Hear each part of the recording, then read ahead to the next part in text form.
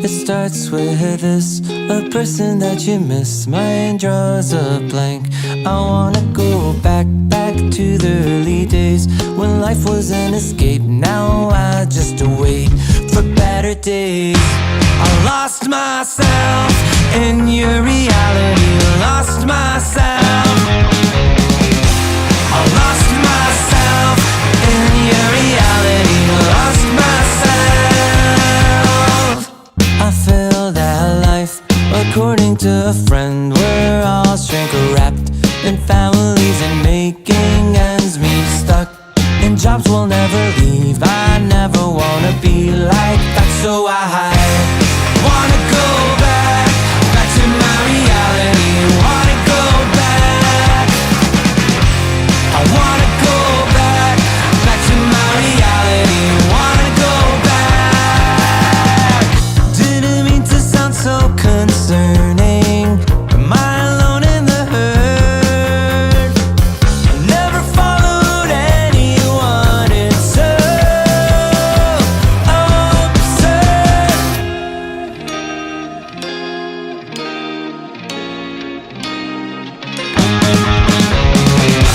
I wanna go back to my reality. Wanna go back. I wanna go back to my reality. Wanna go back.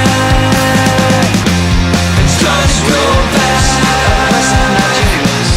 Gotta go back. Gotta go back.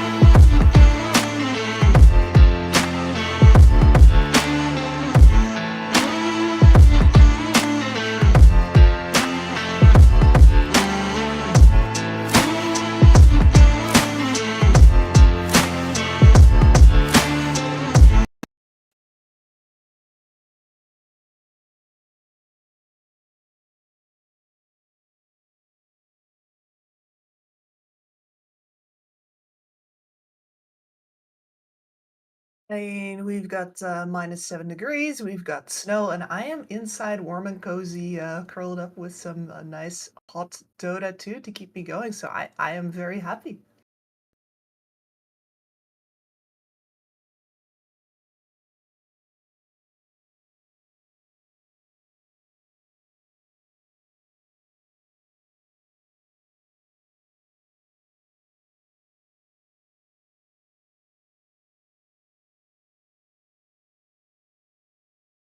Ten seconds remaining. Radiant team ban.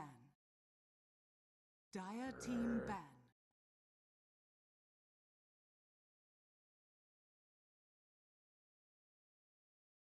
Yeah. 10 seconds remaining. 5 seconds remaining.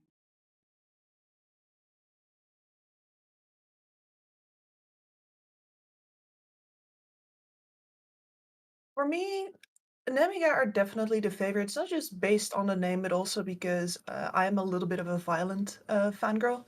Like, this guy impressed me about a year ago with his Juggernaut gameplay when nobody else was playing it. Then we got the heyday of Juggernaut with the level 20 talent, and an Amiga really going on quite a hot streak on the back of Island's jug there.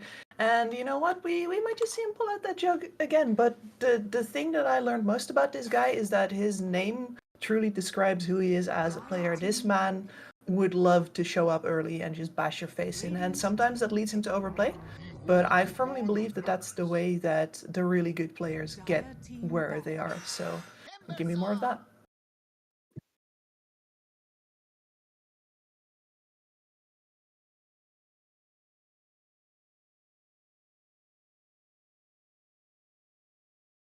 Dire team ban.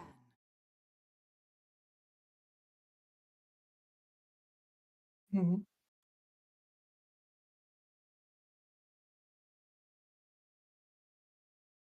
Radiant team ban. Yeah, I'd say so. With a pretty big difference here, right? Because Timbersaw is very much going to go for like the standard build that we see nowadays. You're going to go into Veil and then either Blink, or you're going to go towards the Shiva's Guard immediately. Potato, potato, that Shiva's Guard will be coming as that Blink Dagger. It's just a question of the order. Whereas the Magnus is still more of either a damage dealer or a physical damage dealer or a utility hero still. And we might also see them still comboing up that mag with, dare I say it, a Juggernaut. Yeah. And oh, silly me! It looks like my microphone wasn't being picked up on OBS because that's just a thing that happens on OBS. Every time I turn it on, it resets the microphone. Amazing. I gotta love it. But yeah, got that sorted. Oh, that's I guess that's all right. Now people have been enjoying my dulcet tones, and they get yours in 5 addition. seconds remaining. Yeah, and I'm not much of a solo caster, I'm afraid, so I'm glad to have you here. yeah, we've got it all sorted now. It's just it happens all the time on OBS. Every time I turn it on, it's like, Yeah. do you just want to? Do you want to use a different mic? It's like, no. Do you want to use your webcam? No, thank you. Please, please just use the microphone that I've set. But yeah, hopefully that is all sorted now. Oh, Bangalore. So Namiga right now are actually, apart from the Hoodwink ride, we are quite heavy on the physical damage from the 2 cores that are coming out here. Yeah. Which is something that I was wanting to theory craft a little bit out loud. Which is, we've been seeing so many gosh darn Mage Slayers. Like, there's just literally 4 per game. Mage Slayers up the wazoo. And what do you do? Well, you know, if you want to make use of it, you gotta get yourself some physical AoE damage dealers like the Ember Spirits, like the Pangoliers. But also the way to go through that is to say, you know what, why would I care about my magic damage being reduced? We don't deal magic damage up in here. I was having a look. Yeah, no, sorry, I'm just trying to sort the Discord out. So, I was taking a look. The Hoodwink, Ari was playing it yesterday in the Oh, like a bedroom. boss too. Yeah, amazing. Like, Pango coming out as well. Yeah, but just on that, Ari was building the Mage Slayer as well. On the support Hoodwink, it seemed like a really good item. BZM was pulling it out on Queen of Pains. He's playing it out on just anything he could get to. So, yeah, what makes the Mage Slayer so good at the minute?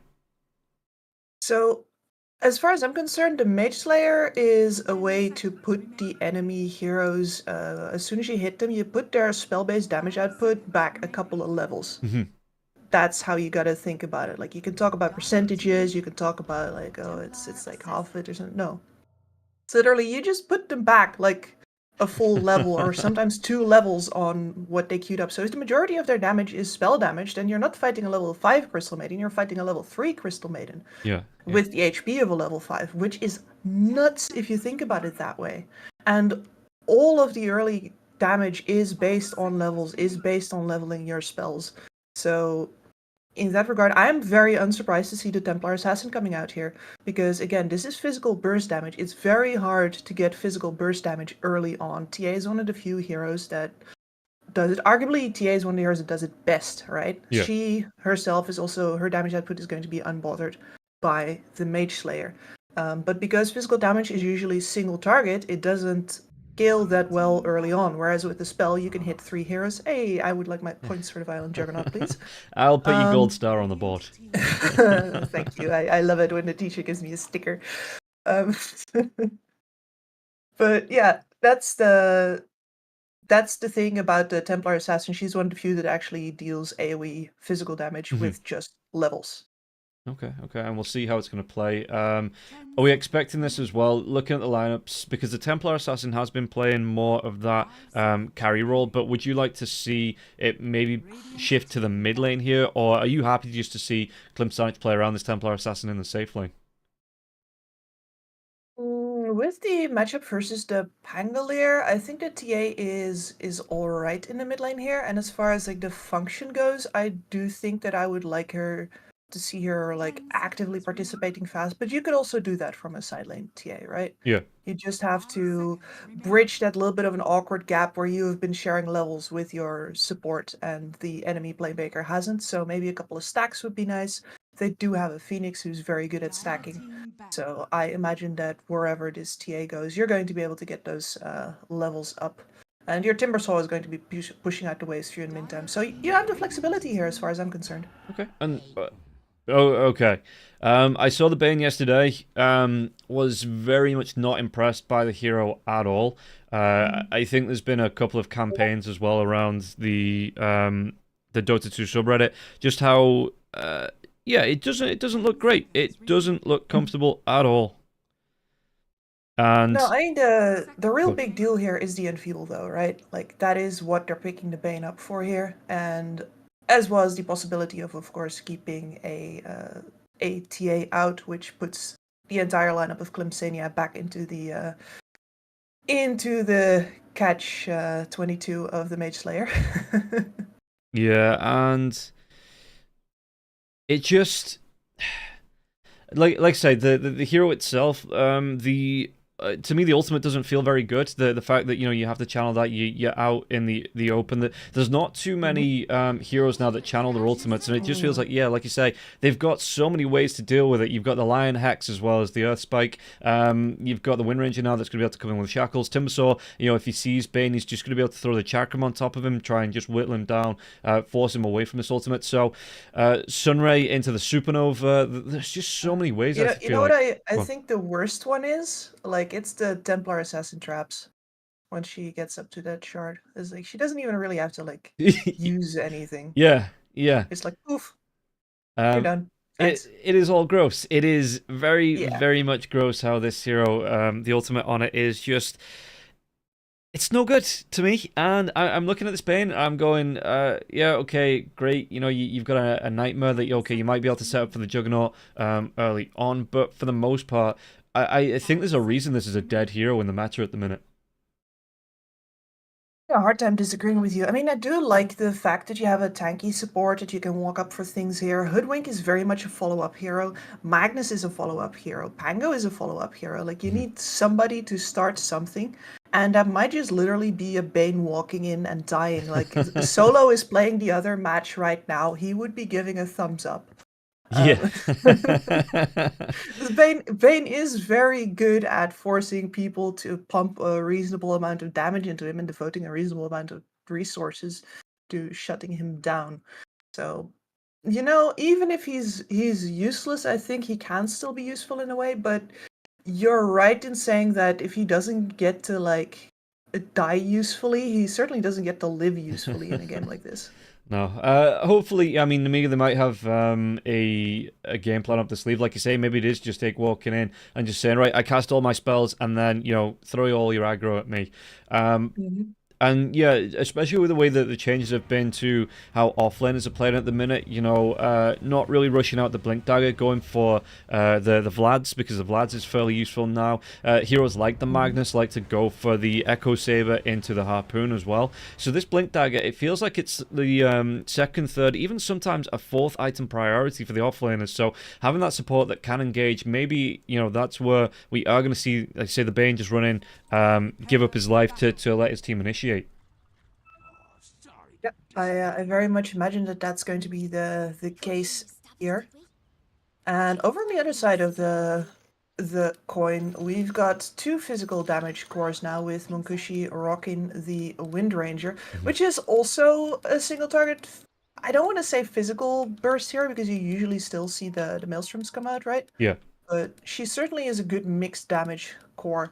And you know what? The Mage Slayer can't hurt you if the Mage Slayer can't hit you, so the evasion is very much an important part here. So normally we don't really see the wind run used actively, right? Like, okay, I'm wind run. No, you just keep that for when you're in a pickle and then you press it.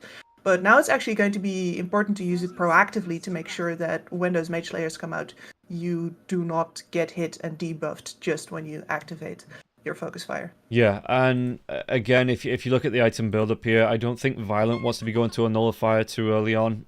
Nicky Cool, he might get one, but you're still looking at the Diffusal Blade, like you say, the Mage Slayer in there, maybe an Aghanim Scepter first as well. So the nullifiers on the side of Nemiga, not high priority against this Wind Ranger. I don't think, at least. The battle begins. No, I don't think so yet either. I mean, it's going to be Violent eventually. Like, he can let go of the Mage Slayer idea, since his Pango is going to go one for sure. Maybe his Hoodwink is going to experiment with one. Like, we've been doing that on ranged POS 4s, even though the, the Hoodwink seems like a little weird pick for that.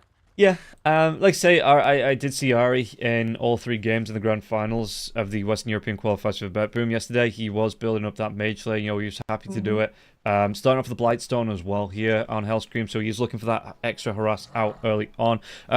I'm interested to see how the Munkushi Wind Ranger is going to do, because I've talked about this on a few of the casts that I'm not really impressed with the Wind Ranger carry, because, like Hugh said, single focus target damage in these team fights once you've thrown out your focus fire. Really, apart from Maelstrom procs, what else are you trying to throw out? But with them having the TA in here that can step into that carry role a little bit later on, gets the Dragonlance into the Blink, into the Desolator, I feel like it's a little bit more comfortable. But how do you feel, as I got caught monologue and 8's going to be able to draw the first blood?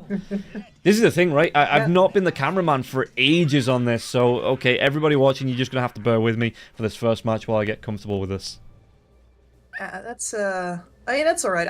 I miss it as well. But this is one of the things with the Timbersaw, right? On first level, especially if you go to Whirling Death first and you don't have the reactive armor, you are going to be very, very vulnerable to just getting spinned down. Yeah, and this is another thing as well that I've seen Timbersaws completely ignore the reactive armor till around level 8, level 9. You're maxing out the Whirling Death into the Timber Chain and just not going for that damage, the damage reduction on the armor at all. Yeah, well, he's taking a level here. Okay. Presumably just because he's realized that he can't get away with it. Yep. Always adapt to the situation at hand. And safety first. Yeah, you are right. Yeah, he put his seatbelt on. I suppose that's the thing, right? That here, if he does try to go to the Timber Chain, or Nicky Cool taking right-click damage from Chira, is it going to be enough? No, Nicky Cool going to be able to get himself over to the water and get the refill on that bottle here as well. So no follow-up, and I thought Chira might have carried on chasing, but does opt to go towards his own rune himself. Yeah, I mean, look at the HP variance here already. Like, this is very much a win for Chira already, and he doesn't have to press the issue yet. He can just keep on slowly, surely eking out this little bit of advantage that he just had. That's an empty bottle of Nicky Cool, no runes upcoming. Chira full bottle himself. This is excellent. Yeah. Meanwhile, Nemiga, they did get another kill. They took down the line on the top lane now as well. Sweden Strong did get taken down, but Ake, he's pretty much out of mana now. Not a lot of life left here as well. So if they can set up, there's no hex here on Sweden Strong, but Sweden Strong just can keep Ake right down on the mana. If he keeps getting in range, getting that mana drain off, and those mangoes might not be able to pay off here for the Bane in the lane. Yeah, that's the thing with the Bane, isn't it? It's so heavy on the mana costs for these first couple of spells. And you basically empty out your mana pool. And now, well, you did get 2 kills with it. You did get a bit of a level advantage in the lane here, but not even a last hit advantage. Cloud very much on par with Violent here, and they're shoving in the wave back very far too. So this is this one, even though there's 2 kills upcoming, this one might only be getting harder and harder for this side of Nemiga here. Yeah, and Ake going to be taking a lot of harass damage coming out there as well. How much do you like where the lane's sitting as well in that top lane? Because I would have thought they would have looked up to try and pull it back, keep it as close to the Radiant tier 1 as possible, but it feels like Cloud, he just feels comfortable sitting right close, right up to the tier 1 tower on the side of the Dire. I mean, he's got the level in the reactive armor, right, which probably means he's got a little bit of a different attitude now than you would if you're completely skipping that. Yeah. And when you push the lane up like this, and your bottom lane is actually also pushed out decently far, you can actually rotate through the gate with your supports, right? Or even with your carry if you're if you're gaming Gladiator. Yeah. We might see some play on this, but it looks like on the bottom lane they want to get Harassi themselves. Respect to Munkushi stepping up. Hellscream actually gets dragged back with the neutral. God damn, stop it! Every time I try to talk about a different lane. Oh no. Sweden Strong bites the dust top lane. Did get the healing ward killed in the process though, so Yeah. that is pretty decent here. Means that Violent cannot continue to contest Cloud here. Cloud already with the Helm of Iron Will. He is not gonna die anymore up here. He's basically fine, which means the Lion can rotate wherever he wants now. Yeah. How much do you like this? That was another item I didn't talk about offlane, as well as the Vlad's going towards the Veil here, into the Shivas very, very early on. I know we are in a magic damage patch, so is this, something that you're not too fussed? Mirror lane, we might come back to that in a second now as well. The Acorn shot comes through. Chira Jr. Blood Grenade, but it looks like he's going to be able to get himself out of the danger here. Hellscream, not going to be able to follow up on that. But, yeah, Veil, Power Spike, good thing, or do you want that reduced just a little bit? I like that Veil's actually a thing again. It's the fact that you can choose instead of like defending yourself versus magic damage early, you can also empower the magic damage. I think it's a good thing. And the fact that it comes out way before the Mage Slayers do also really help. So in that regard, I actually as far as the dynamic between those two items goes, which I would bet the two most bought items in this patch right now. I actually think it's in an interesting place. The problem is that it's all about the magic damage / magic reduction, and we don't really talk about physical or about disables or anything like that. It's those two are well balanced between the two of them, but it's very one-dimensional. Like it's only a line. Okay. We're in the middle of the line. Yeah. Oh, we might actually see it on streamer here as well. Hellscream gonna get really down low. Ig does TP in now as well. Sweden Strong. There's gonna be a really nice Earth Spike. The right click's coming out here. Shira Jr. Can he get this kill onto the Bane? It looks like they're gonna try and move themselves away. Even the Hoodwink gonna survive through this one now as well. Nicky Cool, not level 6 just yet. Just waiting on a couple more creeps here. Shira Jr. already has those traps down, and Nicky Cool gonna just get that shield crash shield up, moving himself away. So no kills coming out onto this one, but a bit of skirmishing coming out in the mid lane. And this is all the result of Chira Jr. getting an advantage early, right? He starts pressing the issue. The supports of Namiga have to show up, which in return necessitates the supports from Klim. Did you call him Klim Sanic? Yeah, Klim Sanic. I've been told the 4 is the CH in Cyrillic. Sure. Cyrillic. Yeah, that's the word I was looking for. It is, isn't it? Okay, yeah, that makes a lot of sense. Thanks. Yeah, and so I get messages all the time, which really helpful actually. I'm not disparaging them. That people in Twitch, they want the pronunciations right. So I do get those DMs in Twitch and Twitter that just say, hey, it's pronounced that way, and I actually really like it because it does help me out as well. Exactly. I mean, I'm that girl. I've been chasing people for 3 years, going like, it's not Zayak, it's Zayats. So please, if I get it wrong, do that to me as well. Yeah, no, absolutely, yeah. It's just nice to have, like I say, it shows people you want to call people what they're called. Yeah. And basic respect. See top lane Violent. The spin is going to come out fairly early on. Rotation coming through from the Hoodwink as well. But Cloud, is he going to be able to play this one away? He's only got the 2 points here in the Timber Chain. But the Hoodwink isn't going to fully commit onto the rotation here as well. And yeah, not the greatest setup, because if that Acorn shot comes out, plants a tree, should be a quick whirling death here. But in the mid lane trap, he's going to pop Nicky Cole, though, level 6. If he needs to get himself away, he does have that Rolling Thunder. Chase on Chira Jr. has that slow backline. So, well, they might be able to find the pushback, comes out into the line. Line, is he going to be able to get himself away from this one? Not with the 2 supports stacking up like this. He does get a double Earth Spike, though. Rolling Thunder comes out on the backlines. The RP, it gets committed. Do they get the kill here onto the TA? TA a little bit too far forward. Has those refraction charges. 1 second up onto this one. The haste gets picked up on Nicky Cool. Nicky Cool trying to get this chase down. They do have that stack up. Ig does get the kill on Sweden Strong off camera, because of course he does. As a Hellscream turning this one around here, respect. They're going to be able to get the Nightmare onto the TA. Cliff comes out. Power shot through now. Munkushi going to get involved. I think this one the focus fire. It is enough to get both supports on the side of Namiga. That's honestly quite a good end result for Klim Sanic here, because they dove very deep. They dove all the way past the tier 1. The supports were coming in from the flank, but their rotation out through the right side, and the fact that Phoenix does not actually get caught in the reverse polarity, that means a lot. And they're not gonna let up the heat here now.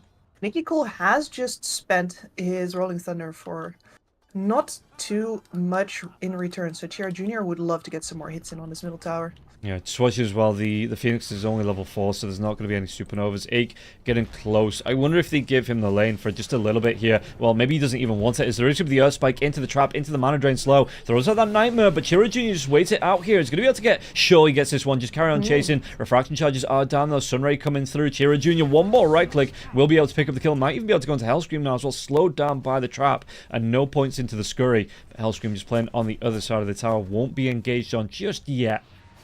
But Ake's smiling just a little bit there. He wasted so much time with just popping his wand at the last minute. Yeah. That's Like I say. a little bit of a misstep from Chira there. Like, you should be expecting that at this level. Yeah, trap comes out, Hellscream, power shot's going to be off the mark. Can they get the lockdown? Focus fire comes through. Hellscream just disappears. Oh, the shackle, it latches. They're going to be able to come in with the Hex now as well into the Earth Spike, but do they have the damage to follow up? Nicky Cool going to be able to get himself out of the path of the power shot. Didn't even need to spend the Rolling Thunder here, but he might just lose this tier 1 tower. Yeah, he gets forced back now. Traps are in place behind the tower as well. This is a catapult coming up. Munkushi is here. Chira is here. This tower is surely going to fall. Yeah, you can see the Clim Science stepping up now as well. Trap comes out, slowing down onto Ake. That Bringing power everybody. shot. Oh, goddamn. It takes about half his health here. Ake. Yeah, they are going to be able to claim this tier 1 tower here. And Ake just has to be careful moving himself away. Only on, well, I mean, less than 1,000 health anyway. So that power shot, it is pretty deadly to him at the minute. Yeah, and the most incredible thing about all of this is that Clim Sanish has been bringing only 3 heroes to this mid lane with like the Wind Ranger popping in now and then. And that means that the Timbersaw has just been free to rule over the top lane, where we said before, the Juggernaut has absolutely no shot at taking this man down. So they took 2 towers in that span of time. They got a ton more farm out of that. And all of those supports that Namiga kept rotating towards the mid lane, they are struggling on the level department right now as well. Yeah, not even level 6. I mean, Ake is close. He's got some stacks that he can hang around here too. I think both of them should be... Or maybe not Hellscream. Hellscream is fairly lower in terms of on that level 5. But it is going to get him close, and Ake now will hit that level 6 at least, so his ultimate will be up.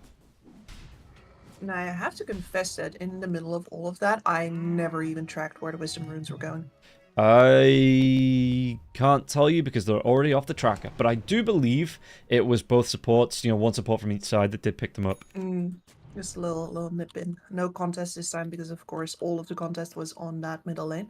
And now we have got Namiga in a very awkward position where they're behind in levels, they're behind in farms, and they are lacking 2 towers, which means that if they want to crack a tower, it should be bot, and they are going to go for Munkushi right now. There's the Fiend's Grip. I think they're getting him. Yeah, Munkushi, the sharpshooter coming out from Hellscream, is going to be able to secure that kill. Great setup there as well. So the Bane this time was able to get the full Fiend's Grip off. Jump in from Zeneca, just setting up for this one. But they are going to be able to defend the tower here on the side of Clim Sanich. And the 3 heroes on the side of Amiga will just straight up back themselves away as soon as they see those TPs coming in. Exactly.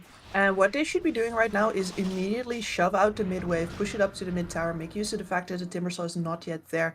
But that's already hampered by the fact that Nicky Cool is on half HP. He picked a fight with Chira, who's all the way up in his business. Yeah. And yeah, you're not getting towards that mid tower. And this is, we're going to see them caught in this spiral for a while because they can't get their waves out without losing a ton of HP. And that means in return that if you maybe force a TP rotation, you can't actually make use of it on another lane. Well, they might be able to go into Violent here now as well. They're going to be able to set up with their Earth Spike into the Shackles, into, well, every single bit of damage coming out from these 3 heroes here on the side of Clim Sanich. And the Juggernaut Violent, he just disappears. He goes bye-bye. Yeah. And I have to say, with the way that they've been carefully maneuvering their way through these first 10 minutes of the game, Clim Sanich, you said they were on a roll. I can see that. Yeah, they've just had some great time and some great game plans coming out. The aggression's been on point. And this is, it's going back to the good old days of Eastern European Dota where we just see a lot of Divide Dota coming out. The dives coming through as well. Let's see what Ake's going to be able to do behind this tier 1. Though the dive comes in, Cloud always going to be able to do pops that Nightmare, but always going to be able to really do is die. And not even for a good cause as well. Yeah. Well, the thing is that if you play that fight with, say, Nikki Cool in position, with your Magnus in position, yeah. Yep, great RP comes out. They're going to be able to clean up at least onto... Well, they get two of them. Both of the heroes control the into the RP. And they get dragged back. But I guess this is buying time for Chira Jr. to take down. No, he even just goes for the blink away. Won't be able to take that tier 1 tower at all. No, this was an unforced error. Like, the reason why I wasn't even paying attention to that is because I didn't think they would make that mistake. Fair enough. Yeah. And now you're gonna get the tower. This is actually, I don't want to call this a disaster, but this is quite bad. Like, you were going to take down the last tier 1 and really solidify your map position. And now Oh no, the shackle! You have to go and force. Violent. They get the focus fire coming through. Chira Jr. is going to be able to jump back in with the blink dagger now as well. They get the hex over onto... Did they get the kill onto the Pangolin as well? They do. He wasn't able to get that rolling thunder off. Great aggression coming out here from Clem Sanchez. She's just immediately TPing everybody in. And the supernova even on the backlines being spent to make sure that they can secure those kills. Zeneca, he's going to be slowed down by the traps. Jump in now as well. Timbersaw doing all of that damage and then some. Chira Jr. gets the cleanup. Great setup from everybody. And yeah, Clem Sanchez, they chase. They know what they can push this aggression. And they get all three cores out of that. Yeah, that's huge. And I think Namiga underestimated here how important Clem Sanchez thinks that bottom tower is. They were like, okay, you know, we win the fight, we get the tower in return now. Clem Sanchez is like, no, that is our chokehold on you. Yeah. That we wanted to get all your tier 1s down without any in return, and we're gonna stay that way. And they have achieved that now with this very fast reaction. And the other thing that you can really see there is that Namiga are very dependent on their ultimates in order to make the team fights happen. You need the Rolling Thunder, you need the Reverse Polarity to come out, you need both of them to be decent. And if you don't, like, the fact that you have so much easy to dispense physical damage over on the other side and the very low cooldowns of a Timbersaw, they could just run you down. Yeah. I was watching as well. The TA 15 minutes in straight up bought out the shard. So he's getting these silences. Just this is what he's doing. He's getting the silences off onto Nikki Cool, and Nikki Cool can't swashbuckle away, can't roll in thunder because he's silenced out, and he's losing half his health just to the right clicks coming out on the TA after he does get trapped. Now Namiga is really in a bit of a bind because we've been talking about the mage slayers, right? And it would have done so much for them to especially get a lot of reduced damage onto the Timbersaw. Reducing the damage of the Lion would have been great, but Nikki Cool is currently dangling at the bottom of his cores, and he is not nearly at the mage slayer yet. Where normally you can see that item coming out starting at, like, you know, 17, 18 minutes if you're having a really good one. Yeah, and it's, you know, like you say, he's got the diffusal blade. He even went in back for the Blightstone for a little bit more, but he's just being harassed right out of this. And yeah, you've not got any magic reduction, so when the Timbersaw jumps in, pops that veil, you are gonna suffer. Exactly, you're gonna suffer, so you can't group against that. But then if you split, they have the other two cores that are going to be picking you up with single target physical damage. So it's a rock and a hard place. Yeah, and if you do get separated out, it means that the Phoenix can jump in. Yo, he gets that supernova off, and you know, no one's going to hang around. If you're split up, nobody's going to try and hang around to right-click that down. So it just feels, I don't want to say like a free game for Clem Sanchez, but they are at the minute in control, and it's going to be interesting to see how Namiga pull it back. 10k lead before 20 minutes. I'll call it free. I'm very happy doing that. Like, they are completely in control, both on the map as well as in the net worth. There are so many items that Namiga needs to buy in order to get themselves back into the game. Yeah, though I don't want to look, Rob. It hurts. And it was just, again, Lion hiding in the trees. He just waits. Cloud comes in as soon as as soon as Nikki Cool shows, Sweden Strong is able to get that instant hex off. And it's just, that was rough, buddy. You know, he is behind, like you say, in terms of cores. He's right down low, only the Magnus below him in terms of, like, that core net worth. And, yeah, how do you expect Namiga to get back into this game? What's the game plan for them? What style do they have to play to make this an even game, I guess? They're going to have to try to keep some form of vision out on the map so that they can anticipate the moves of Clem Sanchez. And their capability of fighting reactively is really good. If they have vision, these heroes will absolutely destroy you, right? You can get phenomenal Rolling Thunders, amazing RPs, Hoodwink. The amount of damage that this hero can pump out as long as she knows where you are is amazing. But you just need either Clem Sanchez to make a mistake and you know, show too many of them, dive too deep into vision, etc. Or alternatively, you need somebody to get caught deliberately. And I'm looking at Ike here. Like the last time that they were grouping for a possible move around this this observer ward in their own triangle, near their ancients, is I saw Ike all the way in the back, and I'm like, I don't think you can be there, my man. Somebody needs to attract the attention. Somebody needs to give the vision. Somebody needs to get the overreaction out of Clim Sanage, where, you know, they maybe put both the Wind Ranger as well as the TA on the same target. That would be ideal. Yeah. But that doesn't happen if you're not giving them a target to do that on.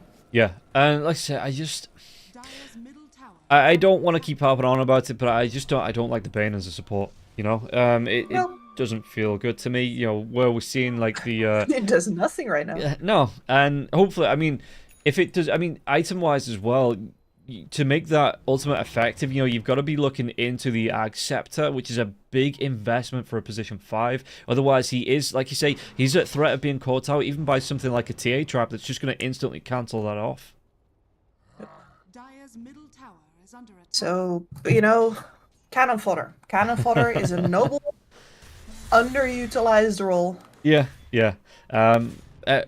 Like Otomo complains when I say support to the 2B cannon fodder, you know, they are there to give up their lives in for the cause. He says that's just it's a classist attitude, and I shouldn't have that. You know, I should respect the supports.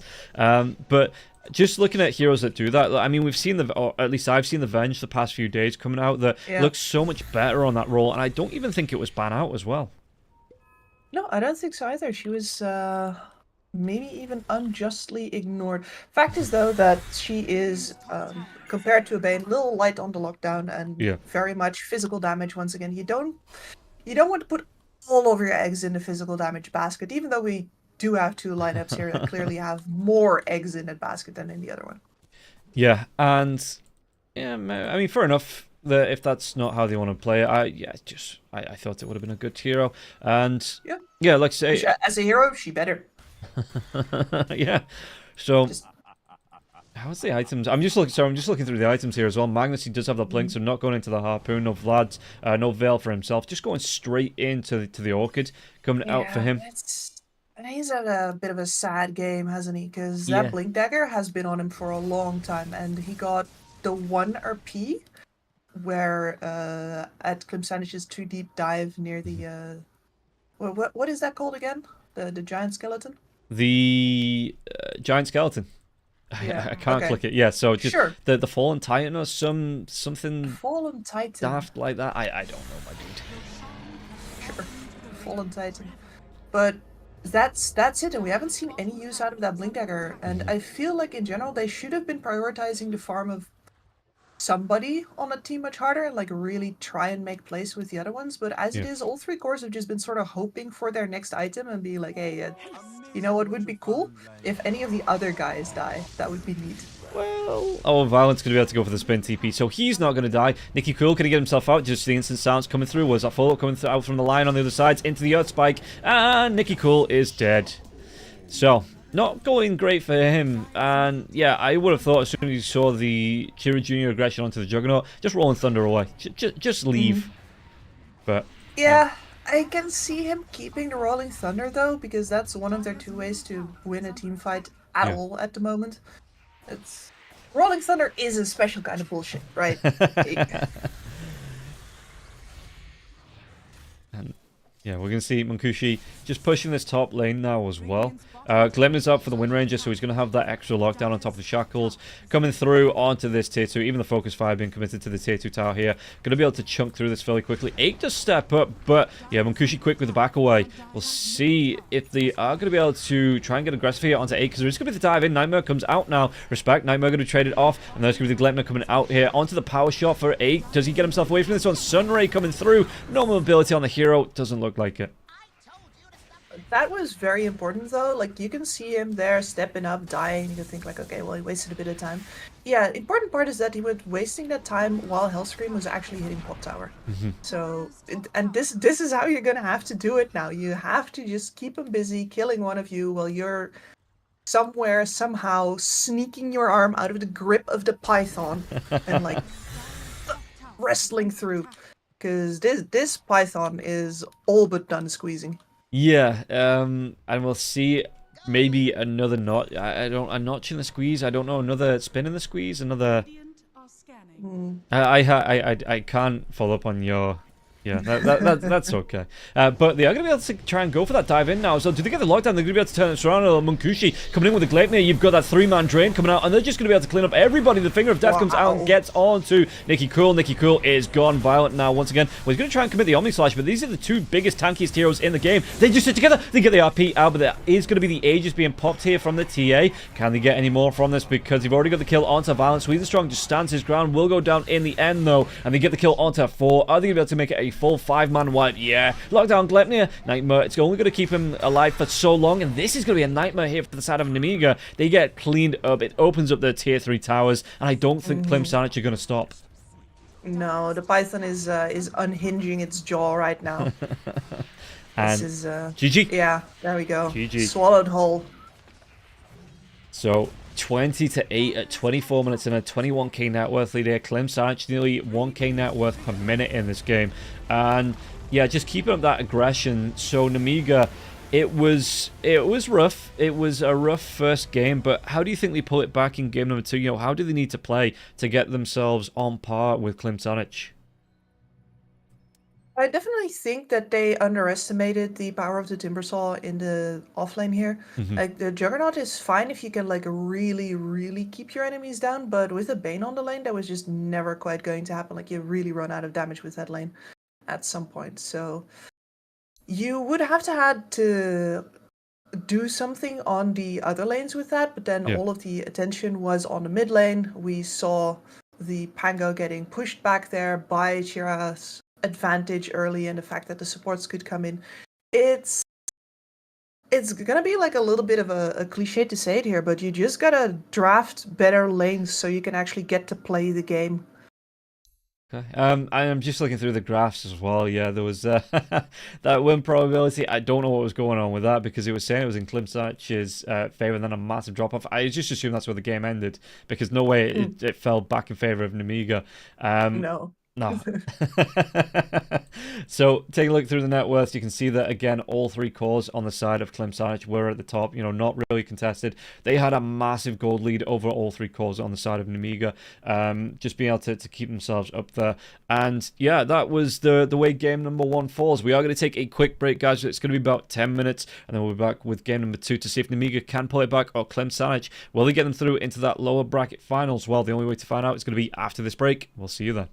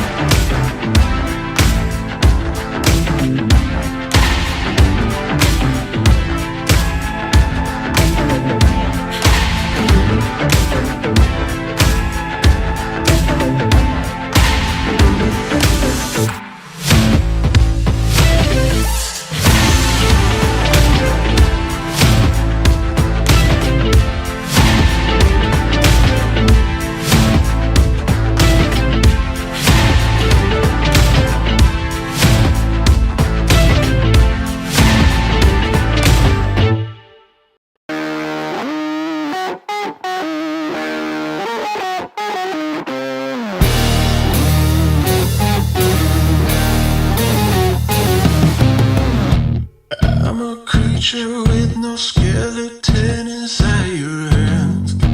Got no home address, I come and go as you command. And it's fine with me, and it's fine. I'm a bandit that you use to keep from bleeding out. I'm the lover you don't love but love to keep around. And it's fine with me, promise that it's fine. Maybe I'm a fool. It's not like I'm expecting something new.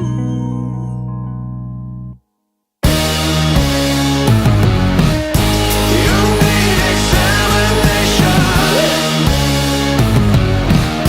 I'll be your medication.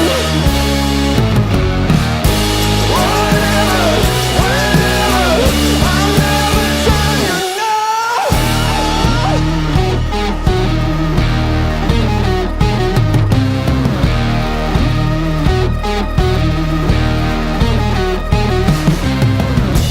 I'm a picture on your shelf that some days makes you smile. Then I gather dust and watch you go about your life. And it's fine with me. I swear it's fine. I'd be offended if I still had any dignity. Instead of savoring the drink, it's slowly killing me. Said it's fine with me. Tell me that it's fine. Such a fool, but I don't have the will to run from you.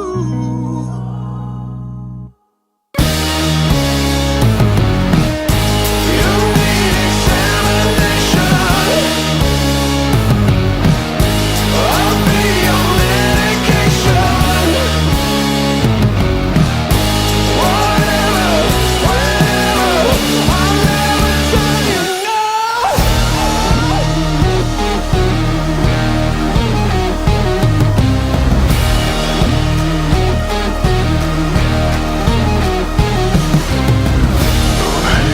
Break me down, go ahead and break me down. Go ahead and break me down. Go ahead. You need examination. I'll be your medication. Whatever, whenever, I'll never tell you no.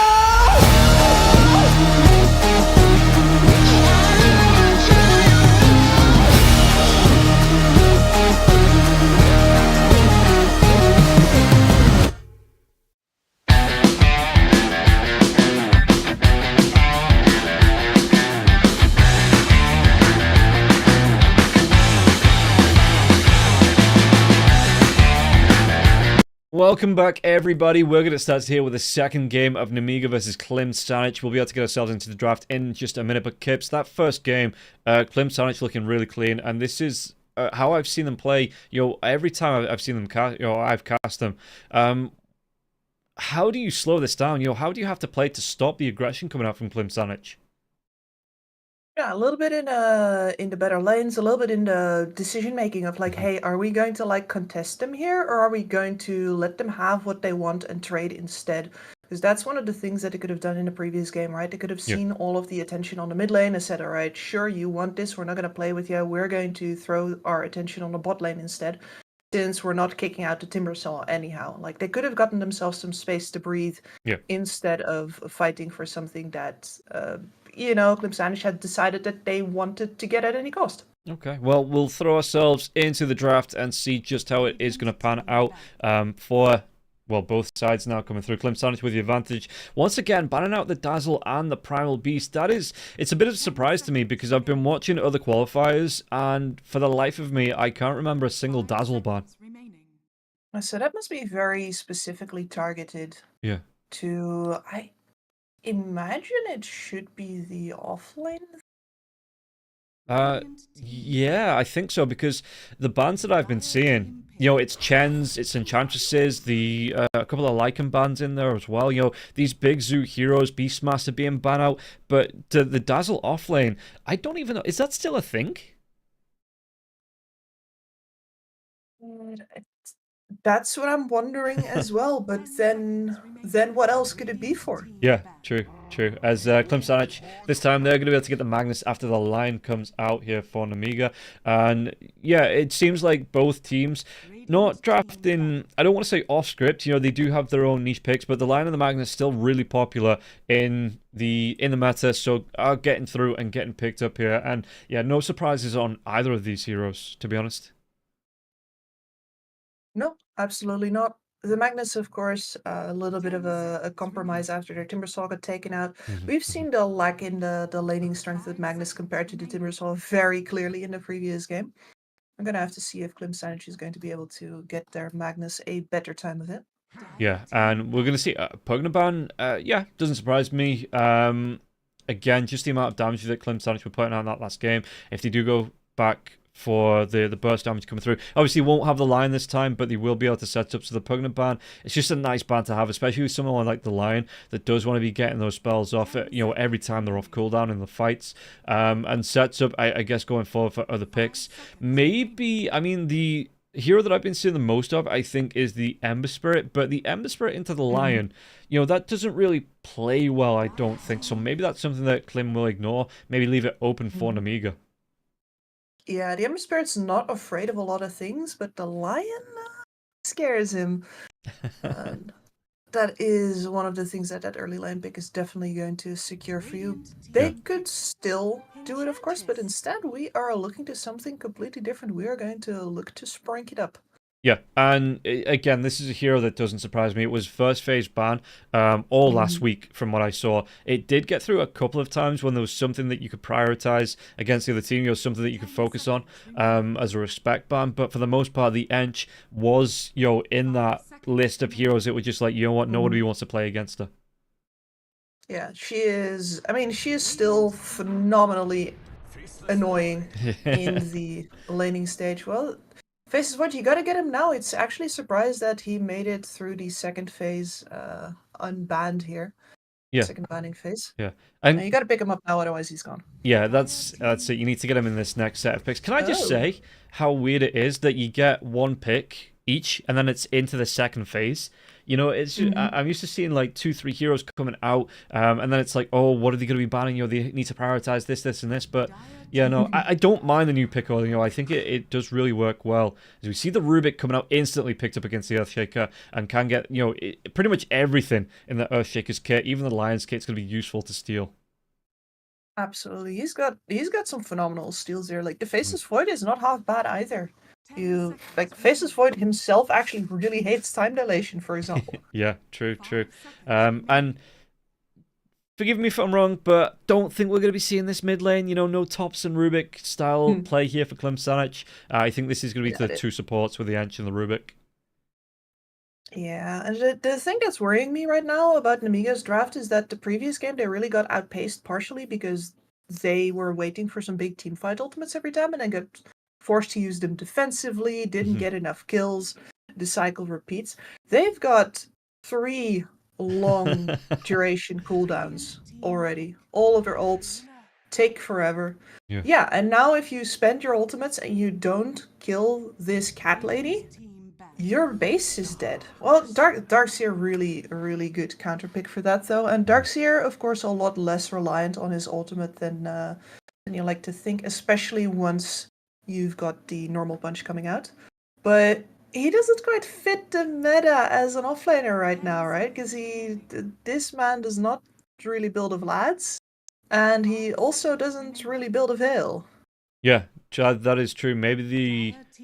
I don't know, do you let the Earthshaker build into the Veil? Maybe, but yeah, no, for the most part, it is that that classic build-up, the Darkseer, you get yourself the mechanism, the mana boots into the pipe, something like that. And yeah, no, like you say, not a Veil builder, and it's been a while since no, it's not been a while. I think I cast him yesterday, but it wasn't that effective.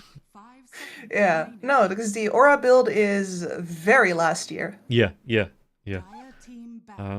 Just taking a look at the bans. Invoker's gone, Puck's gone, Morphlin, as well as the Pugna like it talks about in this phase. So we are looking at both sides looking to pick up mid laners, I do believe. Pango's still there, Ember Spirit's still there, Storm Spirit's still there. You know, is there anything that's standing out to you? Any mid lane names? 10 seconds remaining. I gotta say, especially with the Earthshaker in the picture now, I don't expect a Spirit pick to come out for Klimsanich. Yeah. It is really too risky at this point between things like the instant hex and getting fissured out of fog. You know, the Ember Spirit returning to his remnants, promptly getting slammed. That does not quite feel right to me. They have a bit of an initiation problem here in general, because once again, their +4 is a sit back kind of hero, like a take it cool. We're gonna wait until they do something. We steal a spell. And that puts initiation pressure on the mid laner, because once again, Magnus, follow-up hero. Unless you go for like the full fishing build, and even then you want vision, so... Yeah. The Invoker not being available to Klimsanich might actually be a bit of a problem. And they ban out the clock? Clockwork? Sure. Maybe thinking they could flex the Earthshaker mid, I guess? Yeah. I was thinking about that, because the Spirit heroes also all really get dunked on mid by Shaker. Yeah. And that would solve... What do you do instead? Co-op? Question mark? Let's see. Pango comes out. Okay, so that's not going to be the flex mid on the Earthshaker. I suppose Klimsanich are just covering the bases. You know, they're making sure, just in case, because... You know what? Maybe whatever they do have up the sleeve here would, like you say, the Earthshaker kind of stomps all over it. So we'll see what Klimsanich is going to respond with. Pangolia, yeah, I know you said Queen of Pain coming out. I wouldn't mind that against the Pango. Good mobility hero, like you say. It does actually get into the fights, provide vision, get itself back out as well. So I don't think the worst pick here in the world for Klimsanich. Could be a lot worse, but that's about, like, as far as like mobility is concerned, it's all Spirit heroes or the co-op. I'm just literally looking through my list of heroes right now, and I would not want to be in Klimsanich's position right now. Okay. But they go the Ember anyway. Yeah. And yeah, I suppose the hero is that strong at the minute that they feel comfortable going for it. Like you've said, Mage Slayer, first item coming out for the Ember Spirit, it just puts him right on top. Can go back to the Maelstrom. Doesn't even feel like he's been slowed down if he goes Mage Slayer first into the Maelstrom. Able to put a lot of pressure onto the side of Nemiga. And yeah, in terms of physical damage, what you're looking at the Faceless Void and Pango there as well. Maybe Earthshaker. You know, once he tries to get into the middle of the fights, but the Mage Slayer is still going to pay off, I think, in this fight, or this game. Yeah, absolutely. I mean, the benefit of the Ember Spirit is that you're usually going to hit 3 heroes. 4 if you're lucky. The ranges on Amiga aren't actually very high at all. We are talking about 4 melee heroes plus a Lion here. It's entirely possible to get that debuff onto most of them, get the damage onto most of them. And, you know, if you get the Darkseer and the Lion, you are especially happy. Yeah. So, and that all combines with the fact that you're playing with a Luna, which is indiscriminate physical damage, right? Yeah. It's again a thing that you want on top of that. So, I think Klimsanich's lineup looks really good, but the Ember Spirit, I don't want to say that it's a question mark, but it's definitely one of the weak links here. If it's not going to be owning the game, then Ike and Hellscream can do a number on this Ember Spirit. Yeah, and I think that you've kind of put the nail on the head here. That they've got fallen melee heroes on the side of on the side of Namiga. So the setup, like I said, that Magnus follows up. If he gets a good 2-3, even a 4-man RP, something like that, the Luna is going to be able to rip through them. It's going to be just a good setup here for Klim Sanic, and yeah, the Ember Spirit are going to be able to sleight a fist on top of the RPs as well. So Namiga, they have to have this positioning. It has to be like point perfect here, I think, for them. I think so as well. They really gotta remember that if they group up to hit a single target hero, that they're most likely going to get wallops in return. Yeah, we'll see how it plays out and how they're going to be able to do it, and Prepare for battle. how they're going to be able to play. I mean, the smoke's going to come out right away here from Klim Sanic. I don't know if this is to get aggressive, or if it's just to plant wards, because I don't know. Do they have a good level 1 fight? Either team really does. I would favor the side with the Ion Shells personally, but this is Darkseer into an Enchantress, which... Oh, I can't believe I didn't notice that earlier. Like, they picked it into the Eng. It's entirely possible that Zeneca is going to have a crappy lane. It might not be great. No, it might not be amazing. We'll see how it's going to play through and how they are going to be able to control in this one. What they're going to be able to do in terms of just damage-wise. But how do you play this one? Because, I mean, Violent, I don't think Violent's going to have the best of times here either as well. Just being controlled out, having his damage reduced, having to come through into the... Oh, no. Magnuses don't go for the early empower, right? It's just shockwaves and skewers. So yeah, it depends. Like, sometimes you see them going empower if they think they're going to have stacks to take, for example. In this game, if you get to touch stacks as a Magnus, you're robbing your other two cores, as far as I'm concerned. yeah, we're seeing a little bit of early harass coming out here. Backlines, Spike does come through. I don't actually think that connected here. Nig just going to have to back himself away. The bounty runes going the way of Klim Sanic. And are we seeing a 2? Nope, it's going to be the 3 for 1. So just a little bit of an early bonus coming out here for Klim. We'll see how they're going to be able to try and play around this, and you can see already, like you say, Respect getting in onto Zeneca, the slowdown onto Hellscream, so Hellscream's not even going to be able to get in range. He's already used that Fissure there as well, just trying to block the creep wave. We'll see this harass. Yeah, it just goes around it. There was no full connection. Yeah, double melee versus 2 range in a lane where a Darkseer wants to survive through the use of Ion Shells and Surges, both of which can be purged off by the enchant. Yeah, and not gonna lie, this is a rough one. It's a nasty lane. Yeah, we'll see how they're going to try and play around this one, what they can actually do. Do you, speaking of the Enchantress, because the builds that I've been seeing, more common than not, is just completely ignoring the impetus. Going for the max enchant, getting a couple of points into the Nature's Attendants as well. Do you think that's how you want to build this on Respect here in this match? Yeah, I think that will work out perfectly fine for you. You're going to get to hit them plenty regardless, because the slow gives you such good trading potential versus the melees.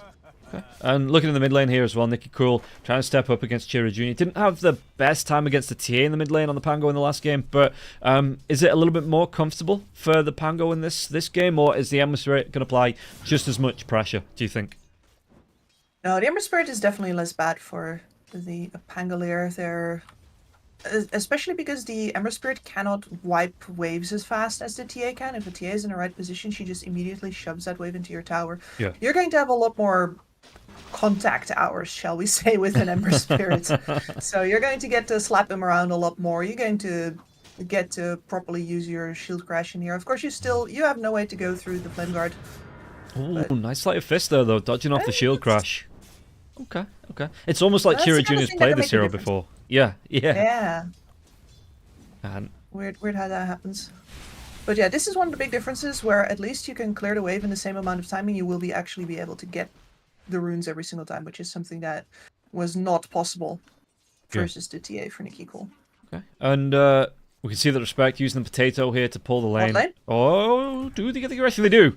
I caught the end of it. But damage coming out. Is that... Yeah, it counts it. I mean, it's split, right? But it's still a shared bounty. It's still technically first blood. Technically, I mean, apart from like the nice announcement and the bonus gold, Yeah, technically, it's technically, that's kind of correct. it was a death. It was the death being spilled here. I was just taking a look at the respect using the potato to cut the wave on the top lane. Hellscream trying to get aggressive as well, but Zeneca was being harassed right back by the main Enchantress hero. Yeah, sorry, I had to do a double take on the potato. I was like, if a potato became prime minister, what? Yeah, you know the what do you talk? The potato and the tomato. Yeah, You know the Hellbear yeah. Smash is just its casual name. It's the real names. I know. It's as old as time, and yet my brain for a brief moment saw an actual spud. I mean the monster model isn't far off. No, it's not. That's not. I should give him some of those like green tendrils because he's been in the cupboard for too long. Yeah, it just starts to sprout a little bit. Yeah. How are we looking? I mean, last hit wise, the Magnus is actually keeping pace. So Luna's suffering a little bit compared to the Faceless Void, but Cloud, he's keeping pace. In fact, he's getting the denies in here as well. Top lane, they're going to be able to get the kill. Respect is going to go down to Hellscream after the fact, though. I think maybe trying to deny himself to the neutral, but Hellscream was just way too close. Yeah, Hellscream's also only just now cracking level 3 with Munkushi being a really big winner of this trade here. And this lane is just not going to get any easier for the Radiant side like this. No. Darkseer does actually go for the Helm of the Iron Will right off the bat. So, okay, we'll see. Is it going to be the build that we expect from most offlaners as they dive onto Munkushi? Underneath this, well, there's going to be the rotation from Aik now as well. Did they get the kill onto Luna? Luna is going to go down. They might even be able to get on the respect now as well. Thanks to that Fisher Hellscream. Chase is coming out. They might have the control to do the damage now as well. Surge onto Hellscream just to make sure he doesn't get slowed down way too much. TP cancelled off by the Rubik. They will be able to get both heroes here on the safe lane. And Klim Sanich, all of a sudden, they find themselves behind in this early game just by a couple of kills. That rotation from Aik really saves the lane there. That could have gone so much worse. But instead, you are up versus two very fragile heroes. If you manage to get up in their faces, then you can kill both of them. That's exactly what they did there. Really like the little thing from Respect there, though, when he walks back into the tower. That looked weird, right? Yeah, just a little bit. You know what that's for? Go on. That's for if the Rubik TP comes through, he wants to have the heroes right there in range for a toss back into the tower. And it's up. Yeah, well, I guess fortunately for Sweden Strong, he cancelled that off. He didn't put himself at too much risk. No, Mid lane. it was not actually. Oh, a Chira good Jr. idea. He does get the shackles off here, the Searing Chains and Aik with the mana drain, but Chira Jr. It's only, I think that's a level 1 mana drain there as well, yeah, so not even full damage. And now rotation comes in from Respect. They are going to be able to get the telekinesis back. Oh, Spike, did he get the kill? He comes back in onto this one, Chira, and it's going to cost him his life. Sweden Strong does get the response, but I don't think he needed to come back in. No. I mean, you're an Ember Spirit though, right? Your instinct is to hover. Like awkward dude who wants to talk to somebody at a party but can't quite bring himself to do it. Wallflowering. You're gonna be like right in that position.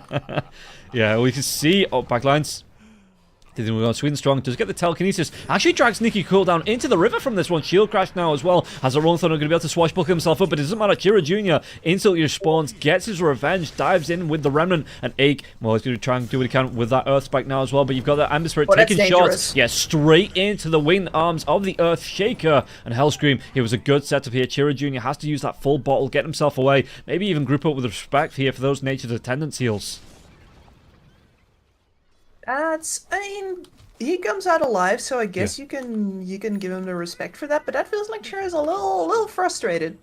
Just a little bit, yeah. Jump in, bottom lane now. The rotation, Nikki Cool onto Cloud. Cloud, does he get the kill onto Violent before he goes down? Rolling Thunder, it says no. Very nice. And but if you look at this early game compared to the previous one, the Miga are way more in control of what they're doing right now. They're actually making moves. They were the first one to bring an extra hero to top. They were the first one to make that rotation onto mid. Even if it hasn't exactly been working out for them in terms of like, oh, they're not ahead yet, it does mean that so far they are in control of this game. They control the tempo at this moment. And if they can keep that going, then I think Klim Sanich might have a little bit of a greedy draft. Yeah, we'll see. if they are going to be able to, like you say, be able to improve themselves. Hellscream moved himself away. He was enchanted, slowed down, so the Centaur was able to get the stomp off, but his teammates rotate through, help him out here. And yeah, no, it does feel like, at the minute, at least Amiga, they are going to be able to set this pace, and that's what you want. Well, that's what we wanted, right, coming into maybe not what Klim Sanic wants, but for the minute, Amiga, this is what we want. Maybe to try and be able to pull it through to a game number 3. Exactly, or at the very least, we're going to see some fireworks, because two teams fighting over the tempo control is what good games are made of, as Chira hexed. Yeah, the damage coming through onto the Emspirit. He's going to be able to get the Searing Chains off now as well. Rubik rotates in, Fadeball, but the Chronosphere rotation comes out from Violent. They're going to be able to get this kill onto the Emspirit. He does go down, and no big rotations from the side of Klim Sanic. That they're just going to give this one up. The Magnus, happy to carry on farming out here, does have the level 6, but no RP picked up, so he's not even going to rotate for this fight. In respect, you've got to be careful about how close you're playing it to those 3 heroes on the side of Amiga. Exactly, and this is the Violent I know and respect. Alright, boys, I have my level 6. I see an opportunity. We kill. Yeah, and I'm seeing this come out from carry heroes more and more now, that even, you know, pre-10 minutes, you know, they feel comfortable going for a TP, and when they have these big ultimates up, to get aggressive and put the pressure on and, you know, rotate into mid lanes for those fights. And I've been saying this for years, and really, like, I can't say that it's my idea, because ultimately I work with Mushi, and Mushi is the guy who used to do that, right? Yeah. If things got dire, he would just actually rotate on his Luna. He would show up. But that's... In general, the rule of Dota 2 has always been whoever brings more guys wins. It's the same in Dota as it is in, you know, behind the bike shed at school. Yeah. And we might see a couple of rotations coming out. Searing Chains here onto Earthshaker, but Chira Jr., he's getting cheeky. He's trying to take away these stacks, and Zeneca did actually go for the Veil. Now Rolling Thunder, but Nicky Cool, ooh, it wasn't there early enough. Chira Jr. is going to be able to get himself away. Nicky Cool, does he want to chase his invis? He's going to be the Earthspike coming out now as well, and Chira Jr., he might fall into the trap, but no, Telekinesis. Hex is going to be there now as well. Chira Jr. is going to be able to get that Remnant away to safety and respect. He might not be that safe. He does pop the Nature's Attendance down. Nicky Cool coming in with the Swashbuckle. They're going to be able to go. Another Earthspike comes through. They get the kill onto respect, and respect just being caught out here behind enemy lines, but Munkushi, he's going to get involved now. Do they get the kill? They're going to be able to get the kill onto Ake. Lucent Beam onto Zeneca. Can they get himself away from the danger? Rolling Thunder on the backlines now as well, but Nicky Cool, not the healthiest hero in the world from this one, has to maybe get himself away. Jump away, Chira Jr. to the Remnant. No, they have the control, they have the kill, and Chira Jr. just overstaying his welcome here. Yep, and this was exactly the risk we were talking about in the draft, right? This Ember Spirit, yeah, you could have yourself a phenomenal game and really empower the rest of your team to make plays, to follow up on you, etc. But if you misplay, or if you think they got your back and they don't, then, well, you are vulnerable. Very vulnerable indeed.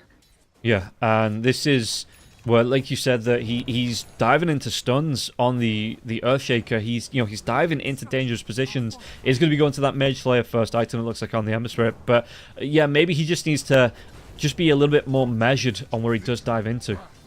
And now, make no mistake, once he has the Mage Slayer, he is going to be extremely tanky, and it's going to be very hard to bring him down, because all of the areas that he dives on are going to be a couple of levels lower as far as their spell damage is concerned.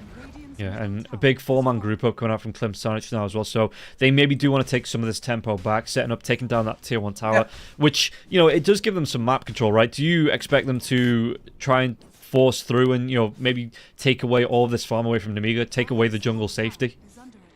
Absolutely, that's what we saw them really focus on in the previous game as well, and here, like, Chera is not going to be happy with how many deaths he's been copping in the mid lane, but this does give them space to breathe again already. Their mid tower is still very healthy. This smoke here is... it's going to be rather clear very soon, and they've already cleared the camps here as well, so... yeah, once again, the way that, you know, Nemiga made a couple of moves, we were like, okay, right, we're giving him a good old slap this game. What is that? Reaction speed, Chira. Yeah, somebody check his computer here, because that was VAC ban worthy. It was just instantly on the... yeah, no, I don't even know... I think he was just using it on the creeps, but, you know, he hits onto the heroes, pops those Searing Chains as well. I think because he was not going to use the chains on the creeps. Yeah, no, maybe just a happy accident there coming out for the Ember Spirit, and he just gets it at the perfect time to dodge off the Earth Spike. Dang. Well, he could use some good luck. Yeah, yeah, and I'm going to take that back. He's a pro, so it was 100% calculated, you know. He knew. It was, the spider sense was tingling. He knew exactly where to get that one off. Nikki Cool, a smoke reveal, though. There's going to be 3 heroes waiting around on the side of Clem Savage. RP, do they have the lockdown to get the kill into the Pangolier? The wall is going to be dropped now as well, but to skewer back. Nikki Cool, still on that high ground. Going to get himself away from this one now as well. Respect could be in danger. Ake, I think he's already, yeah, he's holding that finger here. Good 2-man chrono coming out now as well. Lion, does he want to try and throw that finger out to try and get a stack, try and get the kill? Throws it out onto the Magnus, and there, Zeneca, he gets that 2-man, really good follow-up coming out from Violent with the Chronosphere, and just no answer from Clem Sanich because, well, everybody was controlled. Yeah. Oh, That retreat there. I mean, the positioning, I think Respect's going to go down here, but I do want to point out that the positioning of Respect here is what you would have wanted Ike to be in the previous game on that Bane, right? Yeah. You're kind of over-positioned, you're kind of forward, but you're on a high ground, you're giving vision, you're delaying them while the rest of your team makes use of your vision. It's just that Ench is better at that. Yeah, yeah, and yeah, can soak the aggression coming out as well with the Untouchable. The Nature's Attendance heals, like you say, yeah, she's a little bit better on being that scouting hero, and you can see that Nikki Cool slows him down with the Diffusal Blade, and Ench just turns right back around and says, I can do that too. So that's out the enchant and Respect, yeah, and nobody's going anywhere.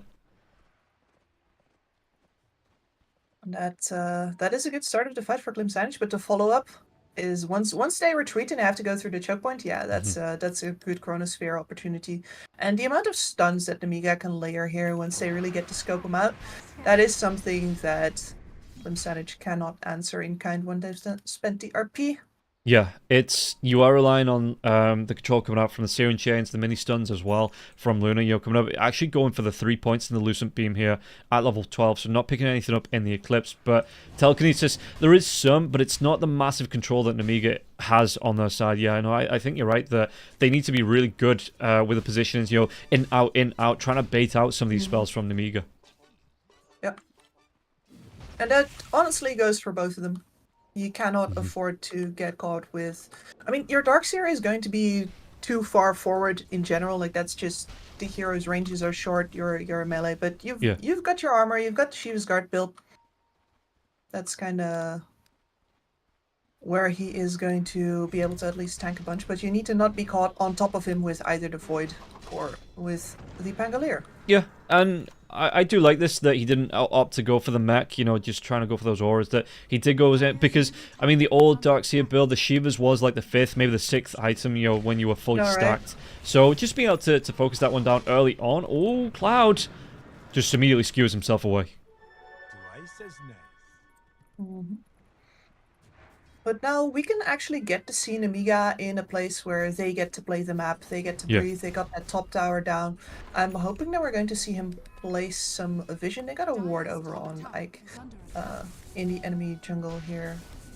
Is it well? Is it too early for Nemiga to be considering Roche, even taking away that tier 1 tower, you know, taking that top map control? I mean, you have a Pango. You would certainly like to do it, but the rest of their lineup is not great. That's... Oh, the Chrono. The finger comes out now as well onto the Emissary. The Emissary. Is he going to be able to get himself away? He does. He outlasts it now. Wall on the back. Sweden Strong going to be slowed down. They're going to be able to get the kill onto 8 Rolling Thunder, but no shield crash up to the high ground. And Nikki Cool, even with the damage coming through here, he's just going to try and have to use that to get himself away. Does he reset? Because the Rolling Thunder used completely defensively now. They get the lockdown into the Faceless Void. Are they going to have enough lockdown to get the kill? Time Walk comes out here to the Faceless on Sweden Strong. Remnant is down. The Chira Jr. coming out. Sleight of Fist doesn't have those Searing Chains for another second. Do they have the lockdown after this one? Time dilation and the jump away. The RP, they're going to be full and committing onto this one now as well. They might have the damage. They will have the damage. They get the kill onto Violent now. Telekinesis drive back up onto Zeneca. Zeneca, no way he gets himself away from this one now. Even with the surge, is it going to be off Lucent Beam? It still connects. One more right click, not going to be off. Can't get a range for that. And Zeneca will be away, but they do lose the Faceless Void and commit the Chrono and don't get anything from Clem Sanich on that. Yeah, he pulled the trigger just a little early there. I mean, I understand, right? If you get Chira down early, it means that you're actually going to get to play the rest of the fight. He's got the Mage Slayer up right now, 17 minutes. He's at it since 15. 15 is like a good timing for the Mage Slayer rush. Yeah.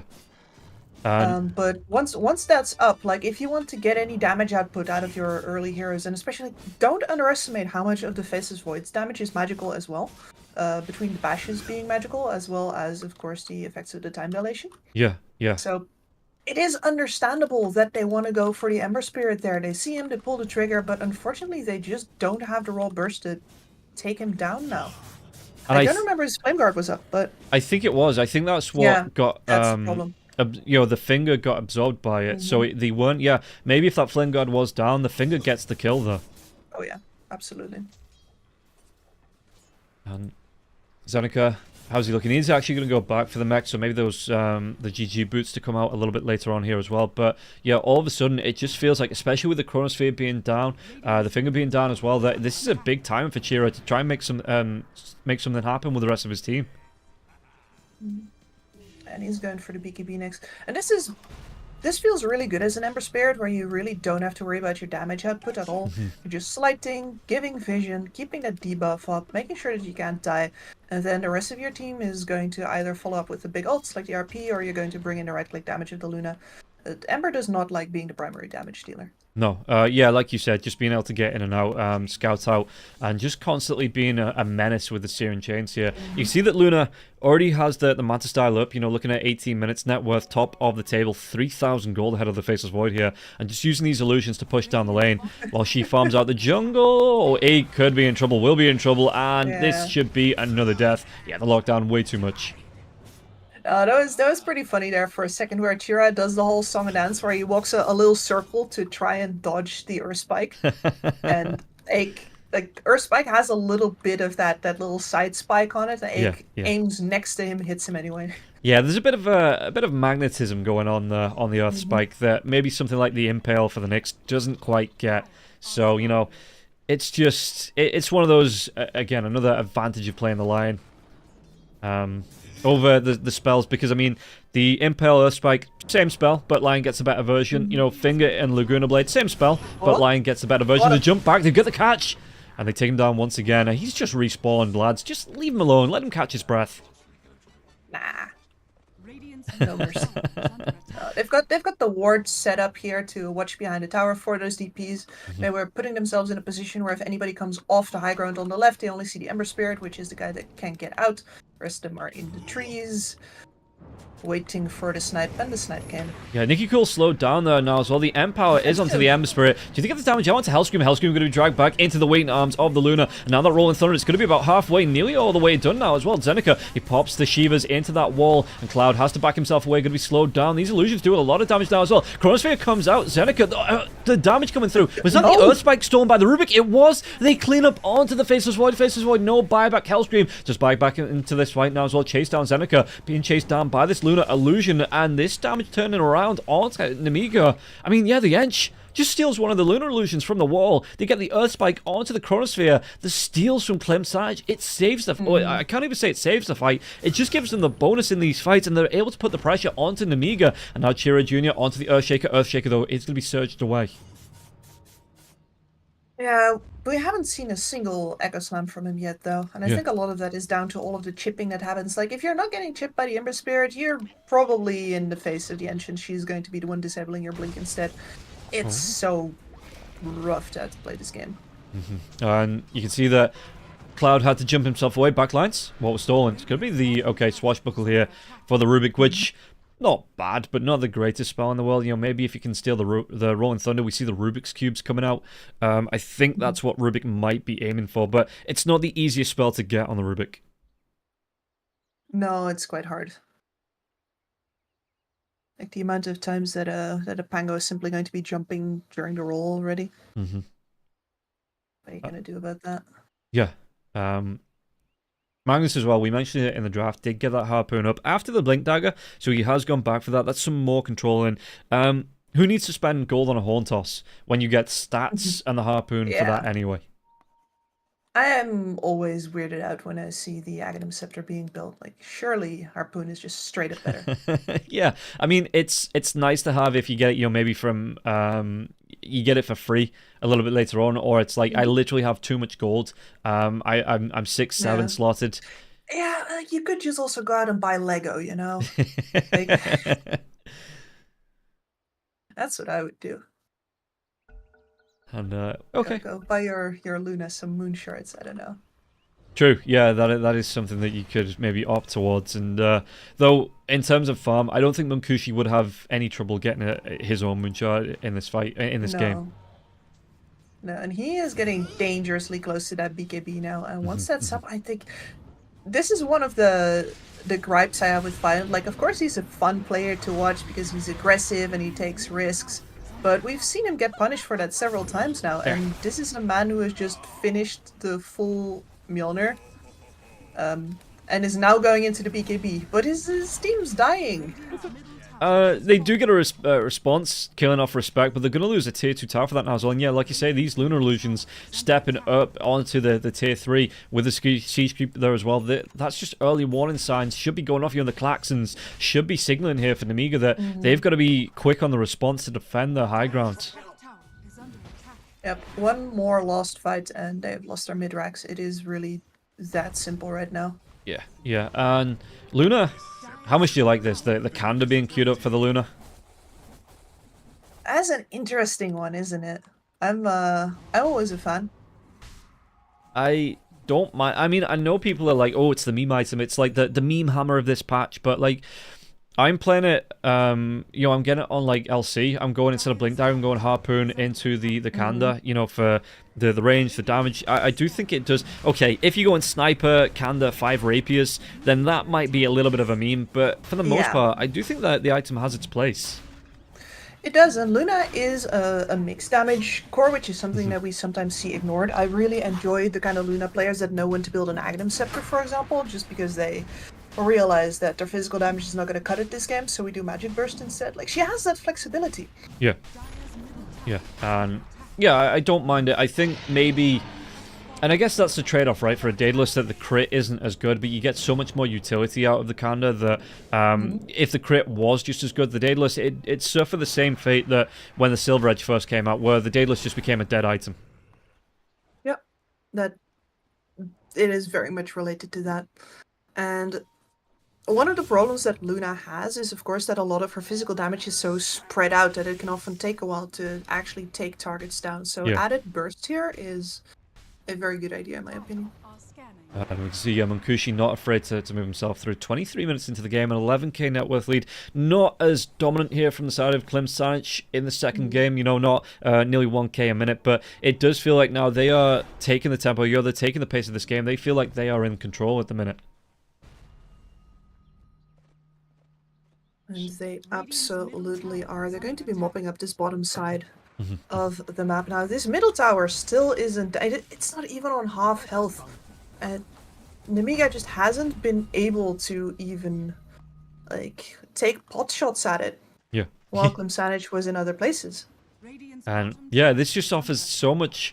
I know it's not as useful, into this part of the game, but still, if your heroes are in trouble in the jungle, which it never feels like it does because they're spending every second on the Radiant side of the map at the minute, but it just gives you another option to TP in. You'll help protect your teammates here. And the Lion, is going to be able to use that mana drain. Just deal with these Munkushi illusions because they are starting to put pressure now onto the high ground. Yeah. For me, the bigger deal of that middle tower is that the mid-wave is constantly going to be on the Radiant side, which means that there's several paths through the river that are just not covered by natural vision. There's you don't feel safe in your triangle even, just because there's actual entrances that the creep waves are not covering for you as the glaives start to bounce. This is it. The Shredder comes out here from Munkushi. They're going to lose a lane of racks without even defending this one. They really want this BKB on the Faceless Void, I think, before the next fight. But it's going to cost them one. Might even cost them another tier 3 tower in the mid lane here because Klim Sanic, they have this Aegis still. There's no way, there's no reason to let up on this pressure. Absolutely not. And look at their positioning right now. It's I mean, this is it. You've got 3-4 heroes on the side of Nemiga just missing. Ake's trying to defend the base for himself, and Faceless Void trying to cut the wave on the other side of the map. He's still gonna be up 400 gold away from Munkushi.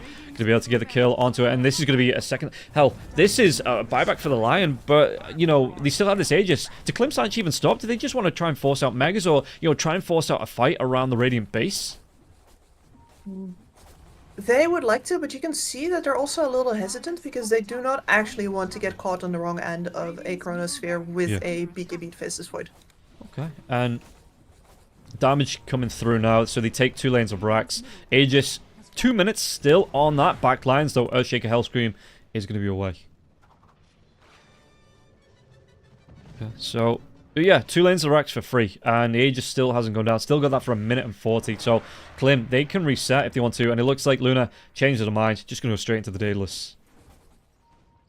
Yeah, at this point with the 2 waves already out, you're always going to have an advantage in the fight. Since this might just be Nemiga's desperation fight here. They have the BKB. Yeah, I don't know. Did they get the kill? No. A lot of damage being soaked here. Backlines, they get the control. They might be able to get the kill. They do. They get the kill onto the Darkseer. And in fact, Luna did actually go for the Kanda. And now Daedalus queued up. So, gotta have both, you know. Por qué no las dos? Which is the only Spanish I know. Surely you know donde está la biblioteca. Yes, I do. I do know that. It's an old one, but it's a classic, yeah. Radiant's top tower has fallen. Though only when it said... Dos cervezas, por favor. Yeah. You see? You're it's fluent. coming back to me now, yeah. The high school language class is coming back to me. So I don't think I can order 2 beers in like 8 languages. I just do the proper English thing of just, you know, speaking a little bit louder and slower, and people seem to understand that. Yeah. I mean, it's that whole thing of like everybody speaks your language because it's the only language you understand. Yeah. There was actually... I went to Germany for the Berlin Major last year, and there was a point where we wandered just a little bit outside of the main, you know, part of the city, and then that got to nobody spoke English. Yeah. And it's like, oh, hang on, Google Translate. But yeah, it's I don't know. Spanish it's one of those that we were forced to learn Spanish and French at the same time. So, it was just... I'm not a language person.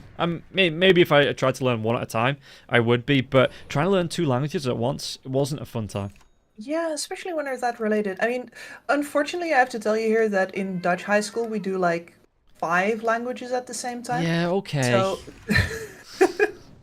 it's like, at some point, just more than half of my hours in school were spent learning languages, because you get your Dutch, you get your English, then you do your German and your French. And then since I was in gymnasium, I did Latin and Greek. Yeah, because everyone needs Latin. You know, that super useful language. You seriously learned Latin? Yeah, but that's optional for like the whiz kids. It's for the nerds, basically. Yeah. I didn't want to say it myself. Actually... Oh, like I am a regular Hermione. Jump comes in, they're going to be able to get the catch now as well. The harpoon dragged back onto the Darkseer. The damage, it comes out. Shira Jr. will be able to stack up, get this kill. And yeah, you can see that Klim Saric, they want to put all this focus on the top lane, because that's the only place where there's still towers standing here for Nemiga. Yeah, and it also cuts off the access to the next Roche. Yeah. It might not even come up this game anymore, but just in case, the bot lane shoving itself, racks there are gone, mid lane shoving itself, same question. So you are behind the one wave that the enemy could get some natural pressure on, and you make sure that even there they do not get to take a single breath. And the BKB is up for the Faceless Void, but he's still's got to worry. You know, the RP coming out, just the pure damage as well. If Munkushi doesn't get caught out in a Chronosphere, yeah, he just pops his shard. He's gonna be able to run in. He's just gonna be able to rip through heroes. So position it again for Nemiga. It feels like that's been the thing all game, but they have to be very, very aware when this Faceless Void jumps in. Yeah, I mean, they made it hard on themselves with the 4 melee. It's just that simple. Yeah. And violent. I'm thinking like, what item do you buy next on this man? Because you are so far behind in terms of like what your items are doing for you. I normally be like, okay, this is a Faceless Void, right? We're desperate here. We gotta wanna like turn the game here. You go for a refresher, but I don't think your team outputs enough damage to make that refresher worth it at all. Would you maybe trade up, go for something like a Butterfly here on Violent, and just, you know, try, like you say, try and stack that right-click damage? Honestly, might be the way to go. The Butterfly is not quite a damage item though. Like, Butterfly, a lot of the damage from Butterfly is you deal more damage because you live longer, and Faceless Void is one of the heroes that is, of course, excellent at that, right?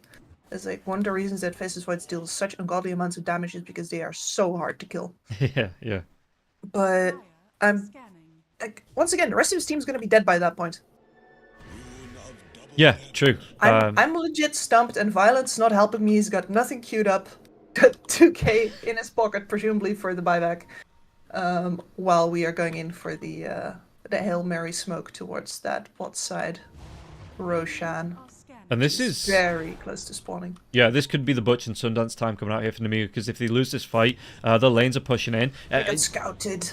Not even if they lose, if they're out of the base for any amount of time here, oh, no one's skewered back, and it looks like Magnus was just going to retreat with the rest of the team, but they did force out, not even force out, they did get the Rolling Thunder to come out now as well. Kira Jr. pops up PKB, dive to the back lines, they're going to be able to get 8 straight away out of this fight, and now the Rolling Thunder does wear off. Meanwhile, again, the base is being pushed in, so we'll see, just how Namiga are going to respond. Do they want to TP out? Do they want to try and leave this one alone? Nicky Cool being slowed down, Harpoon comes back, drag back now as well. He's already used that Rolling Thunder, tries to get himself away with the Swashbuckler, the wall's going to be dropped now as well. Chronosphere, it actually catches on to a really good amount of heroes on the side, but Violent, like you say, no damage to follow up. They're just going to call the GG. They're just like, okay, that was it. That was our one chance. We don't have it, and we give the game up to Klimsarch. And I believe this was an elimination match as well. Namiga, they just, they just say good luck next. That was it, and that's not a bang but a whimper. I gotta say, I was talking up Violent before this series, but he has been very mid. Just straight up mid, fam. No cap. Yeah, no, it was. It really wasn't. 0, 2, and 5 on Violent.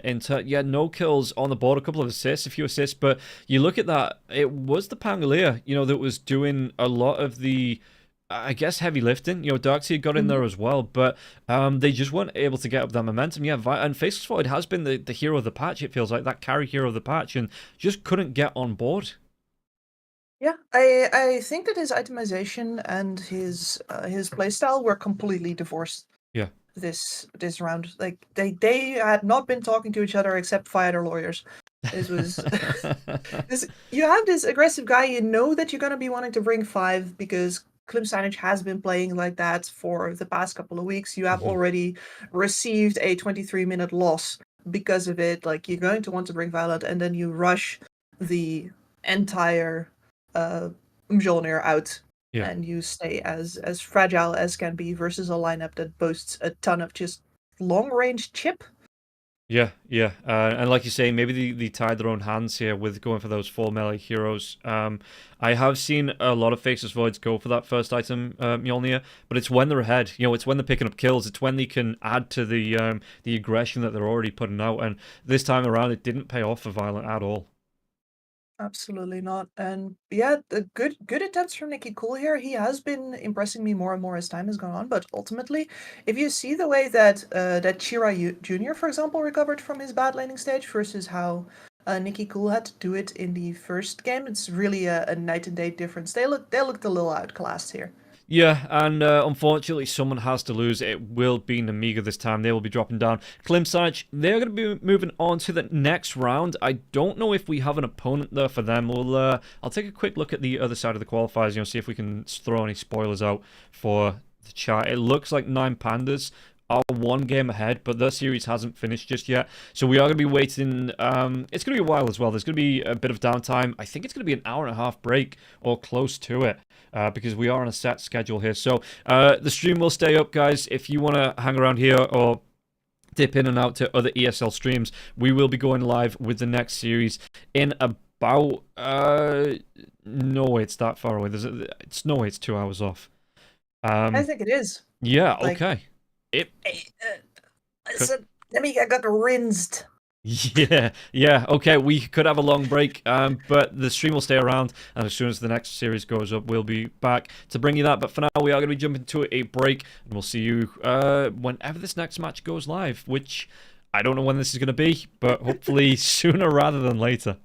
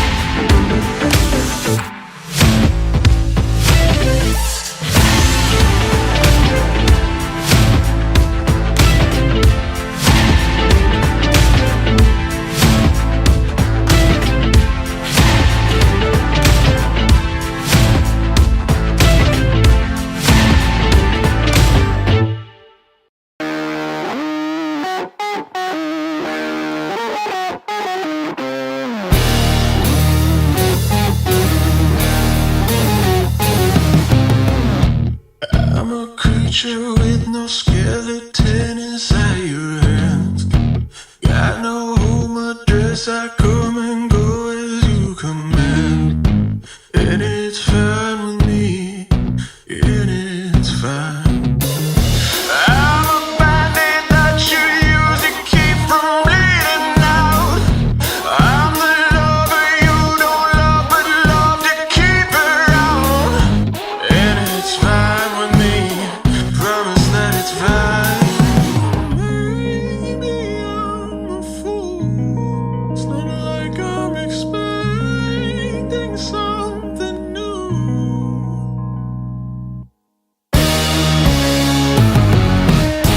You need examination.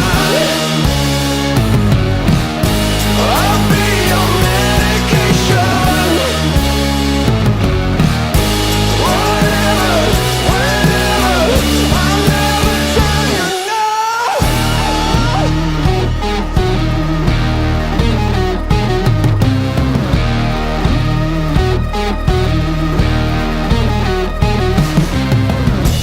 I'm a picture on your shelf that some days makes you smile.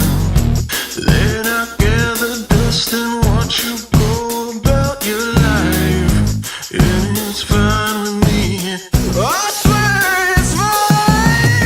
I'd be offended if I still had any dignity.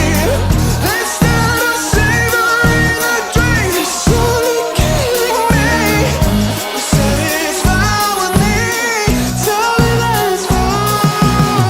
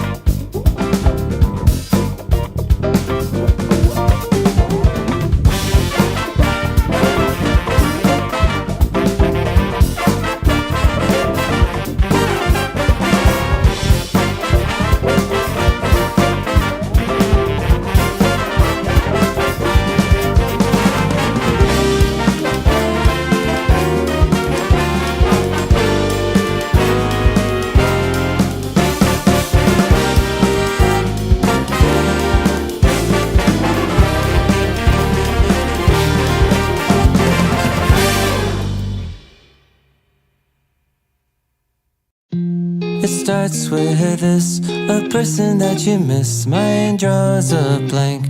I wanna go back to the early days when life was an escape. Now I just wait for better days. I lost myself in your reality. Lost myself. I lost myself in your reality. Lost myself. I feel that life, according to a friend, we're all shrink wrapped in families and making ends meet, stuck in jobs we'll never leave. I never wanna be like that, so I wanna go back to my reality. Wanna go back. I wanna go back to my reality. Wanna go back. Didn't mean to sound so concerning. Am I alone in the hurt? I never followed anyone. It's so absurd.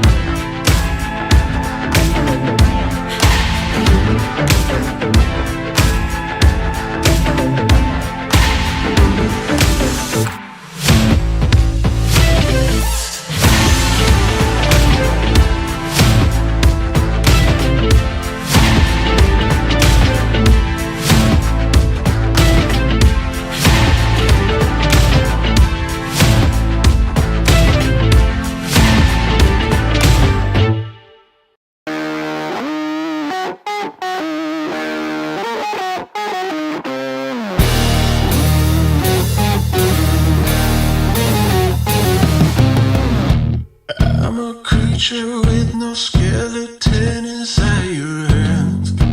Got no home address, I come and go as you command. And it's fine with me, and it's fine.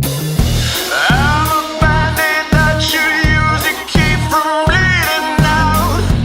I'm the lover you don't love, but love to keep around. And it's fine with me, promise that it's fine. Maybe I'm a fool. It's not like I'm expecting something new.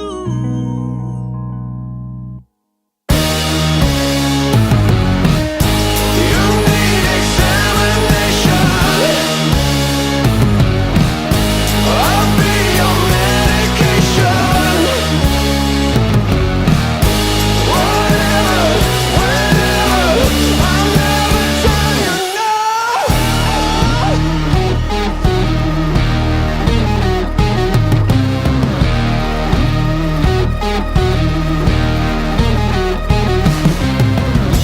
I'm a picture on your shelf that some days makes you smile.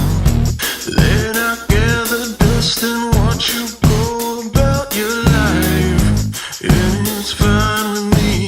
I swear it's fine. I'd be offended if I still had any dignity. Instead of savoring the drink, it's slowly killing me. I said it's fine with me. Tell me that it's fine.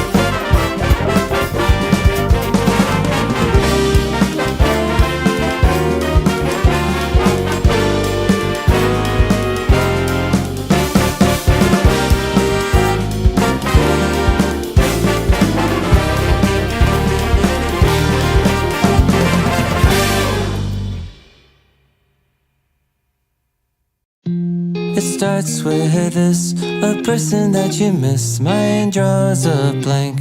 I wanna go back to the early days when life was an escape. Now I just wait for better days. I lost myself in your reality. Lost myself. I lost myself in your reality. Lost myself. I feel that life, according to a friend, we're all shrink wrapped in families and making ends meet, stuck in jobs we'll never leave. I never wanna be like that, so I wanna go back to my reality. Wanna go back. I wanna go back to my reality. Wanna go back. Didn't mean to sound so concerning. Am I alone in the hurt? I never followed anyone. It's so absurd.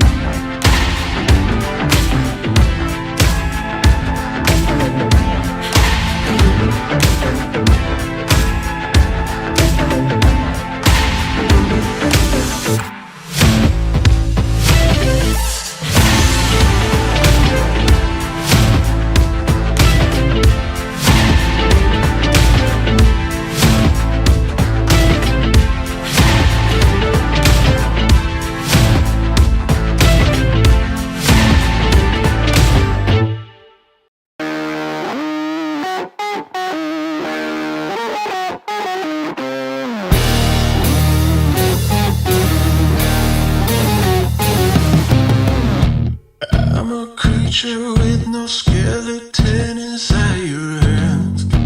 Got no home address, I come and go as you command. And it's fine with me, and it's fine. I'm a bandit that you use to keep from bleeding out. I'm the lover you don't love, but love to keep around. And it's fine with me, promise that it's fine. Maybe I'm a fool. It's not like I'm expecting something new.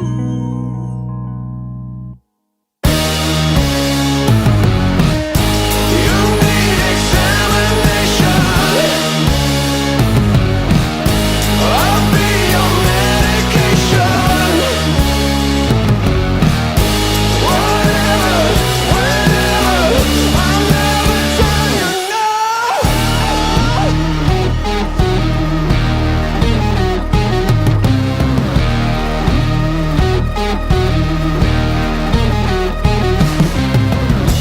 I'm a picture on your shelf that some days makes you smile. Then I gather dust and watch you go about your life. And it's fine with me. I swear it's fine. I'd be offended if I still had any dignity. Instead of savoring the drink, it's slowly killing me. I said it's fine with me. Tell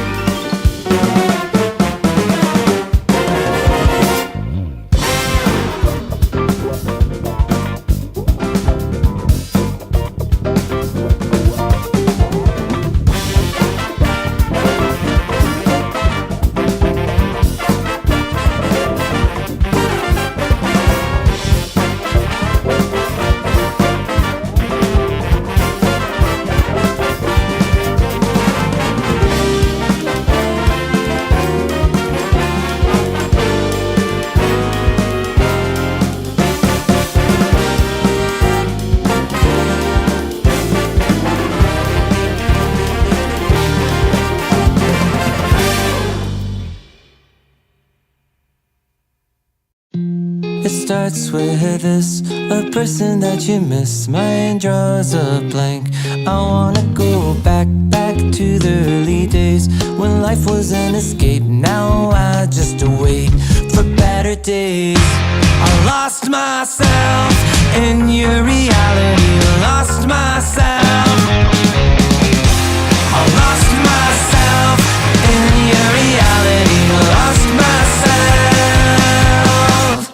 I feel that life, according to a friend, we're all shrink wrapped in families and making ends meet. Stuck in jobs we'll never leave. I never wanna be like that, so I wanna go back to my reality. Wanna go back. I wanna go back to my reality. Wanna go back. Didn't mean to sound so concerning. Am I alone in the hurt? I never followed anyone. It's so absurd.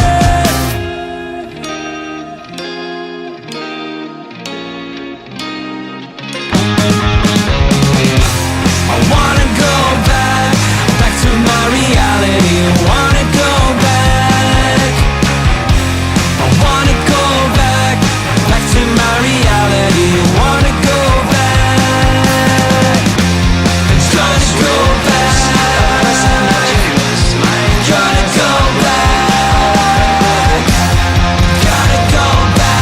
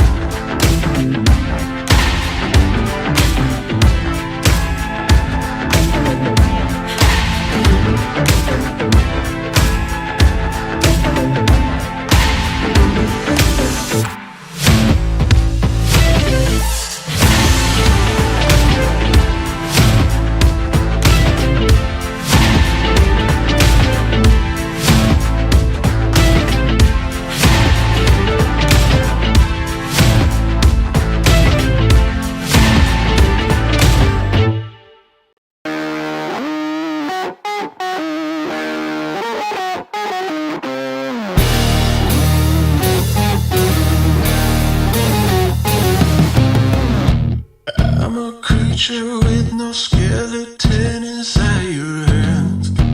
Got no home address, I come and go as you command. And it's fine with me, and it's fine. I'm a bandit that you use to keep from bleeding out. I'm the lover you don't love but love to keep around.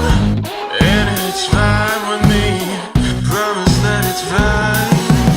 Maybe I'm a fool, it's not like I'm expecting something new.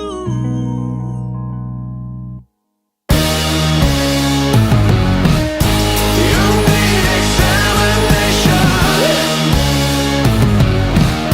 I'll be your medication. Whatever, whenever, I'll never tell you no.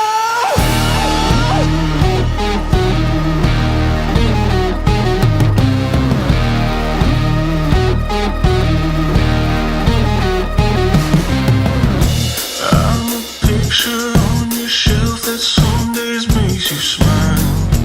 Then I gather dust and watch you go about your life.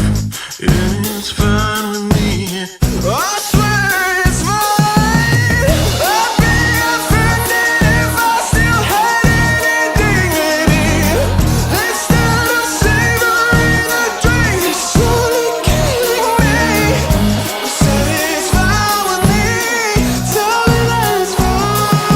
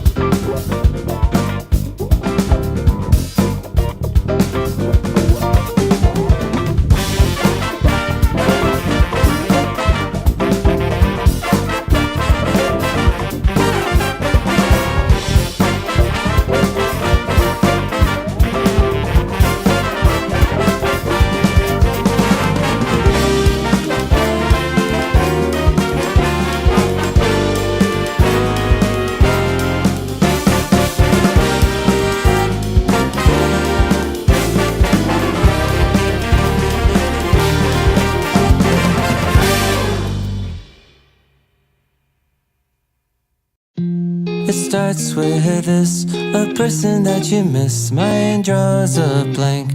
I wanna go back to the early days when life was an escape. Now I just wait for better days. I lost myself in your reality. Lost myself. I lost myself in your reality. Lost myself. I feel that life, according to a friend, we're all shrink wrapped in families and making ends meet. Stuck in jobs we'll never leave. I never wanna be like that, so I wanna go back to my reality. Wanna go back. I wanna go back to my reality. Wanna go back.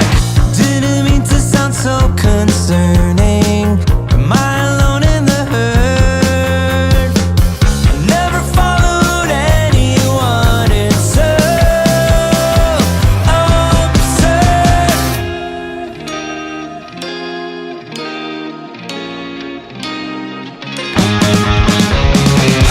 I wanna go back to my reality. Wanna go back. I wanna go back to my reality. Wanna go back. Trying to go back. Gotta go back. Gotta go back.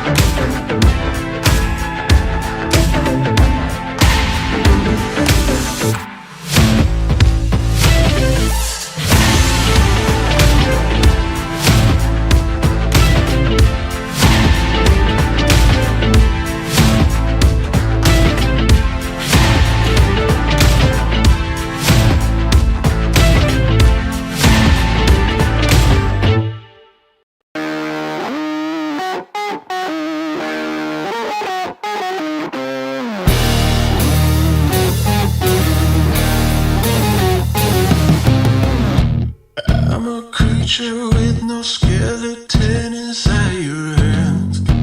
Got no home address, I come and go as you command. And it's fine with me, and it's fine. I'm a bandit that you use to keep from bleeding out. I'm the lover you don't love, but love to keep around. And it's fine with me, promise that it's fine.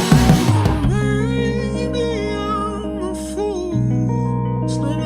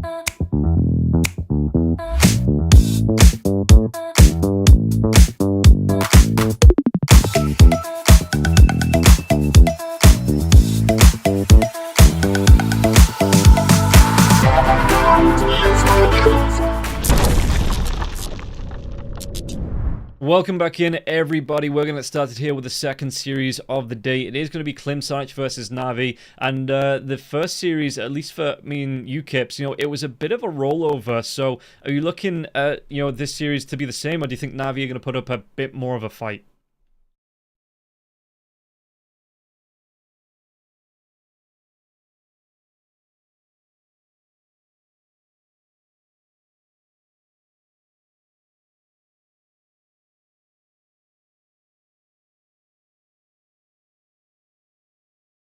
Yeah, hopefully we will be able to see all 3 games coming through in the series. Going I don't have any producers in my ear saying, no, don't say that, don't say that. So I can say it, the full 90 minutes, we want to go for all 3 games, and just make this series last the rest of the day. We will be able to jump into the draft now just to see how it's breaking down. We're going to see the ban on the Primal Beast as well as the Centaur, the Doom, and the Tiny being taken out. So some bans that I'm more used to seeing. But that Primal Beast, it is still being taken away. And I do believe in the third game there against 9 Pandas, Navi were running that Primal. So maybe a bit more of a targeted ban this time from Klim. 10 seconds remaining. 5 seconds remaining. Mm-hmm.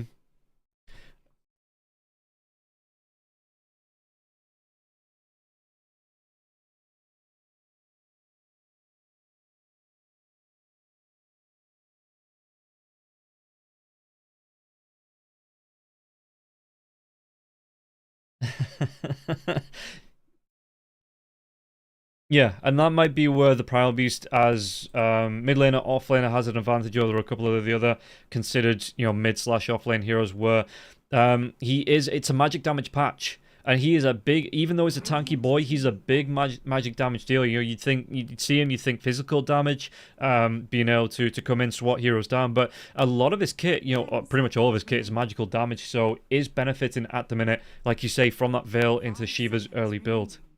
Radiant team pick. Dire team pick. Wind Ranger at your service.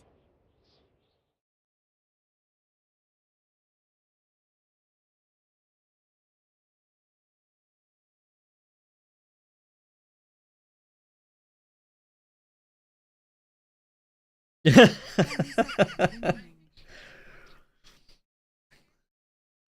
5 seconds remaining. Yeah, wait, how dare you compare something to Starfield? Oh. I don't mind. I mean, I've spent the past few days watching BZM just run rings, quite literally run rings around heroes with this Wind Ranger. So to be able to get it first, and it is starting to see early bans. I'm all for it being picked up this early on, and it can flex between that 4-2. Not impressed with it as the 1. We did see it. Klim picked it up, as that 1 in the first game, but they had a TA mid, so effectively that false 1. But yeah, for the most part, I think it's back as that mid laner. I am really enjoying seeing the Wind Ranger play again. 10 seconds remaining. 5 seconds remaining.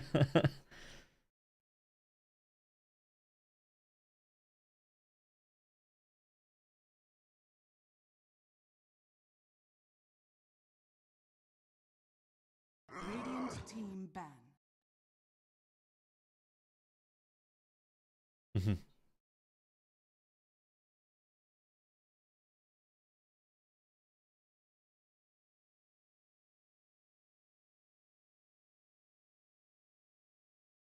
Yeah, true. And something that I saw in Eastern Europe coming out whenever a Chen was coming through, teams were picking up the Pudge.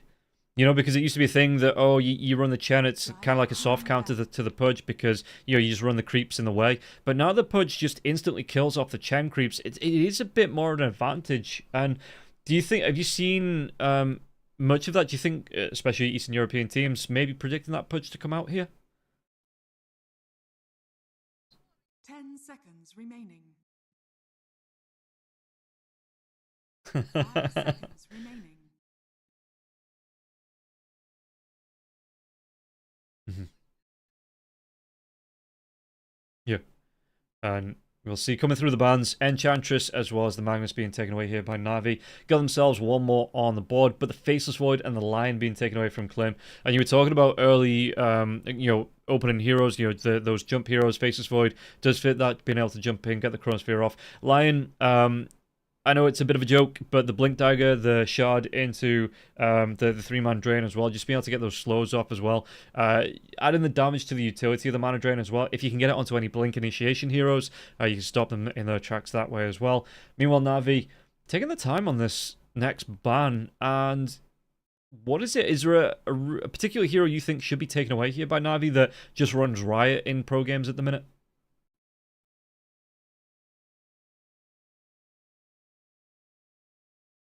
Dire team pick.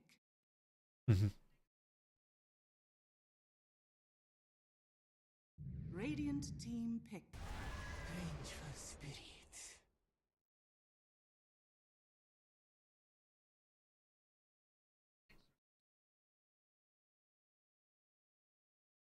Yeah. 10 seconds remaining. 5 seconds remaining. Radiant team pick. I speak for the trees. Yeah. Dire team pick. They pick up the Timbersaw, but I'm looking at this. So not only do you have the Alchemist that's still available to pair with the Vengeful Spirit, I've been seeing that more and more often. The minus armor coming out from the Haunting Wave as well as the Acid Spray. You've got the Unstable Concoction lockdown. You've got the Magic Missile lockdown.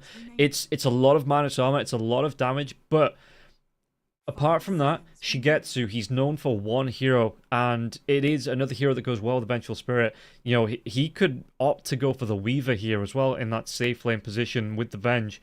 And either, Alchemist or Weaver would be absolutely devastating to go for the Lifestealer, so my point's completely invalid. But,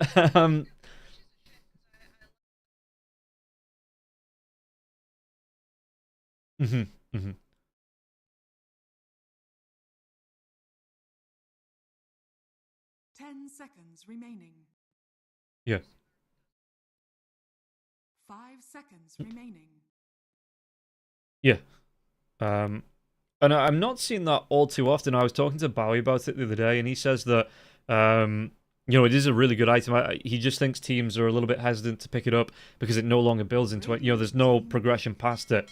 But yeah, no, it still seems like something that, as the Kunkka comes out for Na'Vi, that we could see it in the lane, specifically with the Venge being paired with the Lifestealer.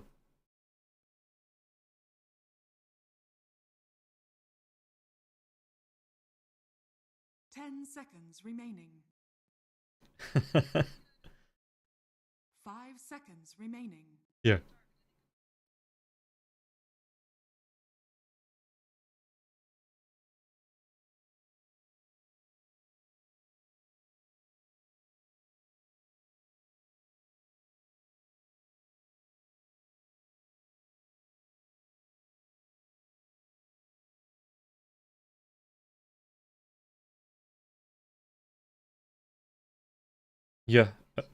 Yeah. The one thing with the Kunkka as well, that if this is going to be the mid lane Wind Ranger into the mid lane Kunkka, that even if there's a win run going, Kunkka's going to be able to do the damage with the Tidebringer. There's going to be setups, X-Mark into Torrent, into Bolt. So there is ways to deal with this Wind Ranger, even if, she feels comfortable with the win run. Radiant team ban. Templar Assassin. Ooh.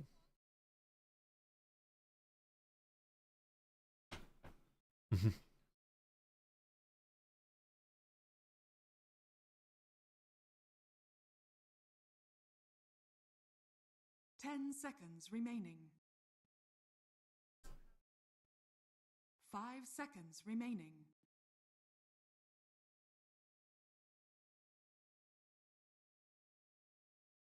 Yeah, and the Nature's Prophet coming out. It's not as, bursty as the Lion, but and I want to ask you about this, because to me this seems bonkers, but I'm seeing Nature's Prophet 4s going 5 Wraithbands and a Bloodthorn.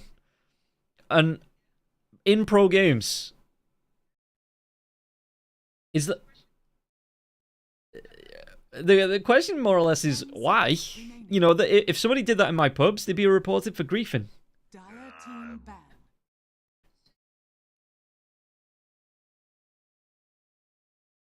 Mm-hmm.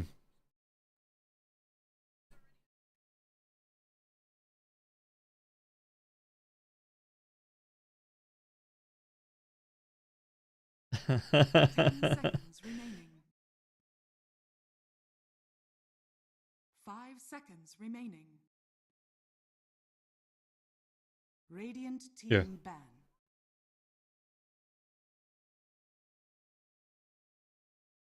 Okay, and one of the other things as well, if Navi aren't up with their timings, you know, it means you can get in, you can snatch out those wisdom runes.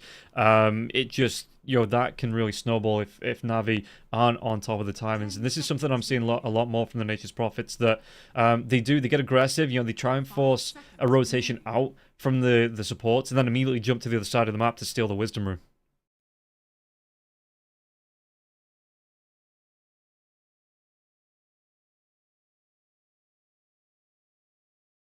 Yeah.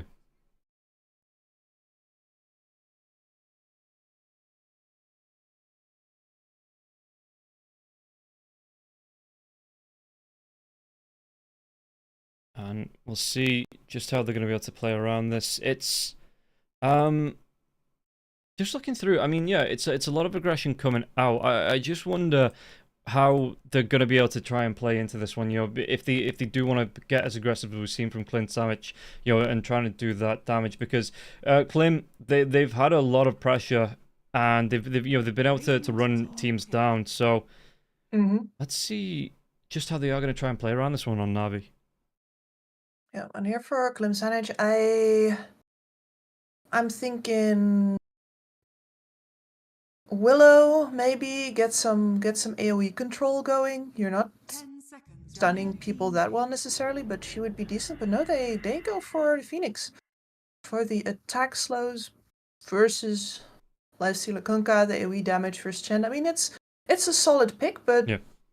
with this lineup, it's hard to run at heroes and like lock them down. You're going to have to be running after them a lot to click them more, or in case of Timbersaw, to press your spells on them more. Which is, you know, if you're ahead, you can do that because you'll be tanky and it'll be hard to punish you for that. But there is a turnaround and a half on that Winter Wyvern. Okay, and this is a core, right? Yeah, position 3 Yeah. Wyvern.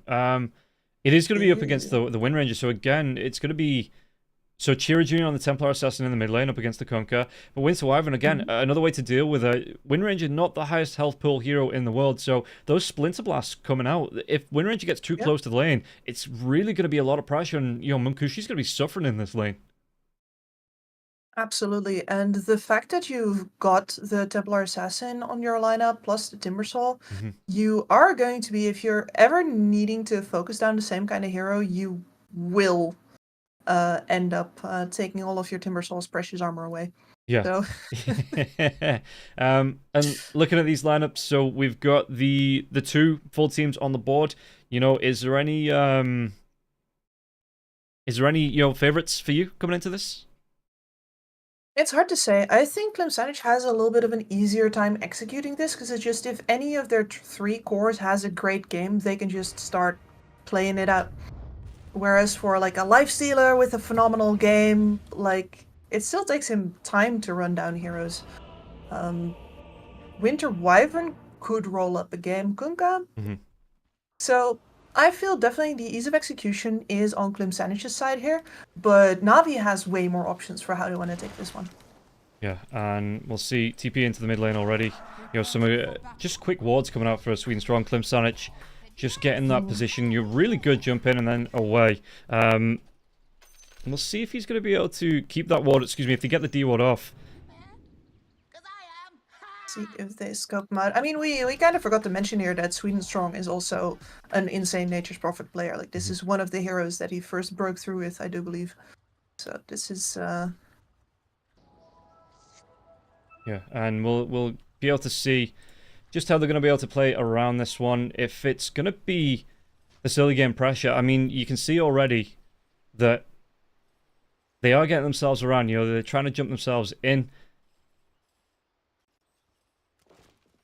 And it looks like, yeah, so they are starting to, you know, like I say, starting to pressure around this mid lane. Whether they want to try and fight this one out, whether they want to try and get aggressive here from the side of Na'Vi, we'll keep an eye on, because both teams, they are fairly grouped up, but there's a really nice cliff ward down already for the Dire.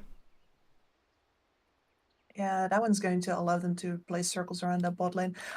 I'm just annoyed that Swedenstrong got me again, and I know he does that, but like, how often have you fallen for the Ops Ward, the blue Ops Ward named Sentry Ward? Not that often, but I don't do the D ward and I'm not a support. Respect, gonna be taking a lot of harassing. Gonna be able to try and turn it around to Zayat. Zayat's taking a power shot. Chase down Chira Junior TP in now as well. Swedenstrong, can he get this kill? He's gonna be able to take down Zayat. A little bit too far forward there on the Chen. How dare they? And this is just to warn the viewers, by the way. Whenever Zayat is involved, like, Zayat is one of the few players where I actually get to say, like, hey, by the way, I scouted this guy. So I'm very, very biased about him, and I will try to keep myself in check, but if you hear, like, a slapping sound, that's Rob knocking me on the head for being extremely biased. Yeah, and yeah, I'll try and keep you in check, but to be honest, I run into, well, I'm pretty much Team Spirit fanboy, so you know, the bias, I get it. You know, you're a fan of who you're a fan of, and you know, you can't help it. I steal from the slow. Yeah. Sometimes somebody's just your boy. Yeah, that's it, and that's fine. I think as long as you admit to it, then no issues.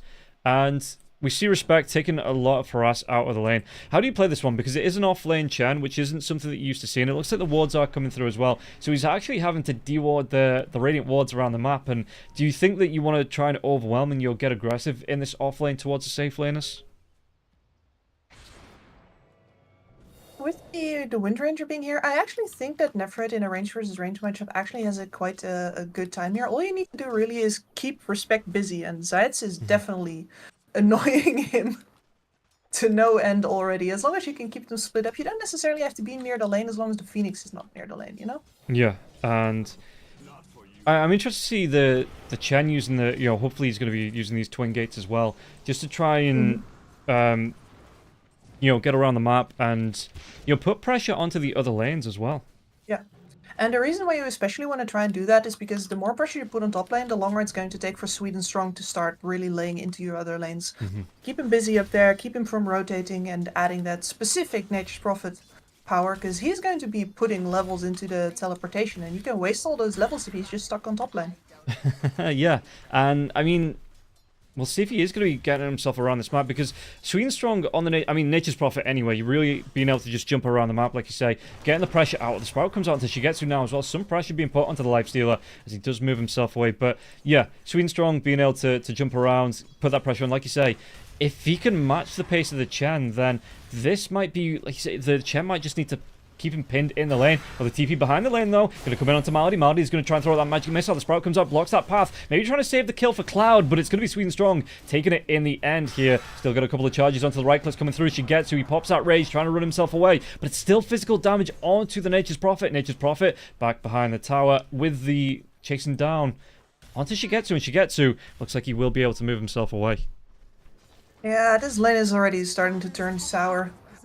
Unfortunately, you have a great offensive lane here if you can actually lay into your enemies, but you need to... A Lifestealer is a trader, not a killer. And unfortunately, the Nature's Prophet is a better trader than you are. See, I thought you said traitor at first, and I was like, what? That's a lot to throw onto the Lifestealer. Yeah. You see, now you actually get to do this, and Shigetsu is still half health after all of that goes down. And it might be able to chase down as well onto Swedenstrong. Swedenstrong doesn't have that TP for 5 seconds, and Magic Missile is up to stop it as well. But he manages to walk his way out of there. But anytime you go for these kills, you're going to come out worse. Anytime you go for just the straight up trades, you're going to come out worse. Yeah. Which is very unfortunate. Clouds. Does he move himself up? The Sprout comes out as well. Swedenstrong just, I guess, trying to get this neutral as well. The pull away, the damage.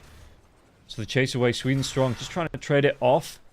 In the lane, Shigetsu, yeah. It looks like he's going to go for his phase roots first, but are you predicting him to go for this Orb of Corrosion? I do think that that makes the most out of his synergy with his supports, yeah. But maybe at this point, when you're just trying to survive the lane versus the Timbersaw, that's not enough for you. I'm not sure. I was distracted a little bit by the mid lane, where Melojul really has to put that X mark to good use in order to bottle up, because Cherry Jr., he has been playing these lanes really well today, and he's already quite a bit up over the Kunkka. Yeah, he's, well, with that ward going down, he's about a third of a level above, and yeah, he's going to be hitting that 6 before Melojul, so we should be seeing these trap pressure, the trap pressure coming out onto the Kunkka, and what he's going to be able to do, bottom lane though, is a lot of pressure onto Respect. Respect, is he going to go down here? It's going to be the instant trade, TP coming in from Sweden Strong, so he will be able to get that kill, and now the win run forward onto Zayat. Zayat, well, more targets than often. If the Shackle does come through, but no mana on the Wind Ranger, won't really be able to follow up here, Mancusi up against Zayat. Yep. And now we're going to see if Glimsanish is going to do the exact same thing as they've done before, where they start to bring heroes towards that mid lane on the level 6 and immediately apply as much pressure as possible to the enemy tower. That said, the catapult wave is already here. Yeah. It would be pretty hard for them to get their supports into position now. Well, yeah, we'll see. I think with the Chen on the bottom lane, that Respect, does he really want to leave the Wind Ranger alone under all that pressure? You can see him thinking about it. And the Kunkka's already moving into the jungle, looking for these stacks, so this might actually be a free lane, or free pressure, yeah. Catapult hasn't been touched on the raid side. Shira Jr. might be able to force a tower in here all on his own. Yeah, he was already doing some clever moves in order to block up his wave. But the Zayat's army is arriving to town. Yeah, it does move over. 2 of the Mud Golems got the Hurl Boulder as well as the Shard Split. So it looks like Kunkka's moving back over now as well. Should be able to clean up that Catapult. Traps are starting to go down, but level 6 onto the Kunkka now as well. So we'll be able to throw out that bow if he feels the need arises. It's a very clever adaptation from him there. He is off the lane at the time that the TA hits 6 and he doesn't have it yet. He returns after he's got the 6. So even though you have to sacrifice a little bit of farm for that moment, at the very least he is out of the most direct danger now. Oh, Nefrit though could be in a little bit of danger as there is going to be the power shot coming through. He's already used he just goes for the Cold Embrace. But yeah, he'd already used that Arctic Burn, just to get that extra flying movement. And I was surprised that there was no Icarus dive following up onto a Shackle shot there to maybe try and put some pressure onto him. It's hard to say, right? If you're a Respect here and you go too deep, there were a lot of enemy heroes and you don't know exactly where they are, and I think especially Melojul is... Did they get the trade? Oh, they snatch it. Excuse me, Marty just getting the magic missile just in time. Swedenstrong tried to get the block there with the Sprout, but Marty was able to break through, had those tangos, has a Quelling Blade on his own, and they get both of the Wisdom Runes here on the side of Na'Vi. Magic missile. Does he get the kill? One more right click from either side. It might be enough. Who's going to go down? The blood grenade. Sweden Strong. He is going to be able to get the kill. Just using his tools to his advantage there. That was very close, but he's going to be quite happy about that, because otherwise he would have been out of urn charges. Now he has 2. He can rotate again if he wants to. Yeah, and it's not quite Wisdom Rune XP, but it's still a nice kill after the fact that should get him closer to that level 6 now as well. We see that Mancusi taking some pressure in this lane. Respect, though, trying to get the D1 off. Got to be careful because Zayat is applying pressure here now as well. Respect slowed down. And it looks like the Mud Golem as well as the Ghost. Can they get the kill? It's going to be the TP in once again. His number. Yeah, Nature's Prophet. Shackle, though, does it latch? It doesn't. Cold Embrace, the power shot does come through. Still going to be some heals onto Zayat. And now you'll see that urn going to be used here. And Zayat's might will go down. Mancusi gets the kill. Marty just trying to body block against the Wind Ranger, but it looks like even the rotation for Shigetsu is just a little bit too late. A little bit too late, and that hurts because they would have actually loved to get a grab onto a hero here on the bot lane. Make sure that you can actually trade versus the top, because... What the... Did he get him? They did. It shackled to the little tree on the steps here as well. Shigetsu. It stops him from getting through the twin gate, and now Shigetsu trying to turn it around. Sweden Strong going to be slowed down. Magic Missile comes through as well. They have the damage Sweden Strong, and that is going to be a kill here for Nefrit, but it leaves Shigetsu alone on this lane for a little bit longer. Meanwhile, top lane, you've got Cloud. He's just applying pressure to this tier 1 for free. For free, but I'm not sure if that gets any less free now that Shigetsu is back down here. I feel like Shigetsu really wanted to get a good grab on the bottom side, get the tower down so that at least you're trading it. Because instead, look at how much damage Cloud is doing to him.